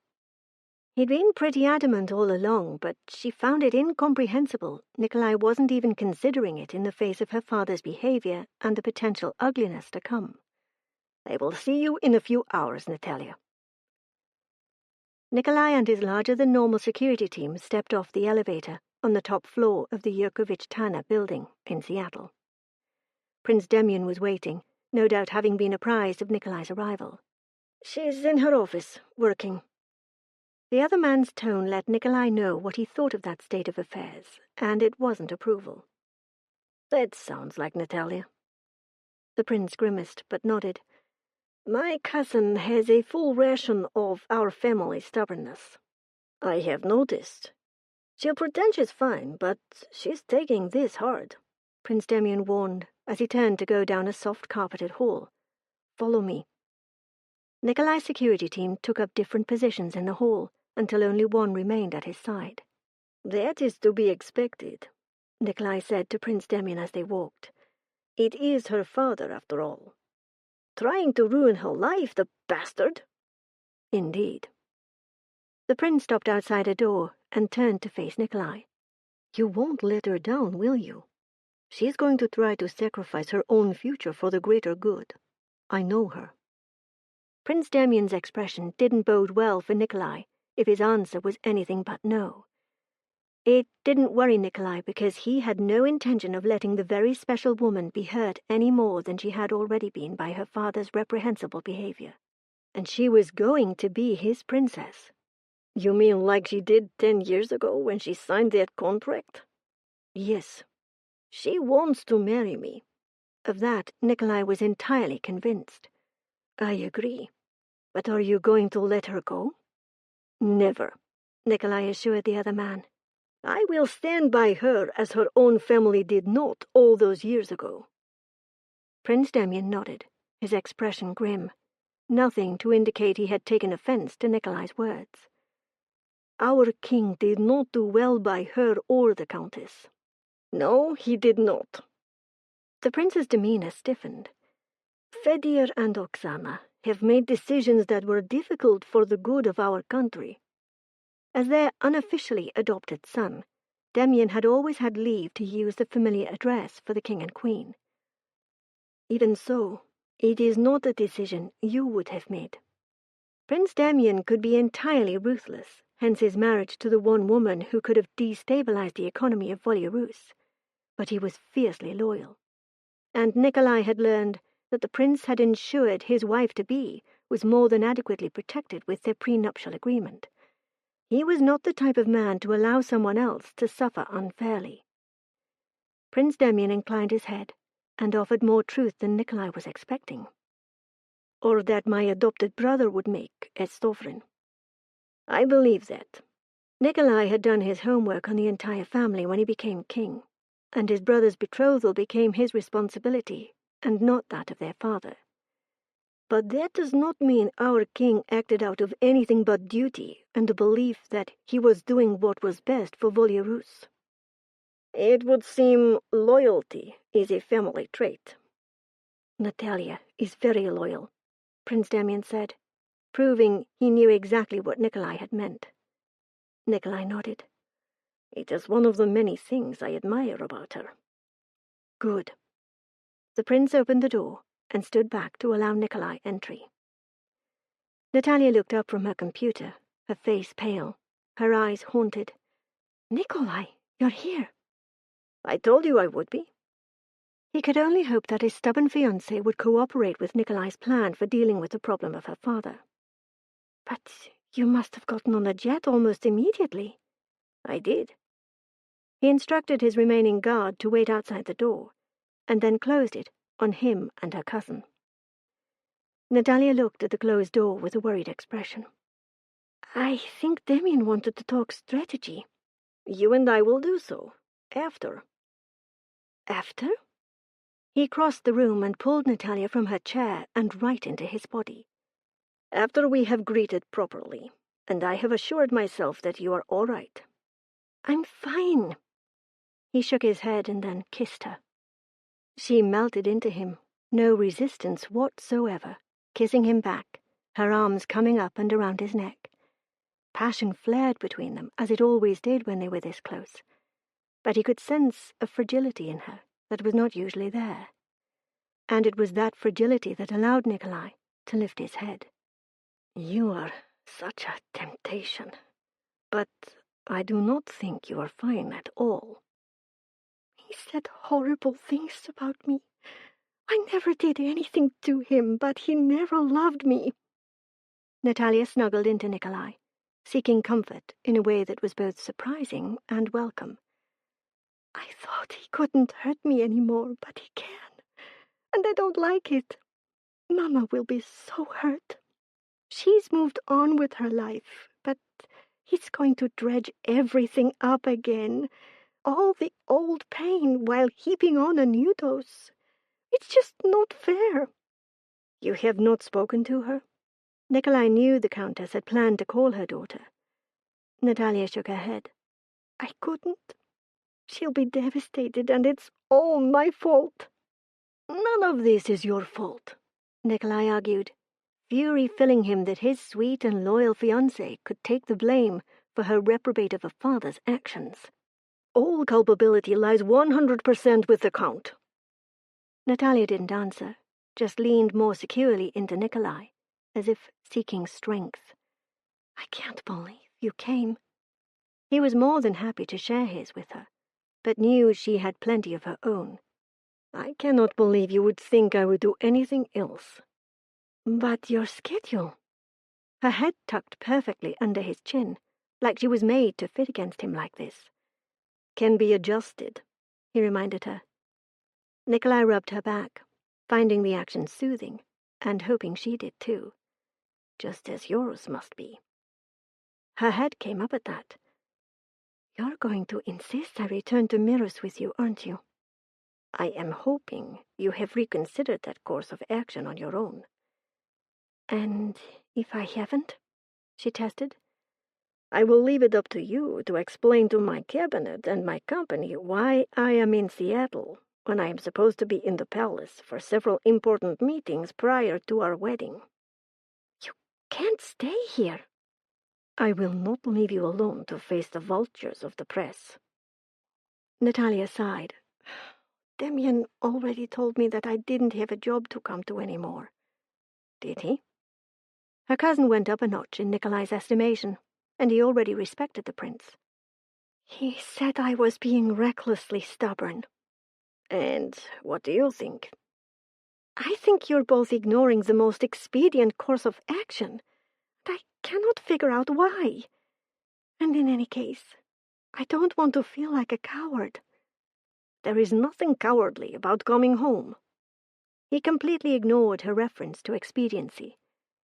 Their definition of that course of action wasn't going to match. And Miros is my home now? She asked, her expression unreadable. You know it is. She nodded, and something in his chest loosened. It is. She looked away from him. I never thought I was weak. But I want to go back with you. I want to go through with the wedding. Hearing the last loosened the remaining fear he had not wanted to acknowledge. She was not going to walk away from him. No one could make the mistake of thinking you are weak, he promised her. You don't think so? Nataliya was looking at him again, her lovely brown eyes shiny with emotion. No, but if they do, they are idiots. Why would a father be so cruel to his only child? She asked, like she expected Nikolai to have the answer. He didn't. He only had the truth he knew. I am sorry, Kiska, but your father is a cruel man all around. As to why the articles and why now, I do not think it is as simple as him wanting revenge for his continued exile. That seemed to startle her. What then? Money. You think he hopes to extort money from us? But if that was the case, wouldn't he have threatened before going to the tabloids with his ugly allegations about my character? Wasn't that how blackmail worked? He has done one interview in print, an interview that has forced everyone involved to sit up and take notice. As you said earlier, he could do much more, but right now he believes his bargaining position is strong. But blackmail? He couldn't think he'd get away with it. With King Fedir, that might even fly. After all, there's a reason my father has been able to draw his allowance from the family coffers annually. But with you, he must know you will never pay him a penny. Nikolai liked very much that she knew him that well. You do not think so? No. She rolled her eyes. He'd have better luck getting blackmail payments out of a nun who'd made a vow of poverty. Interesting analogy, but you are right. Nikolai had plans where her father was concerned, and not one of them included paying a single penny to the grasping Count. You're talking like you know the Count wants money. I do know. He made the demand while I was en route. Nataliya's natural lovely tone went paste white. What does he want? Right now, a single large payment followed by a yearly stipend to ensure his silence in the future. He's getting none of that, Nikolai assured her. Before Nataliya could respond, a knock sounded at the door. Come, Nikolai commanded. It opened to reveal the prince. Your guests are waiting in the lobby. Chapter 10. Nataliya tried to step back from Nikolai, but he wasn't having it. His arms remained firm around her as she tried to make sense of what her cousin had said. You never react like I expect you to, she told Nikolai. Her proper king, who was known for his dignified demeanor, winked at her. Just think, you will never grow bored with me. There was an underlying seriousness to his teasing that Nataliya wished she understood better. She patted his muscular chest, feeling daring with her cousin standing right there. No chance of that happening. If we could suspend this somewhat nauseating chit-chat, everyone is waiting, Damian said sardonically from his place in the doorway. Give us a minute, Nikolai instructed her cousin. Damian nodded and left. Are you ready? Nikolai asked her. Ready for what exactly? We're about to give a press conference. What? Why? We're going to detooth the tiger. But my uncle... No way had King Fedir agreed to such a thing. He's not the sovereign in charge here. But King Fedir could be impacted in a very detrimental way. There was a risk her uncle's own long-hidden scandal would come out if her father decided to exact revenge, though she wasn't sure Danila would risk losing what income he still received from the Volorushan royal coffers. Either way, her former king's actions were no more her responsibility than her father's had been. What is that sound you made? Nikolai asked her, as if they weren't in the middle of an intense discussion. Surprise, she answered, with no thought of hiding her thoughts from him.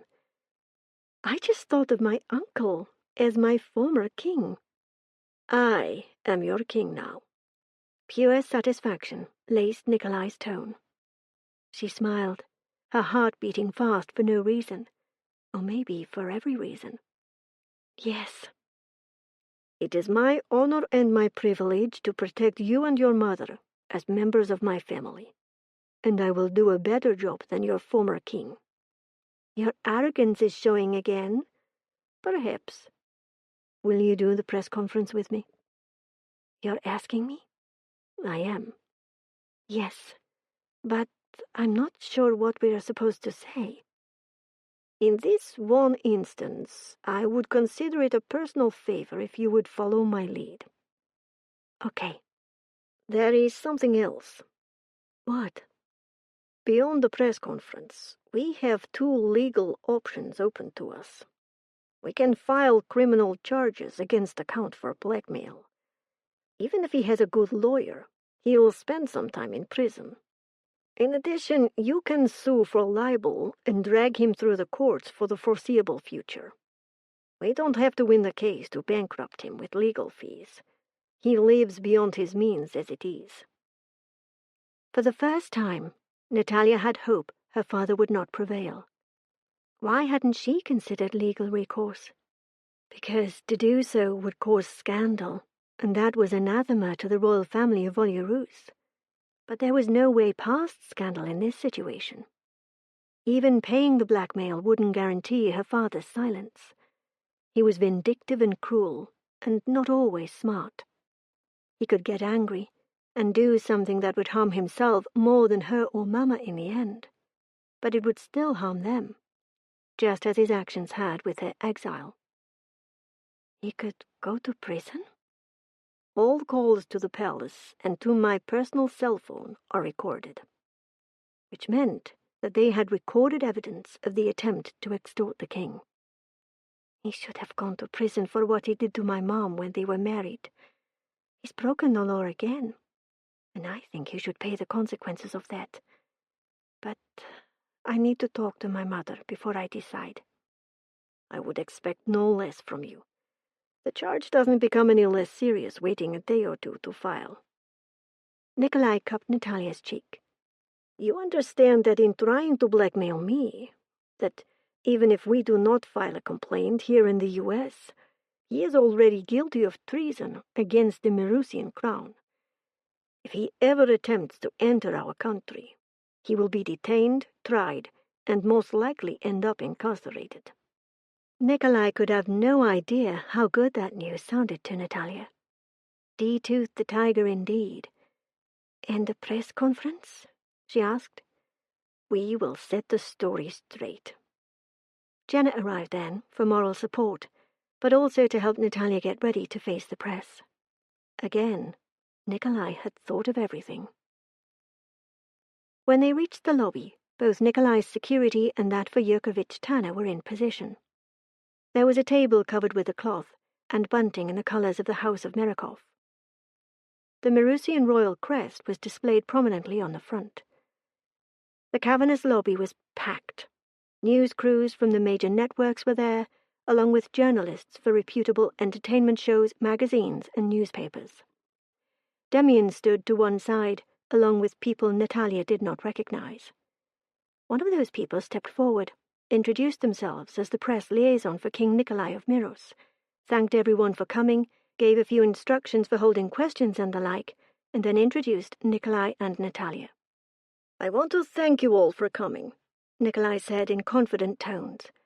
Understandably, my fiancée, Lady Nataliya of Volyarus, has been deeply saddened and upset by the spurious interview given by her father, the disgraced Count Shevchenko. Nikolai smiled reassuringly down at Nataliya, and whether it was for show or because he cared about her feelings in that moment, she felt better. The one thing the Count got right was that there was in fact a contract. Neither my people nor King Fedir has ever tried to hide that fact. Murmurs erupted in the room, but soon died down as it became obvious Nikolai would not continue until there was silence.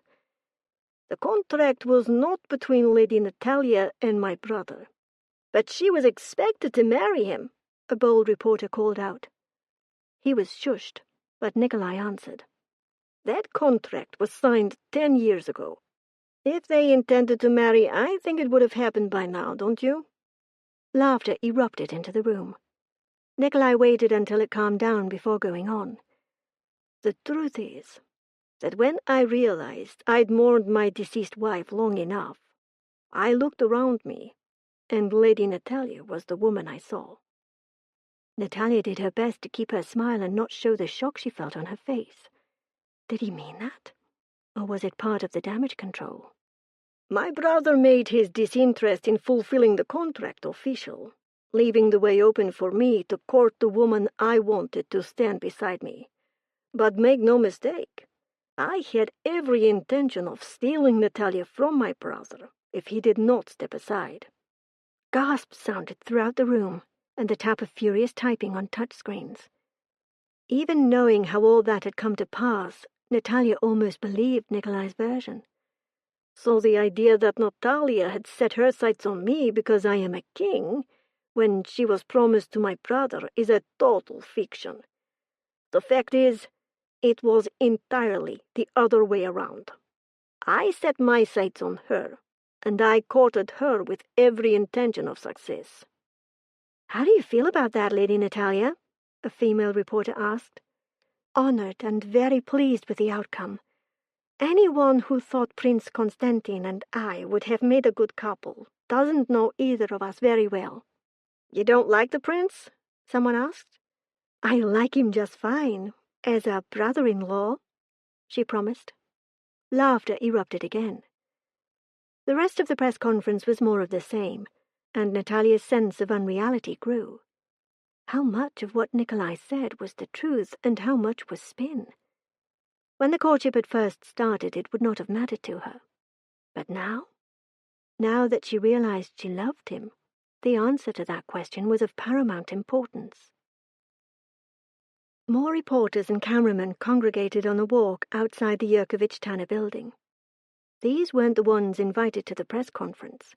These were the ones who had read that sleazy interview with her father and wanted their pound of flesh. Nataliya could see them from her seat beside Nikolai in the helicopter as it lifted off from the roof. They were traveling via helicopter rather than the jet he had arrived in because he had refused to allow her to be exposed to the clamoring press waiting like jackals. She couldn't help feeling a certain satisfaction knowing the vultures had been deprived of their prey. Not all journalists were bottom feeders. In fact, she was of the opinion most weren't, her best friend being a prime example, and she'd been impressed by those who'd shown up for the press conference. But the ones hoping to get a word from or a picture of the scandal-tainted Lady Nataliya were the type who gave journos a bad name. The rest of Nataliya's things were being packed up by movers and would be taken to Miros the following morning. Her social secretary, Frasana, was busy either cancelling her final engagements with friends or rescheduling virtual get-togethers from the palace.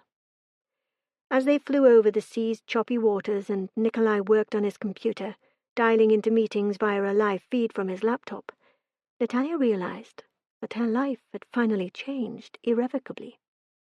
The wedding was just a formality. She no longer worked for Yurkovich Tana. Nataliya no longer lived in her own pretty condominium she had bought with her own money.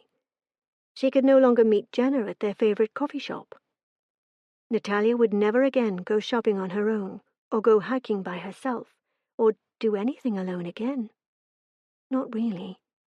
Even when there was an illusion of privacy, it would only be that, an illusion. From this point forward, she would always have a security detail. Though the wedding had not yet happened, she was already considered a part of the royal house of Merikov. Nataliya didn't have the title of princess yet, but this flight represented the end of her personal independence. Maybe that was why she'd fought against going to Miros ahead of schedule.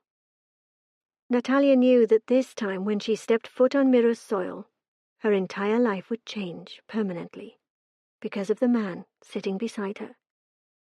Her father had really picked the wrong victim when he tried to blackmail King Nikolai Merikov. If there was a more stubborn person as certain of his cause, Nataliya had never met him. Nikolai had decided that Nataliya would make a good wife and princess to his people, and he had allowed no one to dissuade him, not his family, not his advisors, not even Nataliya herself. Certainly, he wasn't going to allow a man like Count Danilo Shevchenko to undermine the king's plans. Nataliya wasn't sure what Nikolai would make of her love for him, but she was sure it wasn't part of his plan. Affection, yes.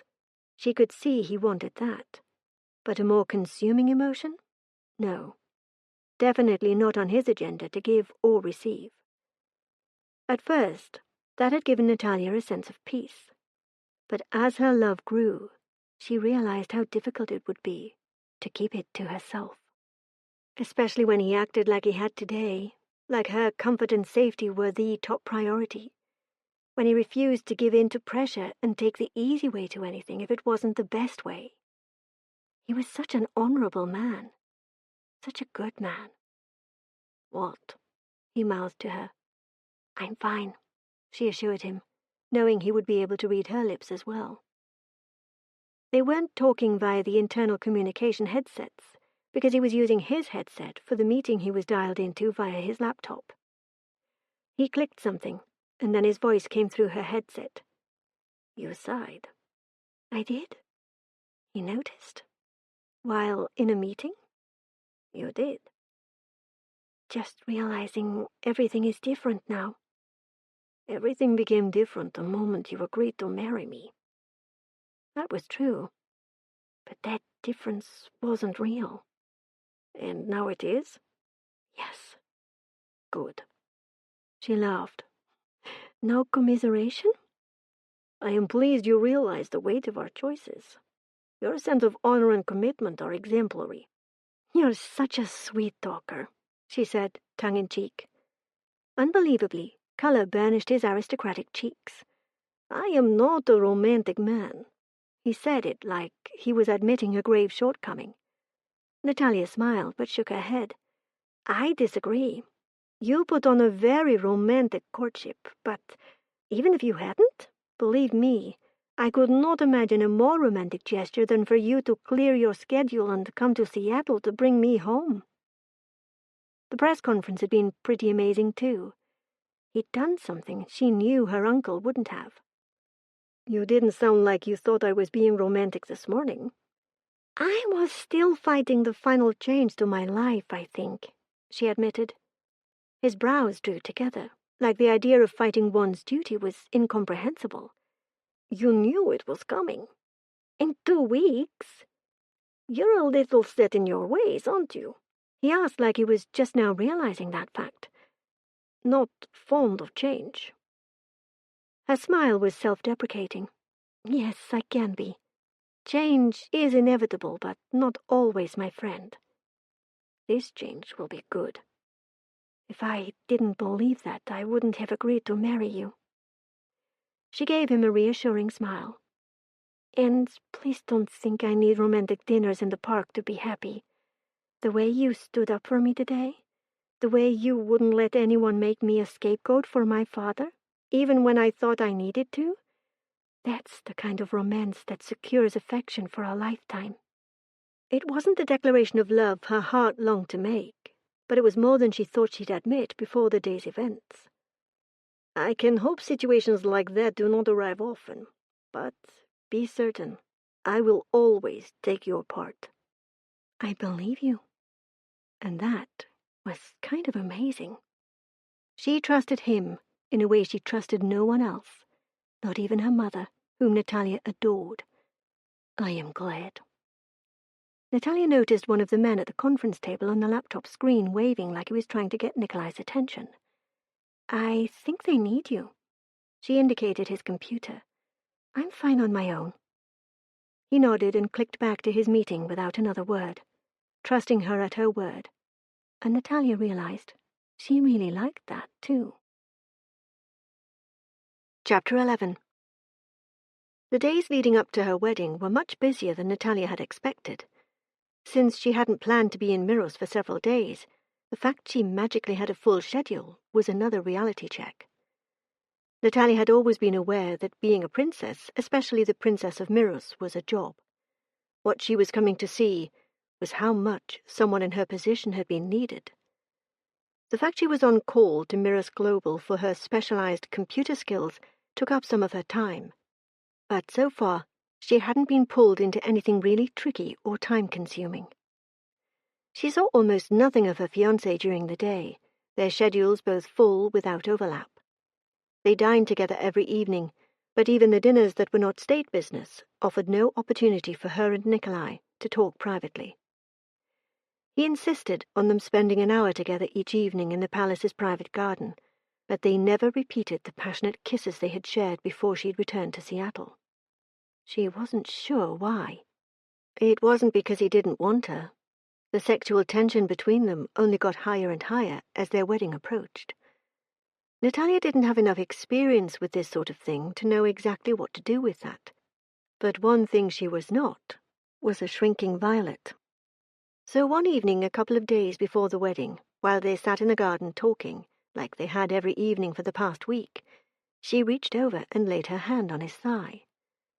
Nikolai's reaction was electric. Her soon-to-be husband jumped up and moved several feet away before spinning around to face her. "What are you doing?" Since she thought the answer to that question was more than obvious, Nataliya frowned and tried to make sense of his overblown response. "What's going on, Nikolai? I thought we agreed there was nothing wrong with sharing our passion." "We did." He looked like he was in physical pain. She let her gaze slide over him and couldn't miss the erection pressing against his slacks. Did it hurt? "Stop that," he admonished. "Stop what? Looking at you?" she asked with disbelief. "Yes." This was getting stranger and stranger. "Why?" "I promised your mother," he gritted out. "Promised Mama? That I wouldn't look at you?" That didn't make any sense. "That I would not touch you again before the wedding night," he ground out. Irritation filled Nataliya, both at her mother for asking for such a thing and at Nikolai for agreeing to it. "At all?" she clarified.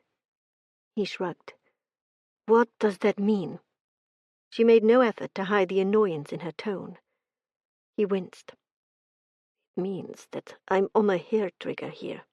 If I touch or allow you to touch me, if I kiss you... He visibly shuddered at the thought. This thing between us is going to explode, and I will break my promise. That you made to my mother? Nataliya's voice held a wealth of censure. Why did you make that promise? He was too smart not to have known what a challenge it would be to keep, for both of them. Because she asked me to. And that was enough? Nataliya's voice rose on the last word. The look he gave her from his steely grey eyes implied she should understand. She's your mother. And I'm the one you are going to marry? Yes.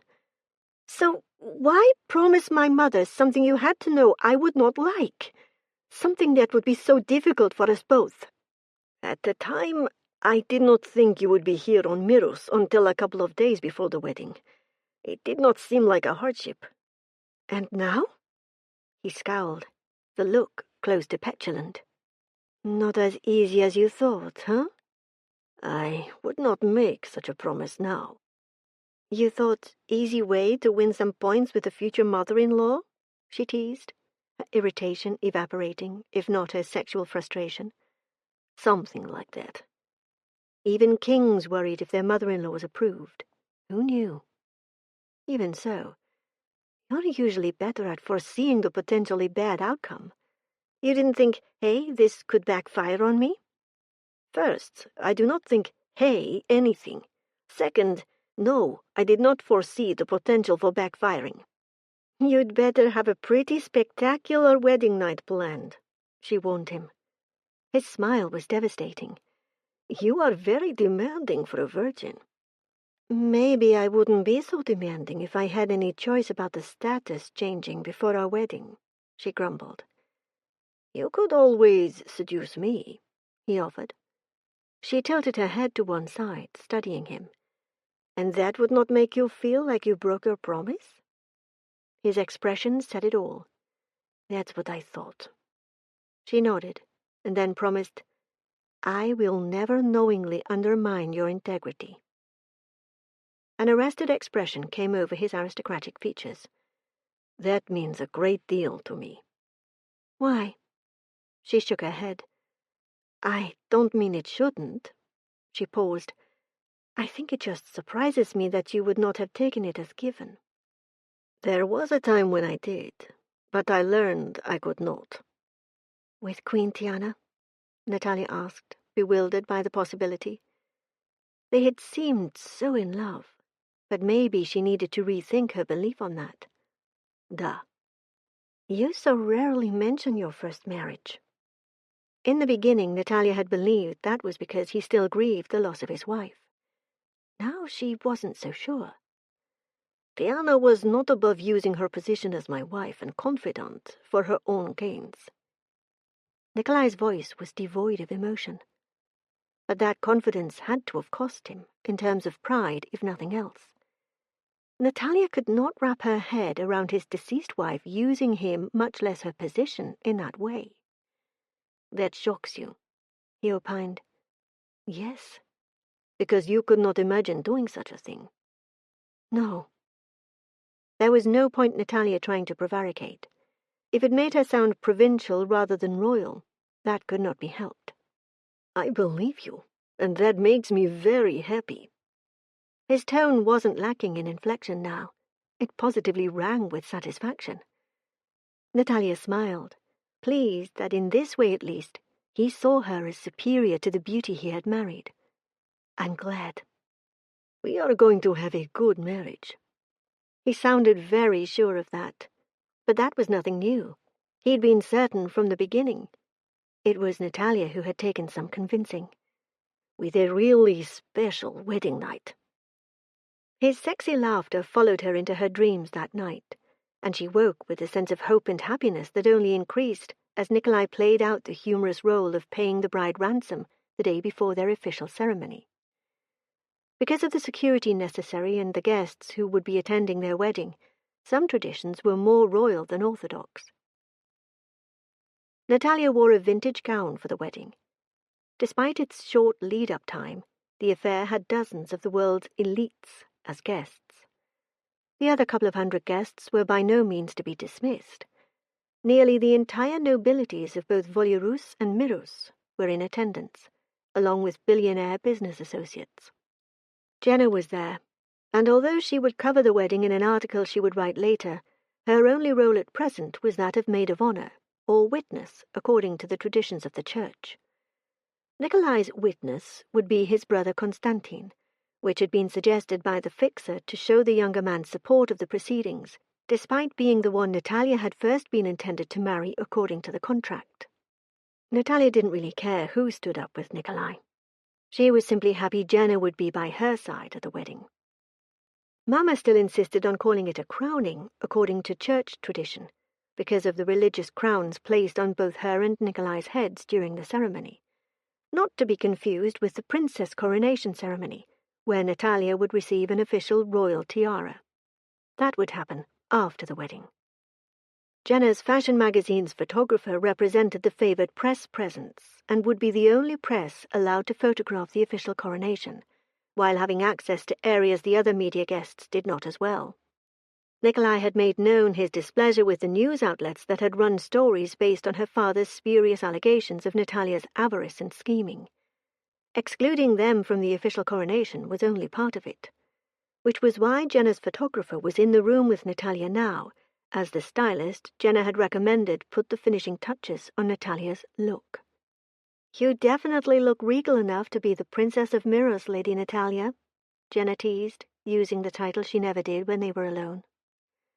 Nataliya had been pleasantly surprised when no one suggested she choose someone with a higher rung on the social ladder than Jenna to be her maid of honor, and said so now. "I'm so glad you're here with me. I'm pretty sure I'd be a bundle of nerves otherwise. I think the fact you are marrying the man of your dreams has more to do with why happiness is overriding nerves, but who am I to say?" Jenna responded with a laugh. "And there never was any chance someone might argue your choice to have me as your only attendant. Your mom and King Hadi put the kibosh on any dissent before you even floated my name to the wedding planner." "How do you know that?" Nataliya demanded. "Because unlike you, my dear friend, I listen to gossip." Nataliya just laughed and got ready to promise the rest of her life to serving the people of Miros as their king's princess. The Russian Orthodox church that hosted the wedding had been built the first decade of Miros' settlement. The gorgeous structure had been the setting for every wedding in the House of Merakov since. Like St. Basil's in Moscow, Miros' cathedral had multicolored rather than gold conical-topped spires, but inside the gold-leafed icons were lavish works of art from another century, and the intricately designed floor tiles breathtaking. Her gown, a replica of the one worn by the first and most beloved queen of Miros in the country's history, trailed behind Nataliya down the center aisle in 30 feet of rustling satin train. The guests filling the church were in a hazy glow, but Nikolai, waiting at the front for her, was in sharp focus. He looked unutterably handsome in his head of state military regalia, but even wearing an off-the-rack suit, she knew this man would leave her breathless. The expression in his steely grey gaze when she joined him at the front of the church was so intense, it sent goosebumps along her arms and made her breath catch. This man had a plan, and she was part of it. During the procession, Nataliya was glad she had practiced negotiating her train, or this moment could have been an unmitigated disaster. She was even more relieved that she would be changing into a more modern gown created by a high-end Russian designer before attempting to circulate at the reception later.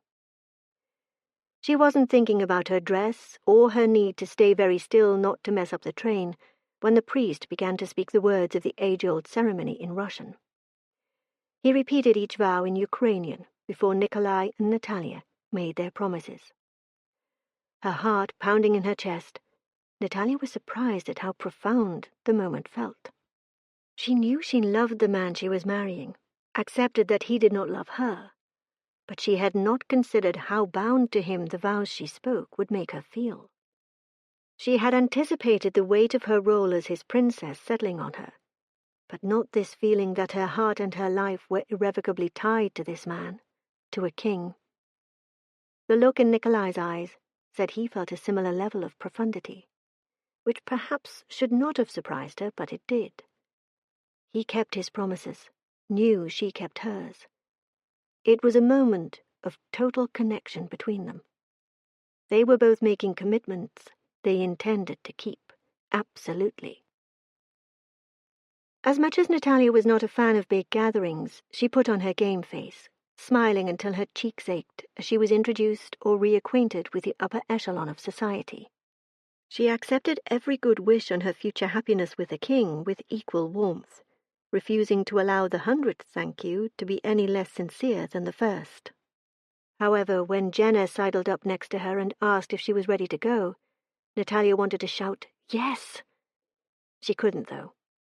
"We've got hours yet," she informed her best friend in an apologetic whisper. "Not according to your husband, you don't." Nataliya startled and looked around for Nikolai. "What do you mean?" They'd spent more of the reception together than she had expected, but it would have been impossible to remain at one another's side throughout the evening. And now she couldn't see him anywhere. "His Highness sent me to get you." "Get me?" Nataliya felt like she wasn't tracking. "He said something about a promise he made about your wedding night," Jenna prompted. Heat washed into Nataliya's cheeks.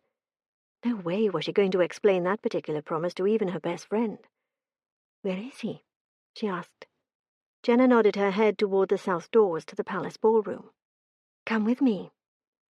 Somehow Jenna, who had not been born to nobility, was negotiating the room like a seasoned campaigner. She had Nataliya in the corridor outside mere minutes later, explaining to anyone who impeded their progress that His Highness needed Princess Nataliya for something. Unsurprisingly, a security detail waited, but neither of the men said anything, as Jenna continued to lead the way to one of the hidden hallways used by the royal family to navigate the palace. Then they were going through a set of thick doors that led to the outside behind the palace, where a sleek black limousine waited. One of the security details stepped forward to open the door and help Nataliya inside, still silent. The interior of the limousine was empty but for her cell phone on the seat. She picked it up and settled onto the soft leather. It rang in her hand as she was reaching for the seatbelt. Nikolai's face flashed on the screen. She answered. "Really? You changed my ringtone for your calls?" "I thought it was appropriate." Amusement warmed his voice. "Somehow I don't think of you when I think of modern hip-hop, and yet the song is very appropriate." It was a modern ballad by a popular female artist about desire and fidelity. Not a song she would have thought he even knew. Not exactly subtle, as all things royal should be. In a hip-hop song, who knew? "You may want to change it later," he conceded, and she smiled. He'd made the change as part of this special night. "Where are you?" Should that have been her first question? Maybe. "In the SUV in front of you." She remembered there being an SUV in front of the limousine and one behind. A quiet cavalcade without the flags of station waving. "Why there and not here?" she asked. "You deserve a very special wedding night, not for our first time together to be in the back of a limousine." The promise in his voice sent shivers of desire through her. Nataliya's hand tightened on the phone. "And if you were here it would be?" she goaded. "Of a certainty." How was it possible for the sexual intensity between them to be so hot? Is it always like this? She wondered aloud. "No," he assured her in a growl. "It is not. What we have is uncommon." But not love. Not on his side, anyway. "Was it like this with your first wife?" He inhaled, like the question shocked him, but he answered. "At first, something like it. But looking back, I realized that it was never this intense. Maybe because Tiana and I didn't wait." He paused, like he was thinking. "I don't know. But as much as I desired her, there was never a time I thought I wouldn't be able to control myself if I was with her." And he felt that way with Nataliya? She couldn't help liking that. But she didn't doubt that if she told him no ever, he would control himself just fine. He meant he didn't think they could control themselves together. Like that first kiss in the garden. Neither of them had been showing any sort of control then. Yes. At first, she asked, will it get less intense? No, he said without hesitation. But you said that with Queen Tiana. Nataliya allowed her voice to trail off. He knew what she was talking about. What I had with my first wife was different, he said with certainty. I was enthralled by her. She used sex to control, to manipulate. But I didn't realize it until we'd been married more than a year. No question he was alone in the back of the SUV with the privacy window up, just as she was, or they would not be having such an intimate and revealing conversation. Nataliya shifted, trying to alleviate the feeling of need that even talking about his dead wife was in no way diminishing. Even if that's true, I cannot imagine she wasn't just as enthralled by you. Because you are. Nikolai sounded very satisfied by that fact. You know I am. We are well matched. Yes. She could not deny it, nor could she deny that she wished he was with her. The setting of their first time sharing full intimacy be damned. Where are we going? Somewhere we can have that spectacular wedding night you demanded. How long until we get there? Only about 45 minutes. Did you just say only? She demanded. Relax, Kiska. We will be there before you know it. I will keep you entertained. And he did, telling her his plans for the night ahead. By the time the limousine stopped, Nataliya was so hot and bothered she couldn't fumble her seatbelt open. When she finally got it, she surged toward the door with no sense of aplomb and even less reticence. Nikolai was there to take her hand. He practically yanked her from the car and right into his embrace.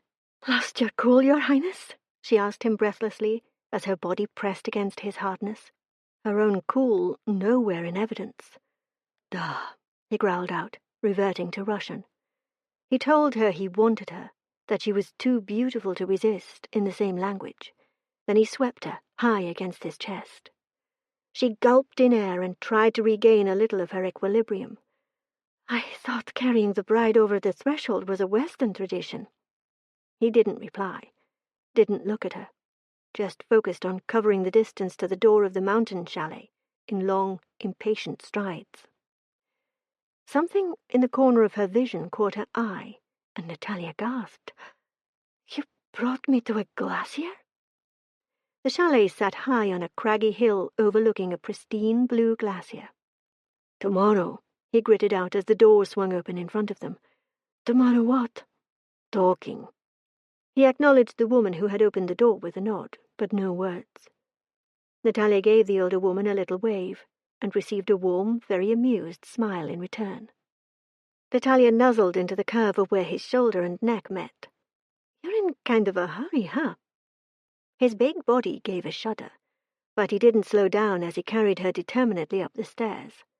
And then they were in a huge master bedroom, the solid doors slamming when he kicked it closed. She would have teased him about slamming doors, but suddenly that moment was upon her. They were going to make love, have sex. Whatever they called it, Nataliya knew it would change her forever. Her king made no move to let her go. Inhaling his delicious masculine scent, she pressed a kiss to his neck, letting her tongue flick out to taste. Everything inside her tightened, the pleasant throb between her legs she'd had for the last 30 minutes of the drive up the mountain becoming a sensual ache. With a groan, Nikolai released her and then quickly stepped back, putting distance between them that she did not want. She moved to follow him, but he put his hands up as if warding her off. What? She demanded. You are a virgin. So? Tomorrow I won't be. Precisely. He turned toward the door. She stood in stunned silence until his hand landed on the handle. Where are you going? She demanded. You need gentle. That was debatable. Nataliya wasn't feeling gentle right now. She was hot and bothered. So? So, I need some time. Why? So I can give you gentle. I don't want gentle, she informed him. He spun to face her. You think that, but "Stop right there," she interrupted. be very careful before you try to claim you know more about what I want and need than I do. I am a 28-year-old woman. I am a virgin by choice, not because the men in my life knew what was best for me and protected poor little old me." And being a virgin did not mean she was ignorant about sex or her own body's needs. You will be a passionate advocate for the rights of women in Miros. Right now, I'm not thinking of anyone but us. She stepped out of her shoes. Either you respect me enough to let me make my own choices, or you don't. She waited, wondering if she could have misjudged this man and his intentions so badly. Air filled her lungs in a breath of relief as his hand dropped from the doorknob. It is a matter of physical necessity, not believing I know your body better than you do. It so was, but she could forgive him because he wasn't in possession of all the facts. "I have toys," she told him boldly. "What?" He stumbled back, like her words profoundly shocked him. "I am a 28-year-old woman. If you have a fantasy of a naive virgin in your bed, we can play the scenario out sometime. But right now, I just want you." "What kind of toys?" She rolled her eyes. "I'll show them to you sometime. Maybe you'll want to use them with me. But not tonight." His already dark eyes flared with heated desire. "No, not tonight." Done with waiting, done with any delays, Nataliya reached behind her back and pulled the zip down on the designer dress she changed into for the reception. He didn't ask what she was doing, or make any more sweet but inane comments about how she needed gentleness, when Nataliya was so hot she thought she might combust if he didn't get inside her soon. Nikolai stripped with more speed than finesse, baring his gorgeous body to Nataliya's eyes. He was beyond fit. Muscles bulged on his biceps and chest, usually hidden by the formal attire of a king, his sculpted thighs showing her why he'd found carrying her up the stairs so easy. She let out a pent-up breath, her own dress a pool around her feet. "You are beautiful." "I believe those are my words to you." Her throat had gone dry, and she couldn't reply with a witticism, just shook her head. He was everything she could have imagined wanting in an intimate partner. She didn't need physical perfection, but it was standing right in front of her, and she had no more words to tell him how turned on he made her. The sight of his masculine body finished what his words on the phone had started, and she wanted. She needed. She went to shove her panties down her legs, but he was there just that quickly, his hands over hers. "Let me." She nodded, her own hand sliding out from under his to press against his sculpted chest. She circled the eraser-hard nubs of his nipples, brushed her fingertips over them, just as he undid the catch on her bra, releasing her breasts.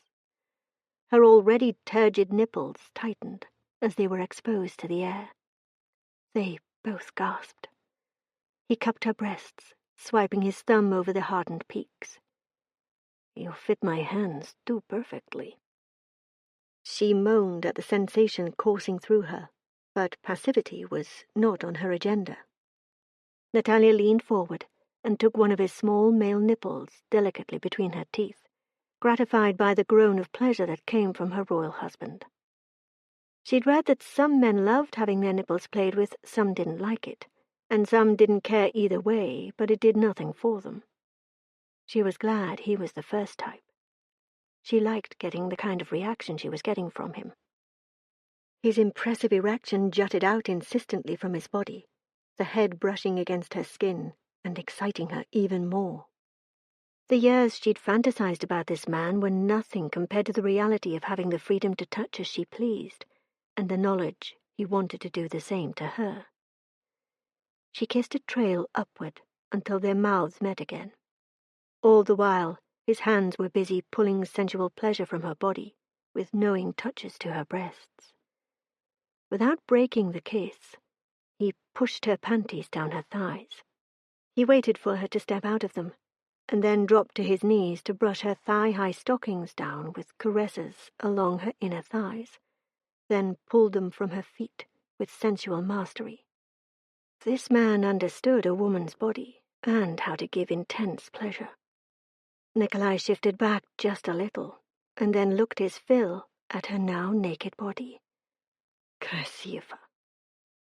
I thought that was my word for you, she said breathlessly, her knees threatening to buckle. You said it in English. She would have laughed, but he ran a probing finger between the folds of her most intimate flesh.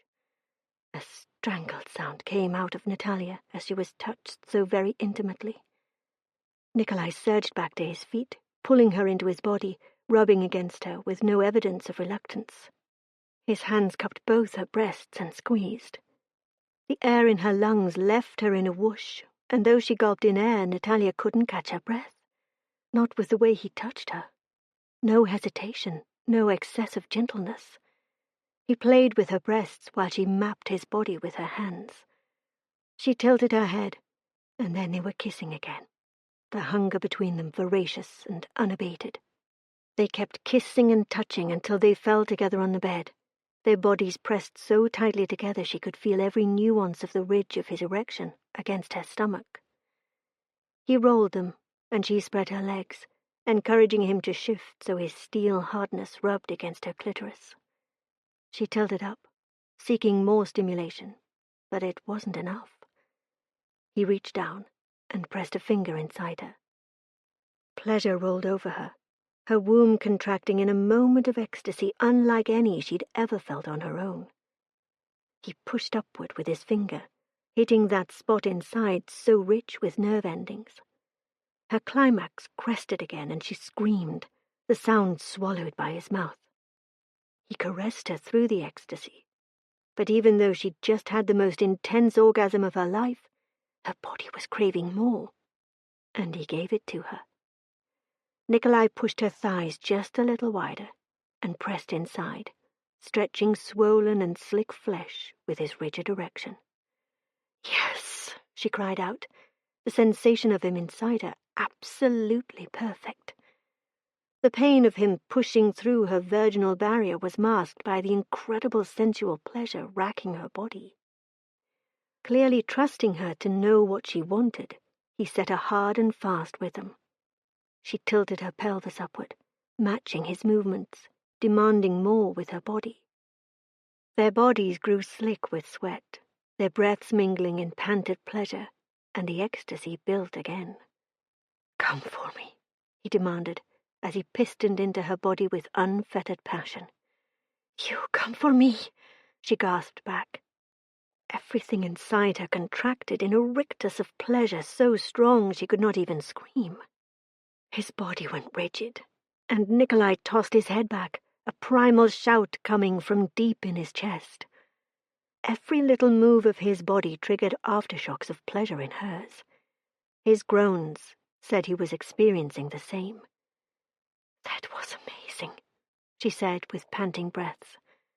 He didn't reply with words, but kissed her, his lips soft and perfect against hers, in the aftermath of such a primal loving. She didn't know how long they remained connected like that, but eventually Nikolai rolled off her, his arm going around her waist. I suppose you want to take a shower. I do? She asked, having no thought of doing so. We are all sweaty. So? Sex was supposed to be messy, wasn't it? You don't mind? Do you? She asked, really not wanting to move, even for a shower. No. He nuzzled into her shoulder. I love that you smell like both of us together. How primitive of you, she teased. He went to shift away from her, but she followed, leaning forward to kiss his muscular chest. I like it too. Let's be throwbacks together. The rigidity that had come over his body relaxed. You do? Mm-hmm. She snuggled into her new husband. Thank you. For?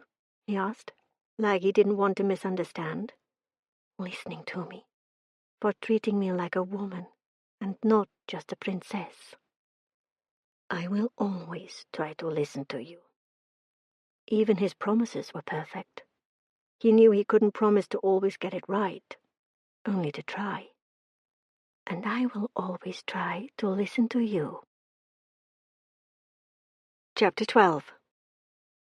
Nikolai and Nataliya lay together for a while, pressed together from chest to hip, and Nataliya revelled in the intimacy of it. But they had been on sexual edge for too long, and the desire between them inevitably built again. This time he was gentle and teasing, showing her just how much pleasure he could bring to her body with a slow build-up. She returned his touches, learning what made him moan, what made him give that contented growl that said she was connecting to him more than sensually. She wanted to be on top during their coupling this time, and he let her without hesitation. Nataliya brought them both to another culmination of pleasure and collapsed onto him after. Eventually, they did make it to the bath, where she learned the slide of naked bodies in the water could be terribly arousing. The sun was rising over the glacier out the huge wall of windows when she and Nikolai finally settled into sleep, their bodies entwined. They slept away the morning, but rose to have lunch together. The entire side of the chalet facing the glacier seemed to be made of windows, so the dining room overlooked the incredible view just as the master bedroom did. This place is amazing. It is our personal getaway. You mean the family doesn't use it? She asked in surprise, before dishing some more fruit onto her plate. She was ravenous. Not without my permission, and with rare exception I do not give it. The people of Miros can visit the glacier from the other side of the chasm. Aren't tourists allowed? No. The park is owned by the royal family, and only open to the people of Miros. Conservation was a big thing on the island, so she wasn't surprised.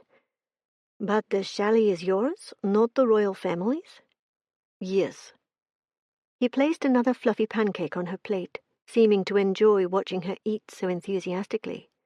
It is a retreat for the king. Nataliya looked around herself with satisfaction. It's the perfect honeymoon destination. It afforded the privacy that would be lacking in their daily life, and she was really happy to know they had this retreat to come to when they needed it. I'm so glad you think so. Something about the way he said it gave Nataliya pause. Didn't Queen Tiana like it? She never came. Nature was not her thing. But it's so beautiful. Tiana had no interest in seeing the glacier. She refused to go anywhere she could not be entertained. You two weren't very well suited. Nataliya sucked in her breath and nearly bit her tongue, in her chagrin saying something like that. I'm sorry, it's not my place to judge your past relationship. But he wasn't offended. Nikolai's smile was approving and warm. If not you, then who? He sipped his coffee. Black, no sugar or cream. So not how Nataliya enjoyed the bitter elixir. You are right. Once we were married, I realized how little in common I had with my wife. That must have been hard. But still, you loved each other. And Nataliya was just realizing how much she wanted that emotion from him. Love? He mused. I thought I did, but now I'm not so sure. She had me sexually enthralled. She was enthralled by the idea of being a queen. I'm sure she loved you. How could Queen Tiana have felt anything else for this amazing man? Are you? I am not. He didn't sound like he was bothered by that fact, but she knew he had to be. She remembered how he'd been with Queen Tiana. Whatever he thought now, Nikolai had loved the other woman, and while that hurt Nataliya a little, she recognized that their marriage would probably be a much happier one. Nikolai asked, remembered pain reflected in his steely grey eyes, if she loved me, would she have gone skiing on that dangerous slope, knowing she was pregnant with my child? She was very athletic, Nataliya offered. Her sports acumen was renowned. Queen Tiana had been known for her skiing prowess as well as her skydiving feats. She was very good at any sport she tried, and she always did the most challenging aspect of those sports. The former queen had been lucky right up until the end, too, never having broken so much as a pinky in all her exploits. I'm sure Queen Tiana never even considered it might not go well for her to take that slope. I've never been sure. Yes, she enjoyed the adrenaline rush of high-risk sports, but she was a queen, pregnant with the heir to the throne. He looked at Nataliya with an expression she could not read. Tiana did not want to be pregnant. She had wanted to wait to have children, but her birth control failed. All this time I thought she didn't know, Nataliya admitted. Everything in the media, every statement given by the palace, it had all said at the time that the tragedy was made worse by her taking a chance she hadn't realized she was taking. That she was pregnant? Oh, she knew. As I said, she wasn't happy about it. She refused to allow her pregnancy to curtail any of her pleasures. Nataliya didn't know what to say. She couldn't imagine making the same choices as Queen Tiana, but those choices had been the other woman's to make, even if they felt incredibly selfish to Nataliya. I could tell my brother absolutely no when he wanted to participate in extreme sports, Nikolai said, frustration lacing his tone. He recognizes my role as his king. My dead wife? With her, I had no authority. Nataliya got what Nikolai was saying. Constantine had given up any hopes of participating in extreme sports because of his role as his brother's heir. Queen Tiana had disregarded not only her role as queen, but the risk to her unborn child who would become the heir to the throne. Even so, I don't really want you bossing me around like my sovereign either. What about as your husband? Do I have any sway over your actions in that regard? Of course you do. Just as I expect you to listen to my counsel when something is important to me in regard to your actions. But ultimately, though we will listen to each other, we are still self-governing. You live in a monarchy now, you do realize this. Yes, but you aren't the type of monarch to dictate the actions of your people. You think not? I wouldn't have married you otherwise.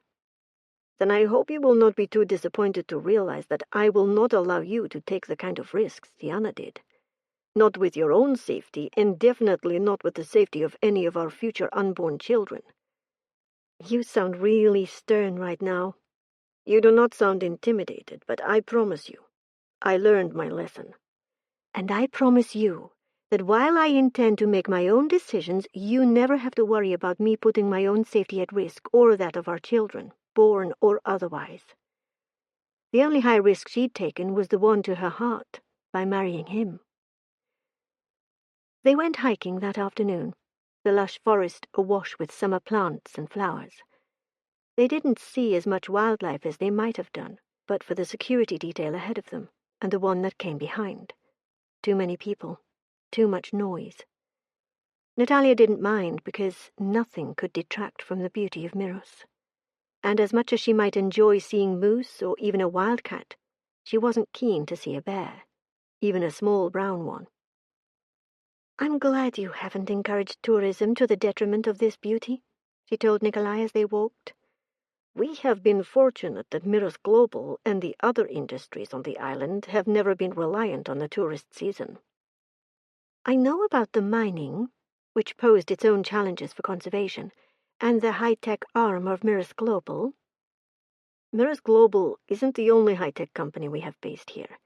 One of the world's most advanced AI developers is a citizen, and his company employs many others. I'd like to meet him. Of course you would. Nikolai smiled down at her with indulgence. Since the barely banked desire was there as well, Nataliya didn't take offense. Nevertheless, a certain amount of tourism is beneficial. He took her hand and kissed the back, as if unaware of doing so. If for no other reason than offering an opportunity for our people to meet potential partners from a new gene pool. She laughed, thinking he was joking, but realized he wasn't. You're serious? That happens? A lot? Enough to make the management of our tourism industry worth the headache it brings to environmental and resource management. Although the education system through high school is top-notch on Volyarus, Uncle Fetir has fought against building a university every time the issue comes up. Maybe that's why. She'd spent so many years living in the greater Seattle area that some of these nuances to a small island country were new to her, despite having been born in Volyarus and being a member of its royal family. Nikolai nodded. We do not have a university for the same reason. But aren't you afraid young people won't return to the island? She asked, thinking that had to be a real detriment. But Nikolai shook his head. We are both small countries, only able to support a finite population. Attrition is not always a bad thing. Voluntary attrition is preferred over involuntary. Like her and her mother's exile? But thinking about it, Nikolai's attitude about natural attrition made sense. If everyone stayed, both small countries would be very different places. They would be crowded, and the problems that came with higher populations would plague them. Higher crime, unemployment, poverty, etc. I never even considered that. Both countries have a lot of citizens working in other countries while maintaining their citizenship.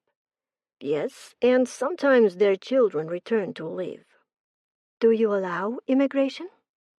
Our numbers are by necessity extremely low, but we have few requests for permanent residence. Living in a country that lacks the amenities of big cities because we do not have them and has months in the winter with only a few hours of sunlight isn't for everyone. She considered that. It is very isolated, but it's so beautiful. I am glad you think so. It is my hope you will find life here as fulfilling as I do. They continued to hold hands as they walked, and Nataliya made no effort to overcome the illusion of intimacy and romance the small physical connection provided. Their honeymoon lasted only a week, but Nikolai was a reigning monarch with duties even his father and brother could not perform in his place. And yet during their honeymoon, he never once allowed state business to take precedence over their time together.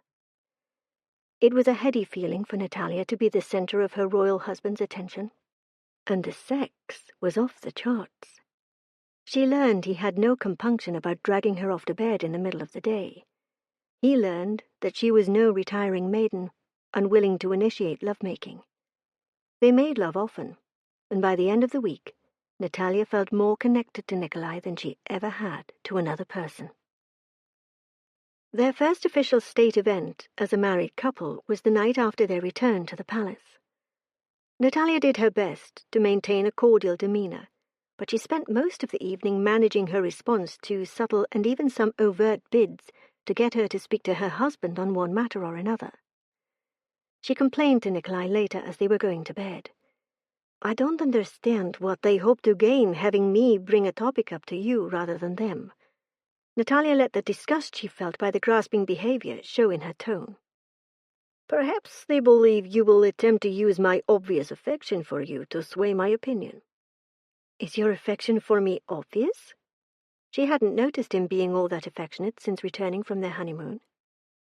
In fact, his very dignified manner was taking some getting used to after such an intensely sensual week, where they touched constantly whether they were having sex or not. He had been more overtly affectionate with her before their wedding than since their return to the palace. Nataliya wished she knew what caused the difference, because she'd looked for a way to change it. He looked chagrined, whether by her question or his own thoughts, she couldn't tell. We have been home for 36 hours, he informed her like she didn't know. In that time, I have texted you several times, eaten every meal in your company, and called you for no other apparent reason than to check on your welfare. You kept track? She hadn't. Maybe she should have. Apparently that kind of communication indicated a deep affection on his part. Who knew? His gorgeous lips twisted in grimace. My aides have. And you can be sure that the gossip of my besotted state has spread like wildfire throughout the palace. She crossed the huge bedroom they shared until she stood only a few inches away from him, but for some reason couldn't make herself reach out and touch him. Perhaps them sharing a room was another indication of his regard. She knew her aunt and uncle did not, but she'd never considered their marriage all that healthy. At least, not since becoming an adult and realizing her uncle had a secret lover. "Did you share a room with Queen Tiana?" she asked out of curiosity. "Naturally. This is not the 19th century." She smiled. "No, it isn't. So what do the gossips say about the deep affection I hold for you?" He stilled, his hands on his unbuttoned shirt, his head swiveling so their gazes caught. "You hold me in deep affection?" "Yes." It wasn't as if Nikolai didn't already know she had had feelings for him for a long time. She wasn't using the L word, might never use it. But he had to know her feelings ran deeply. "Didn't your aides point out my behavior?" After all, she'd texted him just as often, answering any communication from him immediately, regardless what else she might be doing. "No, they did not remark on it." And it clicked. "They are worried about you." "I believe so, yes." He went back to removing his clothes, his body shifting, so he was turned more away from her than toward her. "They know Queen Tiana influenced your decisions. And that must lacerate pride as deeply rooted as the king's." He jerked his head in acknowledgement, and then looked away, pushing his slacks down his thighs. Refusing to be sidetracked by the sexy vision before her, Nataliya reached out and laid her hand on his arm. "You know I won't ever do that." "I do." But he still wasn't looking at her. "They don't." "No." "That is their problem," she pronounced. He jerked back around to face her. "No, it is also my problem." "No, it is not. You know I won't try to manipulate you. That's all that matters. Eventually they will see that I'm not like her, but it is not on you to convince them." "They have a right to be worried."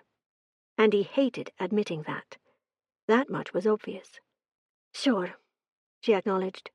"Just as my mom is going to worry about how you treat me until she sees for herself, you aren't going to change into a monster." His brows furrowed, offense coming over his features. "I promised you." "You don't think my father ever promised never to hit her again, never to hurt me again?" "I am not him." This time, his tone left no doubt he was offended, deeply. "No, you are nothing like him," Nataliya agreed. "You are everything I could have ever hoped for in a husband." "Unlike my brother." "Even if your brother was as wonderful as you are, he has the singular disadvantage of not being you. It wasn't fair of me to sign that contract when I knew I cared for you." "You were a child." "I was legally an adult, and the feelings I had for you were very adult." Nataliya no longer felt guilty for those feelings. She knew the difference between having feelings and acting on them. She never had because he had been married, and then she had been promised to his brother. But now she could do as she liked. "You are my wife. You get to act on those adult feelings," he said, as if reading her mind. The kiss they shared was incendiary, and the love-making after had an emotional quality Nataliya couldn't define. And really, she was too tired and sated to even try. She just snuggled into her husband's muscular body, feeling safe, and held in very deep affection. A couple of weeks later, Nataliya was in the study in their suite, looking for some research she needed for a meeting she was supposed to attend with the Labour Council. She had some ideas for employment-driven voluntary expatriate living she hoped they would be willing to listen to, but she was prepared for skepticism. Because so far, that was all she'd met with when she attended meetings in her official capacity as the Princess of Miros and a member of Nikolai's cabinet. She'd been shocked when he'd given her an official title and list of duties that showed he regarded her as equal to his brothers and father. Even so, his cabinet ministers, business associates, and other politicos treated her ideas with indulgence rather than attention. Her mother reminded Nataliya that she had to build relationships before she would get the trust and sometimes even the respect Nataliya knew she would need to do her job as the Princess of Miros effectively. It had not gone unnoticed that Nikolai made no indication he would be bestowing the title of queen on her, as he had his first wife. Some took that to mean he had married Nataliya for mainly breeding purposes. She found such assumptions offensive. Yes, she would be giving birth to the heir to the throne, but that didn't make her a broodmare. She didn't need to be queen to hold an opinion or have a brain and use it. Not that her job as the princess of Miros was something she'd ever aspired to, but she would do it to the best of her abilities. It was how she was made, how her mother had raised her to be. Nataliya could admit to herself, if no one else, that she enjoyed her couple of hours each day on the computer working in the elite tech department of Miros Global more than all the luncheons and meetings where she was treated like a nominal figure. But she couldn't make changes if she didn't stay the course, and she'd noticed some changes that needed to be made. For instance, as forward-thinking as she considered Nikolai, she had done some deep digging and discovered a discrepancy in pay to female and male staff in senior positions, both in the Miros Global and the Palace staffs. She planned to address those with him in their meeting the following day. She grabbed her papers and knocked a folder to the floor. Nataliya picked it up and recognized the logo for Yurkovich Tanner. Feeling no compunction about reading it, she flipped the folder open and started thumbing through the pages. It was a joint business proposal for the high-tech divisions of Miros Global and Yurkovich Tanner, written by her cousin Demian. So it had been created with serious intention. Demian didn't put his name on anything he didn't believe in fully. She would ask her husband what he thought of the proposal at their meeting the next day as well. Nikolai's administrative assistant showed Nataliya and her own personal assistant into the king's spacious office. Nikolai stood on her entrance and indicated a set of sofas and chairs on the far side of the office. "Let's sit over here." The dark paneling and 19th-century-style furniture gave off a decidedly royal vibe, but the hints at high-level technology were there to see if you recognized them. Now that she was the Princess of Miros, Nataliya had an entire staff and her own set of offices, but all meetings with her husband were held in his. Protocol. It would be daunting if she hadn't been prepared for the changes coming into her life. At least that's what she told herself. Nikolai took a seat kitty-corner to her, but far enough away to maintain professional distance. Again, protocol. Someone came in with a coffee tray, but Nataliya didn't need more caffeine, so she ignored it. So did Nikolai. He pulled out his tablet, looked down for a minute, and then back up at her. "I've looked over the report you sent over. I agree we need to hire an equity auditor." That had been easier than she expected, but she didn't make the mistake of saying so in front of their staff. She'd thought they'd have to take the report to the appropriate HR people. It was good to be king. She smiled. "Thank you. Would you like me to take care of that, or did you have someone else in mind?" "My staff will contact the firms you suggest in the addendum to your report." She nodded. "That's wonderful." She was careful to monitor her enthusiasm, but Nataliya was thrilled and tried to let him know with her eyes. His own eyes crinkled at the corners in a smile that did not reach his mouth. "We cannot allow such wage inequalities to continue." "I agree." They talked over some other things, and he asked her opinion on taking Miros Global into a certain technology area. Offering her opinion also gave the opportunity to segue into asking what he was going to do about the combined venture proposal she had seen the day before. "How did you know about that?" he asked, sounding wary.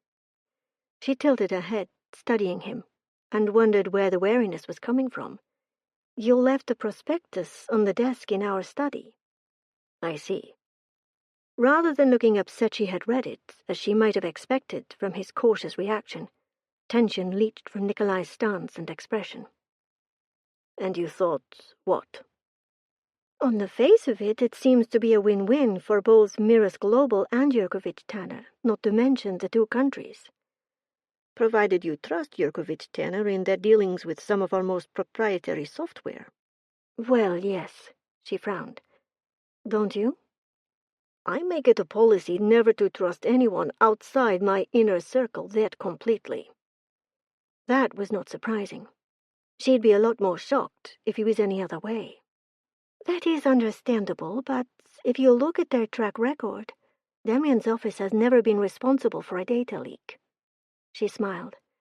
And he is your family now. Family are not always trustworthy, Nikolai said repressively. Like Nataliya needed that reminder.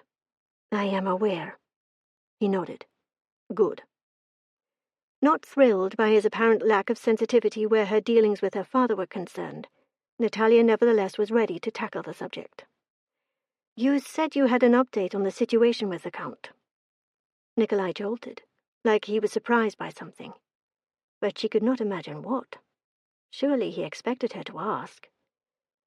After speaking with her mother, Nataliya had decided to press criminal charges against her father, as well as filing a civil lawsuit against him. The first update is that he is no longer a count. While he has maintained his citizenship in Volyarus, he is no longer recognized as a member of its nobility, and his exile has been formally extended to lifetime status. My uncle did all that? You are calling him uncle again. After a quick look at the staff and the security in the room, Nataliya nodded. I have realized that life, not to mention our personal motivations, is complicated. Nikolai inclined his head. But Nataliya wasn't going to get any more private with her thoughts in front of an audience. Is that all? No. Danilo has been arrested and charged with attempted blackmail. He will be tried in Washington state. Both Miros and Volyarus have levied charges against him for crimes against the monarchy. Chills ran down Nataliya's spine. You insisted on that, didn't you? Yes. Thank you. Her father would not be allowed to hurt her mother again, and that was the most important thing to Nataliya. I'm surprised my uncle went along. I am not. He had more to lose refusing than to risk by doing what he should have so many years ago. Do you think the civil suit is still necessary? She asked, thinking pretty strict measures had already been taken. But Nikolai nodded. The charges against him do not carry a life sentence, although he will never be allowed on either Marusian or Volorusian soil again unless he wants to face a trial for those charges. He could still do you and your mother damage from America. And you think a civil suit will prevent that? Winning a civil suit against him will go a long way in preventing him filing charges against either of you. For what? You need to ask. Danilo will manufacture whatever tale he needs to in order to pursue his own ends. Nataliya frowned and nodded. It was nothing less than the truth. You're right.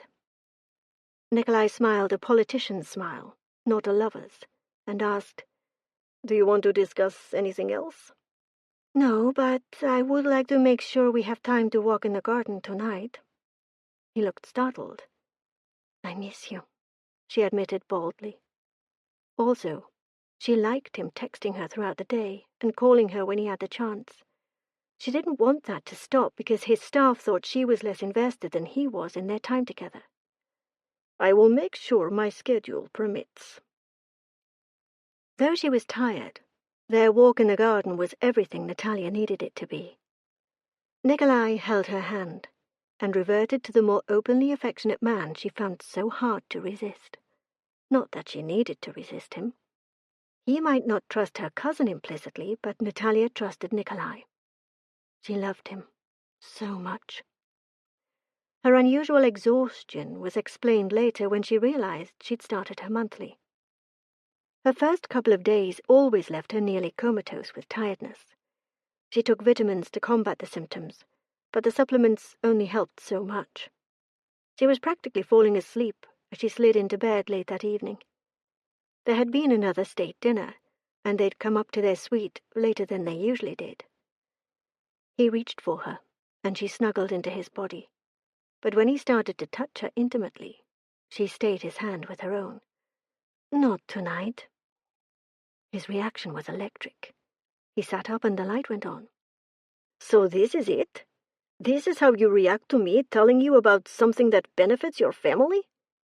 What are you talking about? She asked. even his uncharacteristic response unable to wash the tiredness from her brain. I just want to sleep. Last night, you did not want to sleep. Last night, I wasn't having my period, she informed him with more honesty than finesse. You're having your monthly? He asked, like the idea was a foreign concept. Yes. Sorry, no royal babies just yet. He waved his hand, like that wasn't important, when in fact it was incredibly important, especially to everyone else. Even her mom wanted to know if Nataliya was pregnant yet. She'd only been married 3 weeks. I thought... What did you think? She asked, not sure she even wanted an answer. That you were angry I said no to Damien's proposal. Did you say no to it? She didn't remember Nikolai saying that. Well, not yet, but my plans are to turn it down. Okay. Okay? Only I'm really tired. Can you hold me and let me sleep? She spelled out for him. He settled back down beside her, pulling her upper body onto his chest, his arms wrapped securely around her. She went boneless against him, making a soft sound of approval. You don't care about the joint venture? He asked into the darkened bedroom, something strange in his tone. Not enough to talk about it now. Can we talk in the morning? He kissed the top of her head. Yes. Nataliya woke with the sense that something wasn't right. Nikolai's arms were still around her, though they were spooning now, which was definitely right. It was the light coming in through the windows. What time is it? She tried to move his arms so she could get up. We overslept. How was that possible? Nikolai never overslept, and frankly, neither did she. His hold on her tightened. She wasn't going anywhere. Do not stress yourself. I arranged for our morning meetings to be moved. How? Both their schedules were set in stone as far as the staff was concerned. When? How? I called my administrative assistant and had her call your personal assistant and social secretary. When? Last night, after you fell asleep. I don't think a foghorn would have woken you, much less my voice talking on the phone. I was pretty tired. She felt a lot better that morning, her supplements and the extra sleep having done wonders. It's always like that the first couple of days of my period. I'm sorry. He grunted. It was not a kingly sound at all, but it carried a wealth of masculine meaning. You have nothing to apologize for. But you do? She asked, as she turned in the band of his arms to face him. His gorgeous cheekbones were scored with color. I do. What?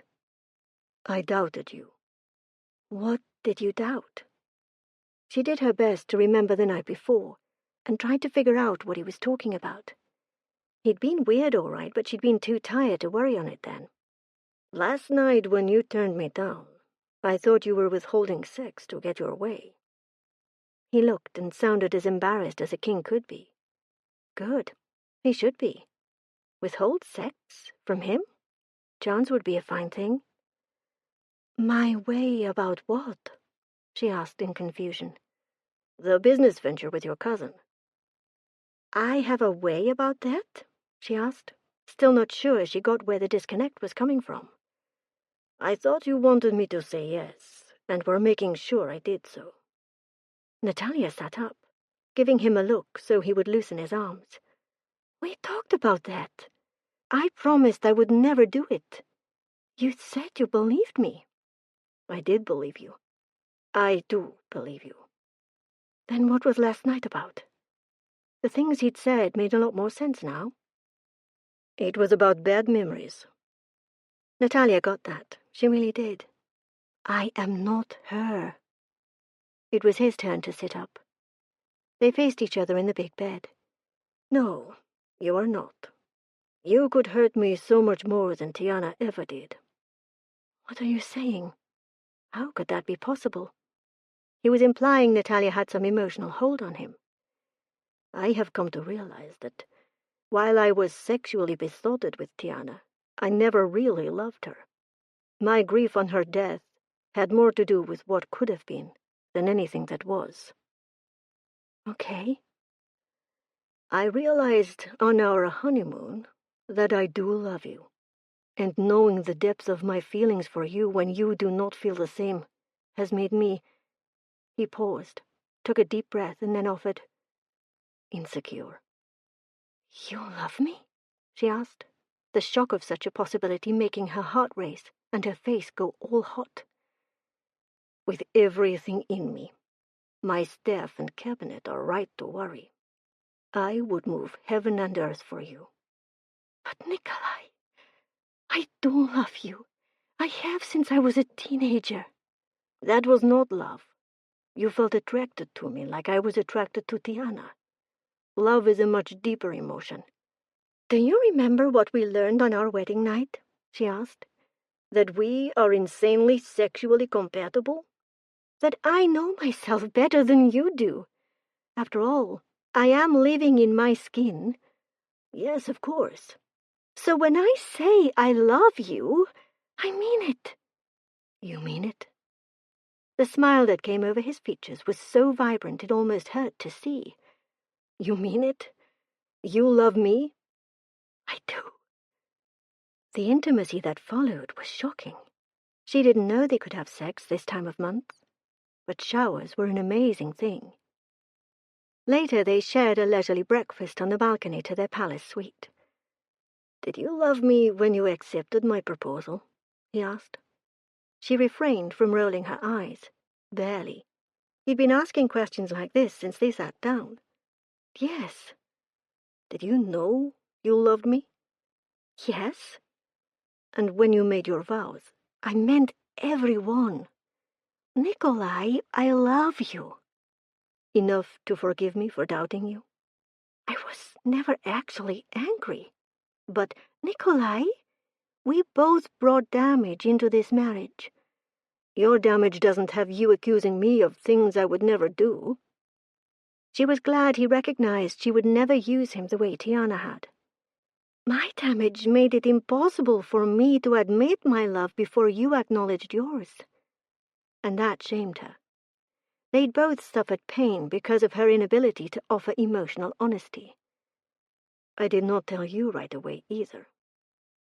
You realized you loved me on our honeymoon. Your timing has mine beat by a mile. He grinned. I do not care. You love me. That is all that matters to me. I've loved you half my life, it feels like. It's a permanent condition. Nothing could make me happier.